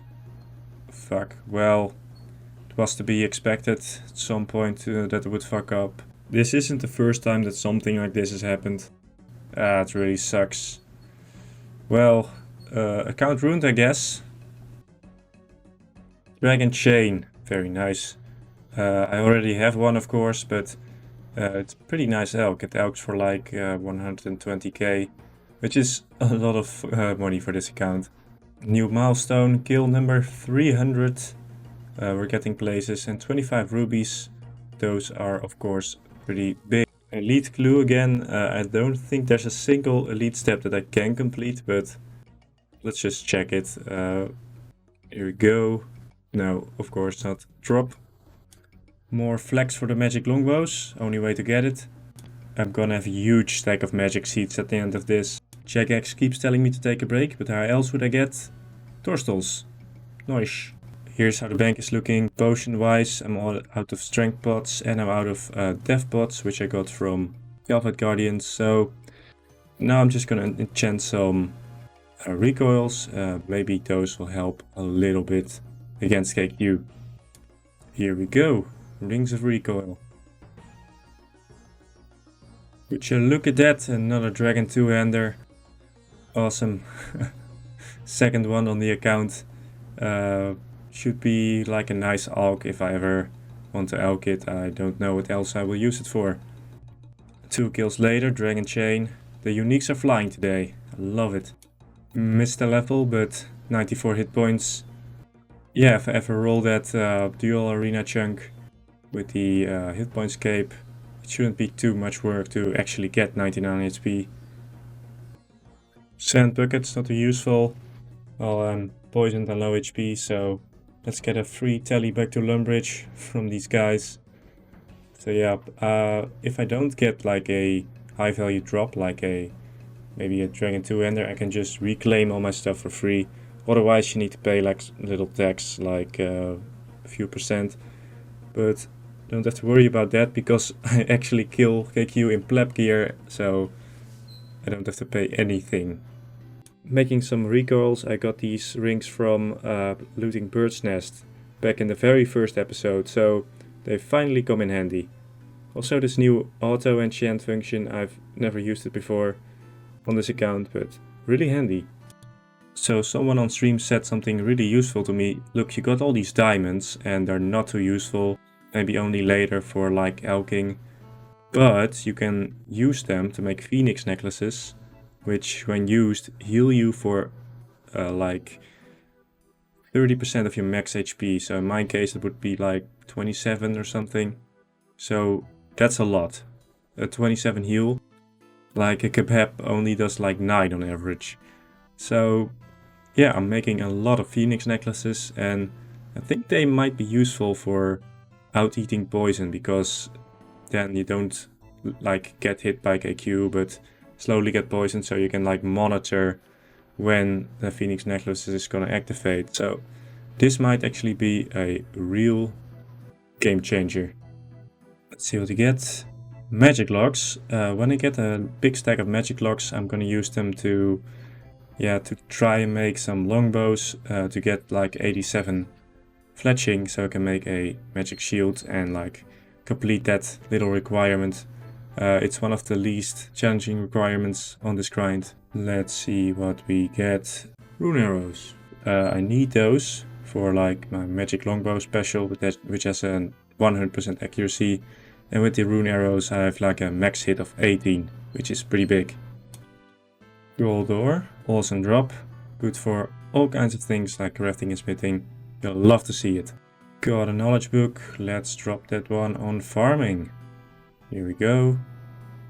21 farming, see what he can do. Rendorian hops. Don't know if those are useful. Kill number 450, we're almost at the magic number 500. Maybe we'll get something by then, maybe later, who knows. So let's take a look at the current food situation. Up until now I've mostly been relying on kebabs and I've been thinking about what could I use to replace those, but yeah, of course I can't fish, or I can only fish for anchovies, so those are out. Dough products are also not too optimal because I can only get dough as a rare drop from imps, like with flour and water. But I can get some supplies from KQ itself, like monkfish or dark crabs, but not nearly enough. The phoenix necklaces are a big help, but I've kind of concluded that I'm gonna need just regular old kebabs on the kebab shop in El Carrot. And I've been buying like small quantities now and again to like kill KQ, like buy 400, 500 at a time. But now I've decided I'm going to buy 20,000 kebabs and hope that's enough for the rest of the grind. But of course this doesn't have a shop interface, so I'm gonna have to manually buy them from this guy. Oh, this is gonna give me arthritis. Got a little quizmaster event while buying kebabs. Please rune spear, please. Steel plate body. Well, you can't win them all. 5,000 kebabs for you, this goes very fast, but it takes like an entire day to buy 4,000 of them. So it is kind of a grind, it's gonna take me like a week. Over 10k kebabs, I can feed so many drunkards right now. 15k kebabs, we're almost there, man. Just a little more. Kebabs are actually one of the first foods that were introduced to RuneScape with the expansion of El Carrot, which was one of the first updates in the game. But it really shows that this game was made by rowdy college students. Like, it's full of alcohol, and kebabs are like the prime English drunkard snack. And here we go, that is the last one. 20k kebabs. Took a while, but I hope I now have enough food. If you want a really inefficient money making technique, you can buy these for 1 coin and sell them for 50, I think. Yeah, so new money making technique, send this shit to soup. Let's get back to it with a gold ore drop. Nice. Kill 400 Reddit number, uncut ruby, you'll love to see it. Unfortunately, sometimes I need to AFK, maybe when I'm editing or some other stuff. And smelting iron ore is perfect for that. So I'm gonna make some rings of forging with my newly acquired rubies, and whenever I need to AFK, I'm just gonna smelt some iron ore. Rings of forging acquired. Luckily, I still have a lot of cosmics from killing big frogs. I've killed the queen, let's see what we get. Another dragon chain, very nice, you love to see it. Brings a lot of nostalgia, dragon chain. Almost killed number 500, runite bars.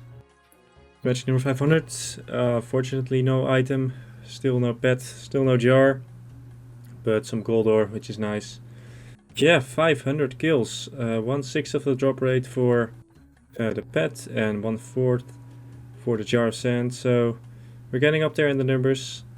Yeah, it's a tough grind.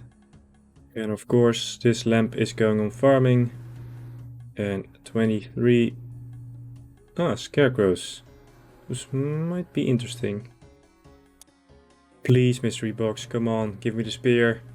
Give it, give it. Again, steel plate. Some runes for the magic training. Rune arrows. Good, I was running out of those. Diamonds, very nice. Means I can make more phoenix necklaces. Last guild episode, please be good. Battle staffs, guess I can high oak them. First kill of the video, let's see.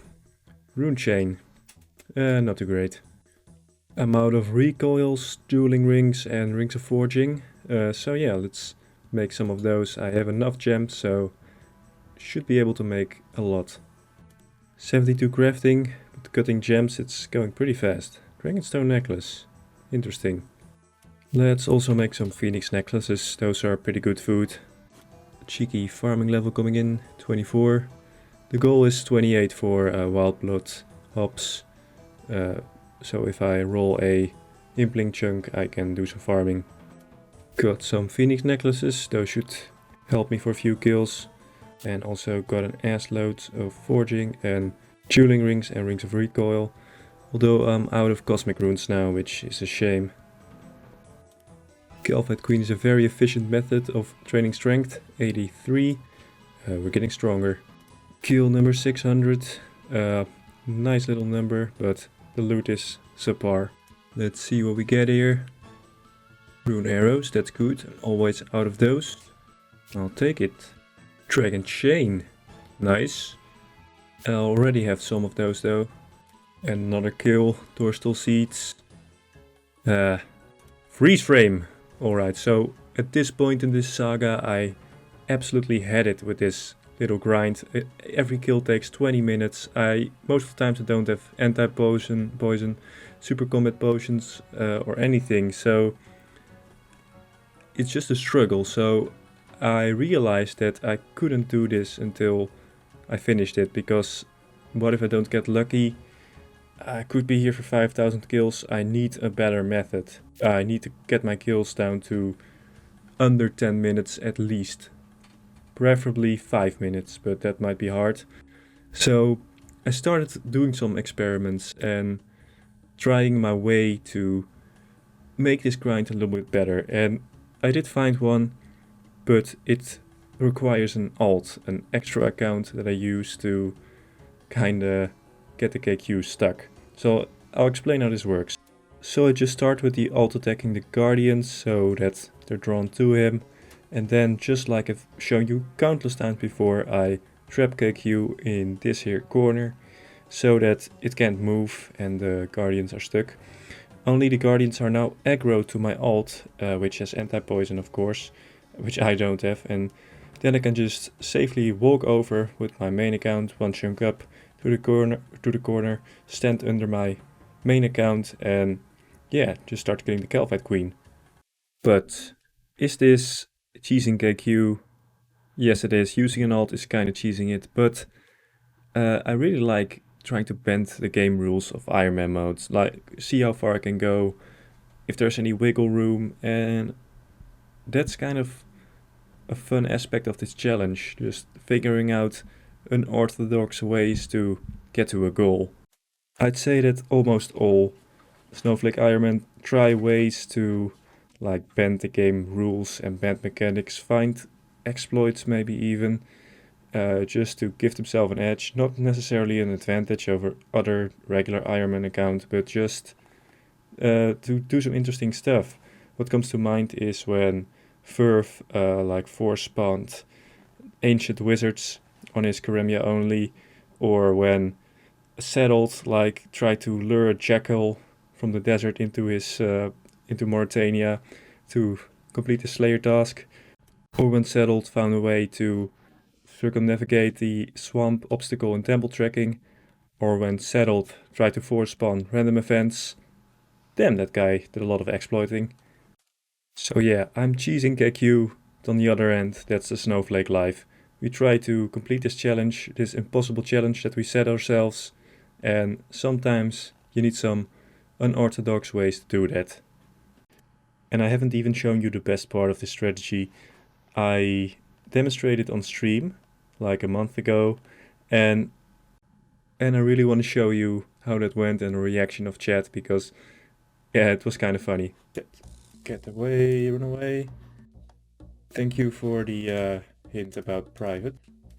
Okay, what we're gonna do now is I'm gonna put my magic short bow on long range. The account is held in place by the KQ, sorry, is held in place by the second account. Drink some ranging. Prayer on. Look. I'm attacking it. Putting it on rapid. I'm out of range for some reason. I'm out of fucking range, it can't attack me. Special attack. And now I can just sit back. I'm actually sitting back. And for some reason this works. This is... I'm gonna make a video about this to...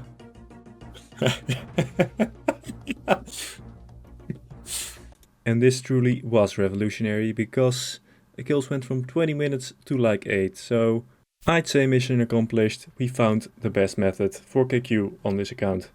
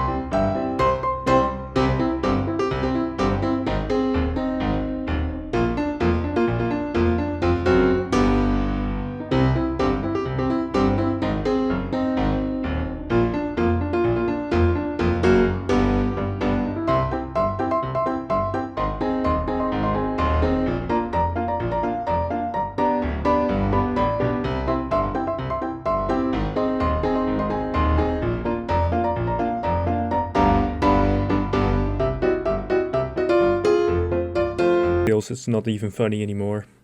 One downside from this method is that I made a lot of recoils, and I'm not gonna use them now because I'm not really getting hit by KQ. So I'm stuck with like 500 recoils. I can't use them, and I used all my cosmic runes on them, so I can't enchant my rings of forging without going back to giant frogs. So bummer. Silver ore, 1 in 8,000 chance, damn it. Could have been a dragonstone. So when I'm want to AFK, I sometimes use my runes I get from KQ here. Like, see if I can maybe get a spear or something. Also got 80 magic from this, not bad. Let's see what I can do. Stun. Alright. Rune 2-hander. Remember those first kills with a rune 2-hander? Oh, those were the days. I like my new method better. And then suddenly, disaster struck. On the 3rd of February, Jagex announced that they implemented more rigorous tracking to detect alternate accounts aiding Iron players by luring the Kelphite Queen. And obviously I was the main target of this hotfix. No longer could I do my lure as I was doing it. If I tried to stand under KQ with an alternate account, kill is invalid. If another account is even hit by KQ, the kill is invalid. If a regular account stands in the cave for over 30 seconds or so, the kill is invalid. So bravo Jagex, you got me. The only thing you didn't really consider is that KQ is now a nightmare for other accounts.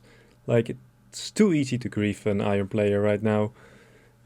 You could just like stand in the beginning of the cave. You could do this with a level 3 account in theory, and you could just ruin people's days with it. So bravo. So, have they got me? Am I beaten? Am I forced to go back to 20-minute kills? Well, all I can say is this.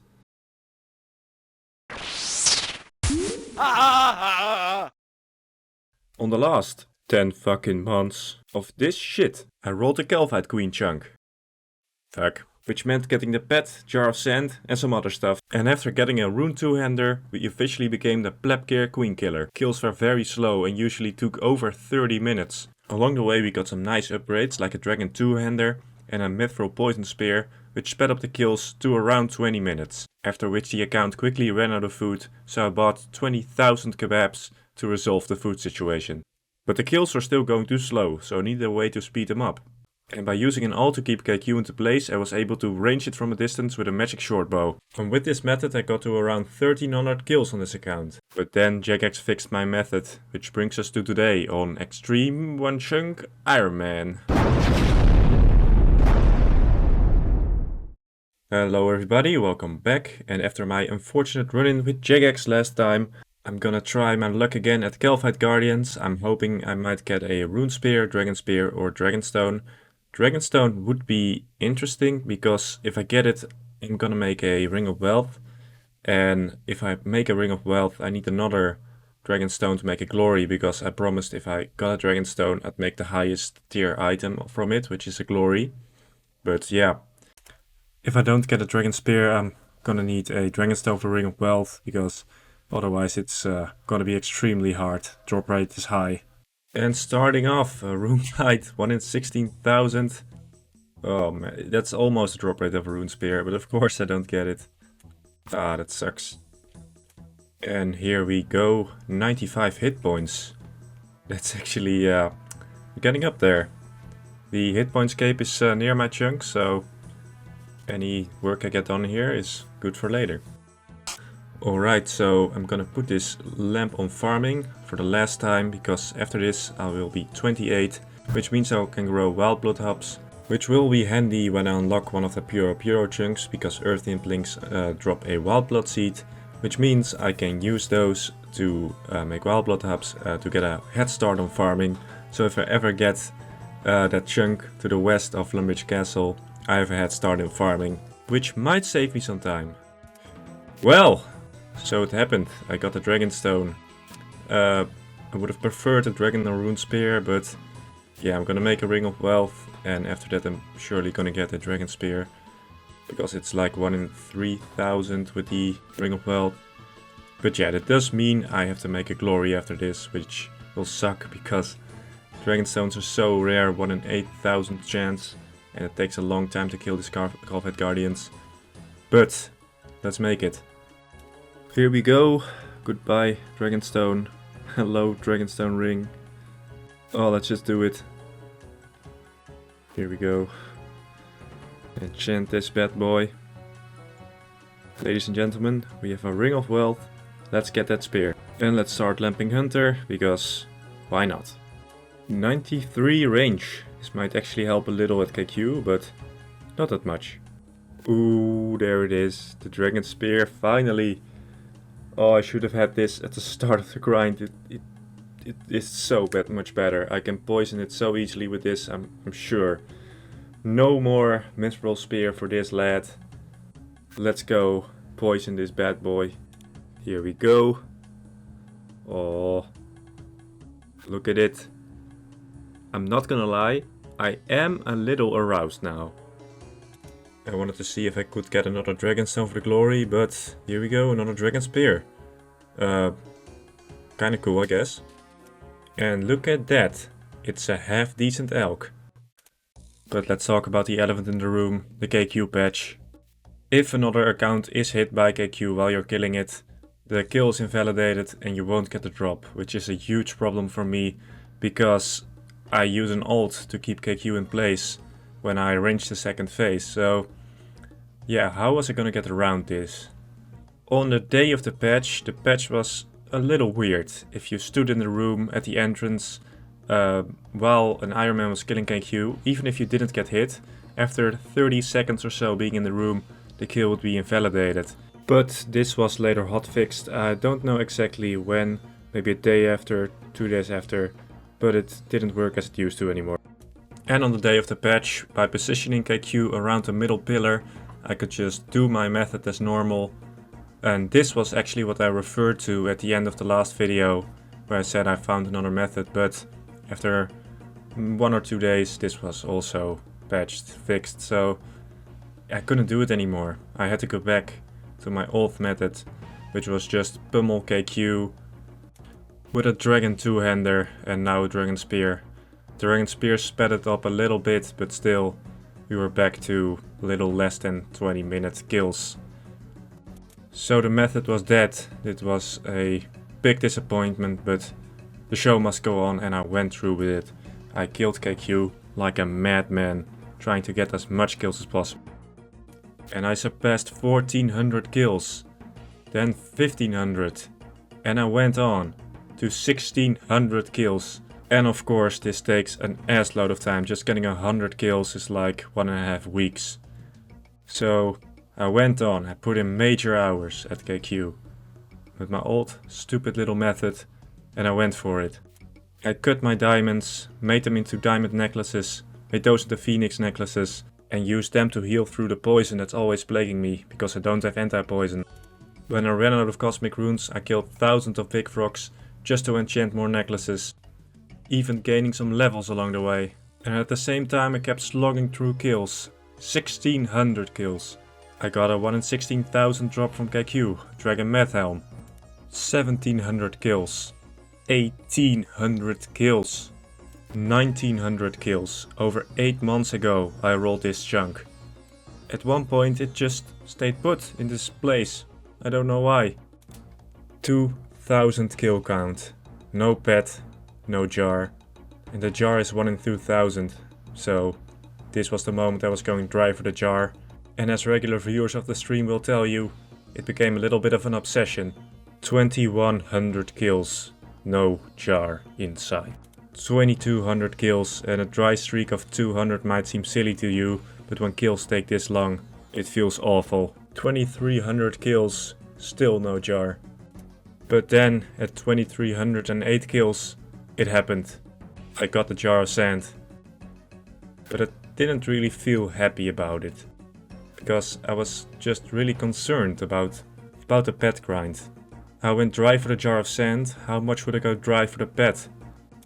It's a 1 in 3k chance to get the pet, and at 1 kc I'm just as likely to get it as at 3000 kc, so how long do you go dry for? 1000 kc over drop rate? 2000 kc over drop rate? 5000 kc over drop rate? Do I even want to do that?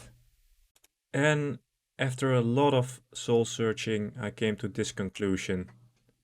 I'm not getting the pet in the next 1000, 2000 or even 5000 kills. Because I already have! Finally. Oh, all this time. I got it. Oh, I fucking got it. Oh. Who the hell do you think I am? Do you think I would quit a grind? Never. I am odds man. I have enough odds to make 1,000,000 family dinners uncomfortable. And of course I was ecstatic getting the jar of sand because it was the last kill. We did it. The collection vlog is complete. We can almost move on to another chunk. It's done. Finally, I'm happy. And it only took me 10 months to complete. And for the viewers that are paying attention, of course I had a new method, because the old method was just too slow for the progress I made. Like 30, 40 kills in one day. That's impossible when your kills take 20 minutes. And did you really think I would let Jagex beat me? Come on. So here's how I did it. When KQ dies and goes over to the second phase, I run in with my second account and grab the aggro of the 2 Calphite Guardians so KQ stays in place, after which I run under it without taking any damage. At the same time I main run south, so it's out of the Calphite Guardian aggro range, and then it goes 10 spaces away, so it's out of range from the Calphite Queen. And now we can just start ranging KQ with the magic short bow. The second account hasn't been attacked, it hasn't taken any damage, and we're not standing under KQ at the same time, so the kill is not invalidated and I can just range it from a distance with my magic short bow. And it really is that simple. That's all there was to it. Great patch, Jagex. Oh, and I weakened KQ at the start of this kill with some body runes, so now I have a last combat task that I can do from KQ. So this is it, we're done with KQ, and I couldn't be happier about it. And look at this, I'm number 84 on the Ironman high scores. Crazy, I did so many kills. And now you guys know my method, have fun with it while it lasts. It's probably not gonna be around for too long. Look at this stack of kebabs I used to have, 20,000, less than 5,000 now. And yeah, let's look at the loot tracker here. Battle staffs, the runes and arrows I've used into the KQ and Dragonstone grind, they're gone. A lot of gold ore, which is pretty useful for later. The diamonds are all gone. They went into making phoenix necklaces and I used them all. Yeah, a lot of the resources are gone, like sharks, all gone. Prey potions mostly gone. I have some restores left. I used the Cerebrus for some of the streams. Yeah, here you can see not too much left. Yeah, some rare drop table items. The tracker is not 100% accurate. It fucked up somewhere. The jar is on there, but the pet isn't, so don't know what went wrong. But yeah, the rubies and emeralds are going to be really useful, and of course the herbs. And yeah, the seeds, well, the papaya seeds are useless probably, and the magic seeds are good. Yeah, this is the bank, little mean cash tag. And look at the herb tab, got some snapdragon, torstal and toad flax now. I didn't get those from the man grind, but I have them now. So yeah, cool. Alright, so according to my rules I need to get another dragonstone, and the best way to do that is from these Calvite Guardians. It's a 1 in 8k drop and I haven't gotten any luck so far, but I've killed a lot of these and I'm willing to do a lot more. So let's see if we can get one. And we're back with a cheeky range level. Let's hope I get a dragonstone before 99. Let's hope for a quick end to the dry streak. 97 hit points, pretty high level. And almost 99. I'm not too afraid of that chunk above the dual arena anymore with the hit points cape, because I'm nearly there. And the rune spear, I already have a dragon one, but it should be a nice elk. 97 range, no luck yet. Keep in mind there's a long time between these levels. I'm slaying a lot of Calvite Guardians. We're like at 11k right now. Did the Easter event and got an ass load of junk. Dragon Mad Helm, 1 in 16k drop. I already got one from Calvite Queen, but still pretty cool to see on the ground. Here we go, 98 ranged. I'm pretty sure I'm not gonna get the Dragonstone before 99 now, but at least we can have a party or something. Shield left half. This is the second one, I believe. Maybe we'll have some use someday. 45 death runes on the same drop rate as the Dragonstone. Sucks to see. 98 hit points, nearly 99. Actually, the hit points cape would be kinda cool to have with the whole regen perk. Might help with some future bosses or something. More death runes.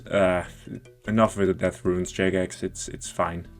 So I've decided that I want to get 87 fletching for the magic shield. It's one of the final requirements of the chunk.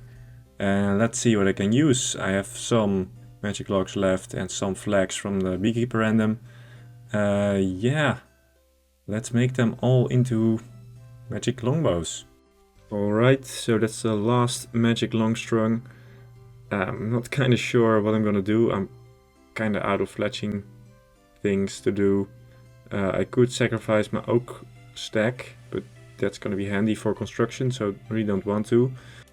But I am gonna sacrifice some of the oak logs so I can make some more arrow shafts for bronze arrows later, because I'm running out of bronze arrows and I need them to kill Calvite Guardians. Need some more feathers to make the arrow shaft, so yeah, let's buy some. Bought 70k feathers because I'm also gonna be making some silver bolts, because they're good fletching XP and I also get some good crafting XP from them. So win-win. Arrow shafts are done. Let's get some more XP from those silver bolts. 76 crafting from the silver bolts. That's gonna help get to 80 crafting for the glory. Ended up making 30k, and actually making these bolts is pretty click intensive. It's gonna give me arthritis again. But everything for the account. Let's use some odds and get through this. And there we go. All of them are made and I should get the level right now. Am I gonna get it though? No. Aw, damn. Alright. Take 2. There we go. 87 fletching. And now we can make the magic shield. So let's do it, and we'll have one more requirement listed off. Yeah, there we go. Good stuff. It's not very useful, but it was a requirement, so let's get on with the next one. So I kinda joined a little fletching grind, so I'm also gonna go for 80 crafting. So when I get the Dragonstone, I can immediately make the glory. So let's cut all these uncut gems and see how far we've gone. And that's the last of the gems cut. Good XP. I'm gonna smelt all these gold ores I got from KQ. I don't need all of them yet, but I like to do them all at once. Found a shooting star. Let's see how much dust we can get. We need that in the future, so might as well get it now. And 800 stardust. 77 smithing from smelting gold bars. Pretty good. Gonna need smithing in the future. Perhaps pretty soon. I'm surrounded by anvil chunks. And let's hope I get some more time before then. So what you're seeing right now is from the day that I uploaded the last video, in which I revealed that I finished KQ. And yeah, it's a little 99 range party, as you can see, and it was pretty fun. We went to Lumbridge, here 99, and it's good to get a 99 where it all started, you know. Next to this church where I spent a lot of hours doing some Lumbridge population control. Thank you to all the people that showed up, it was pretty crazy. Shame that I didn't have a Dragonstone yet, but I'll get there. And that is all the gold bars done. Alright, let's get to making some jewelry. I'm gonna be making sapphire amulets because I don't really have a use for sapphires. So I'm gonna make something that I can alch later. And that's all the sapphires done. Now I'm gonna go make some emerald rings because those might actually be useful in the future. They give less XP than amulets, but yeah, this is gonna be for the future. Here we go, one more level and we're done. This has been quite fun. I like making jewelry. And that's all of them, all emerald rings made. Here we go, let's see how much I have.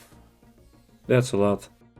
For the remaining XP to 80 I'm gonna be making ruby rings, so I can make rings of forging later on.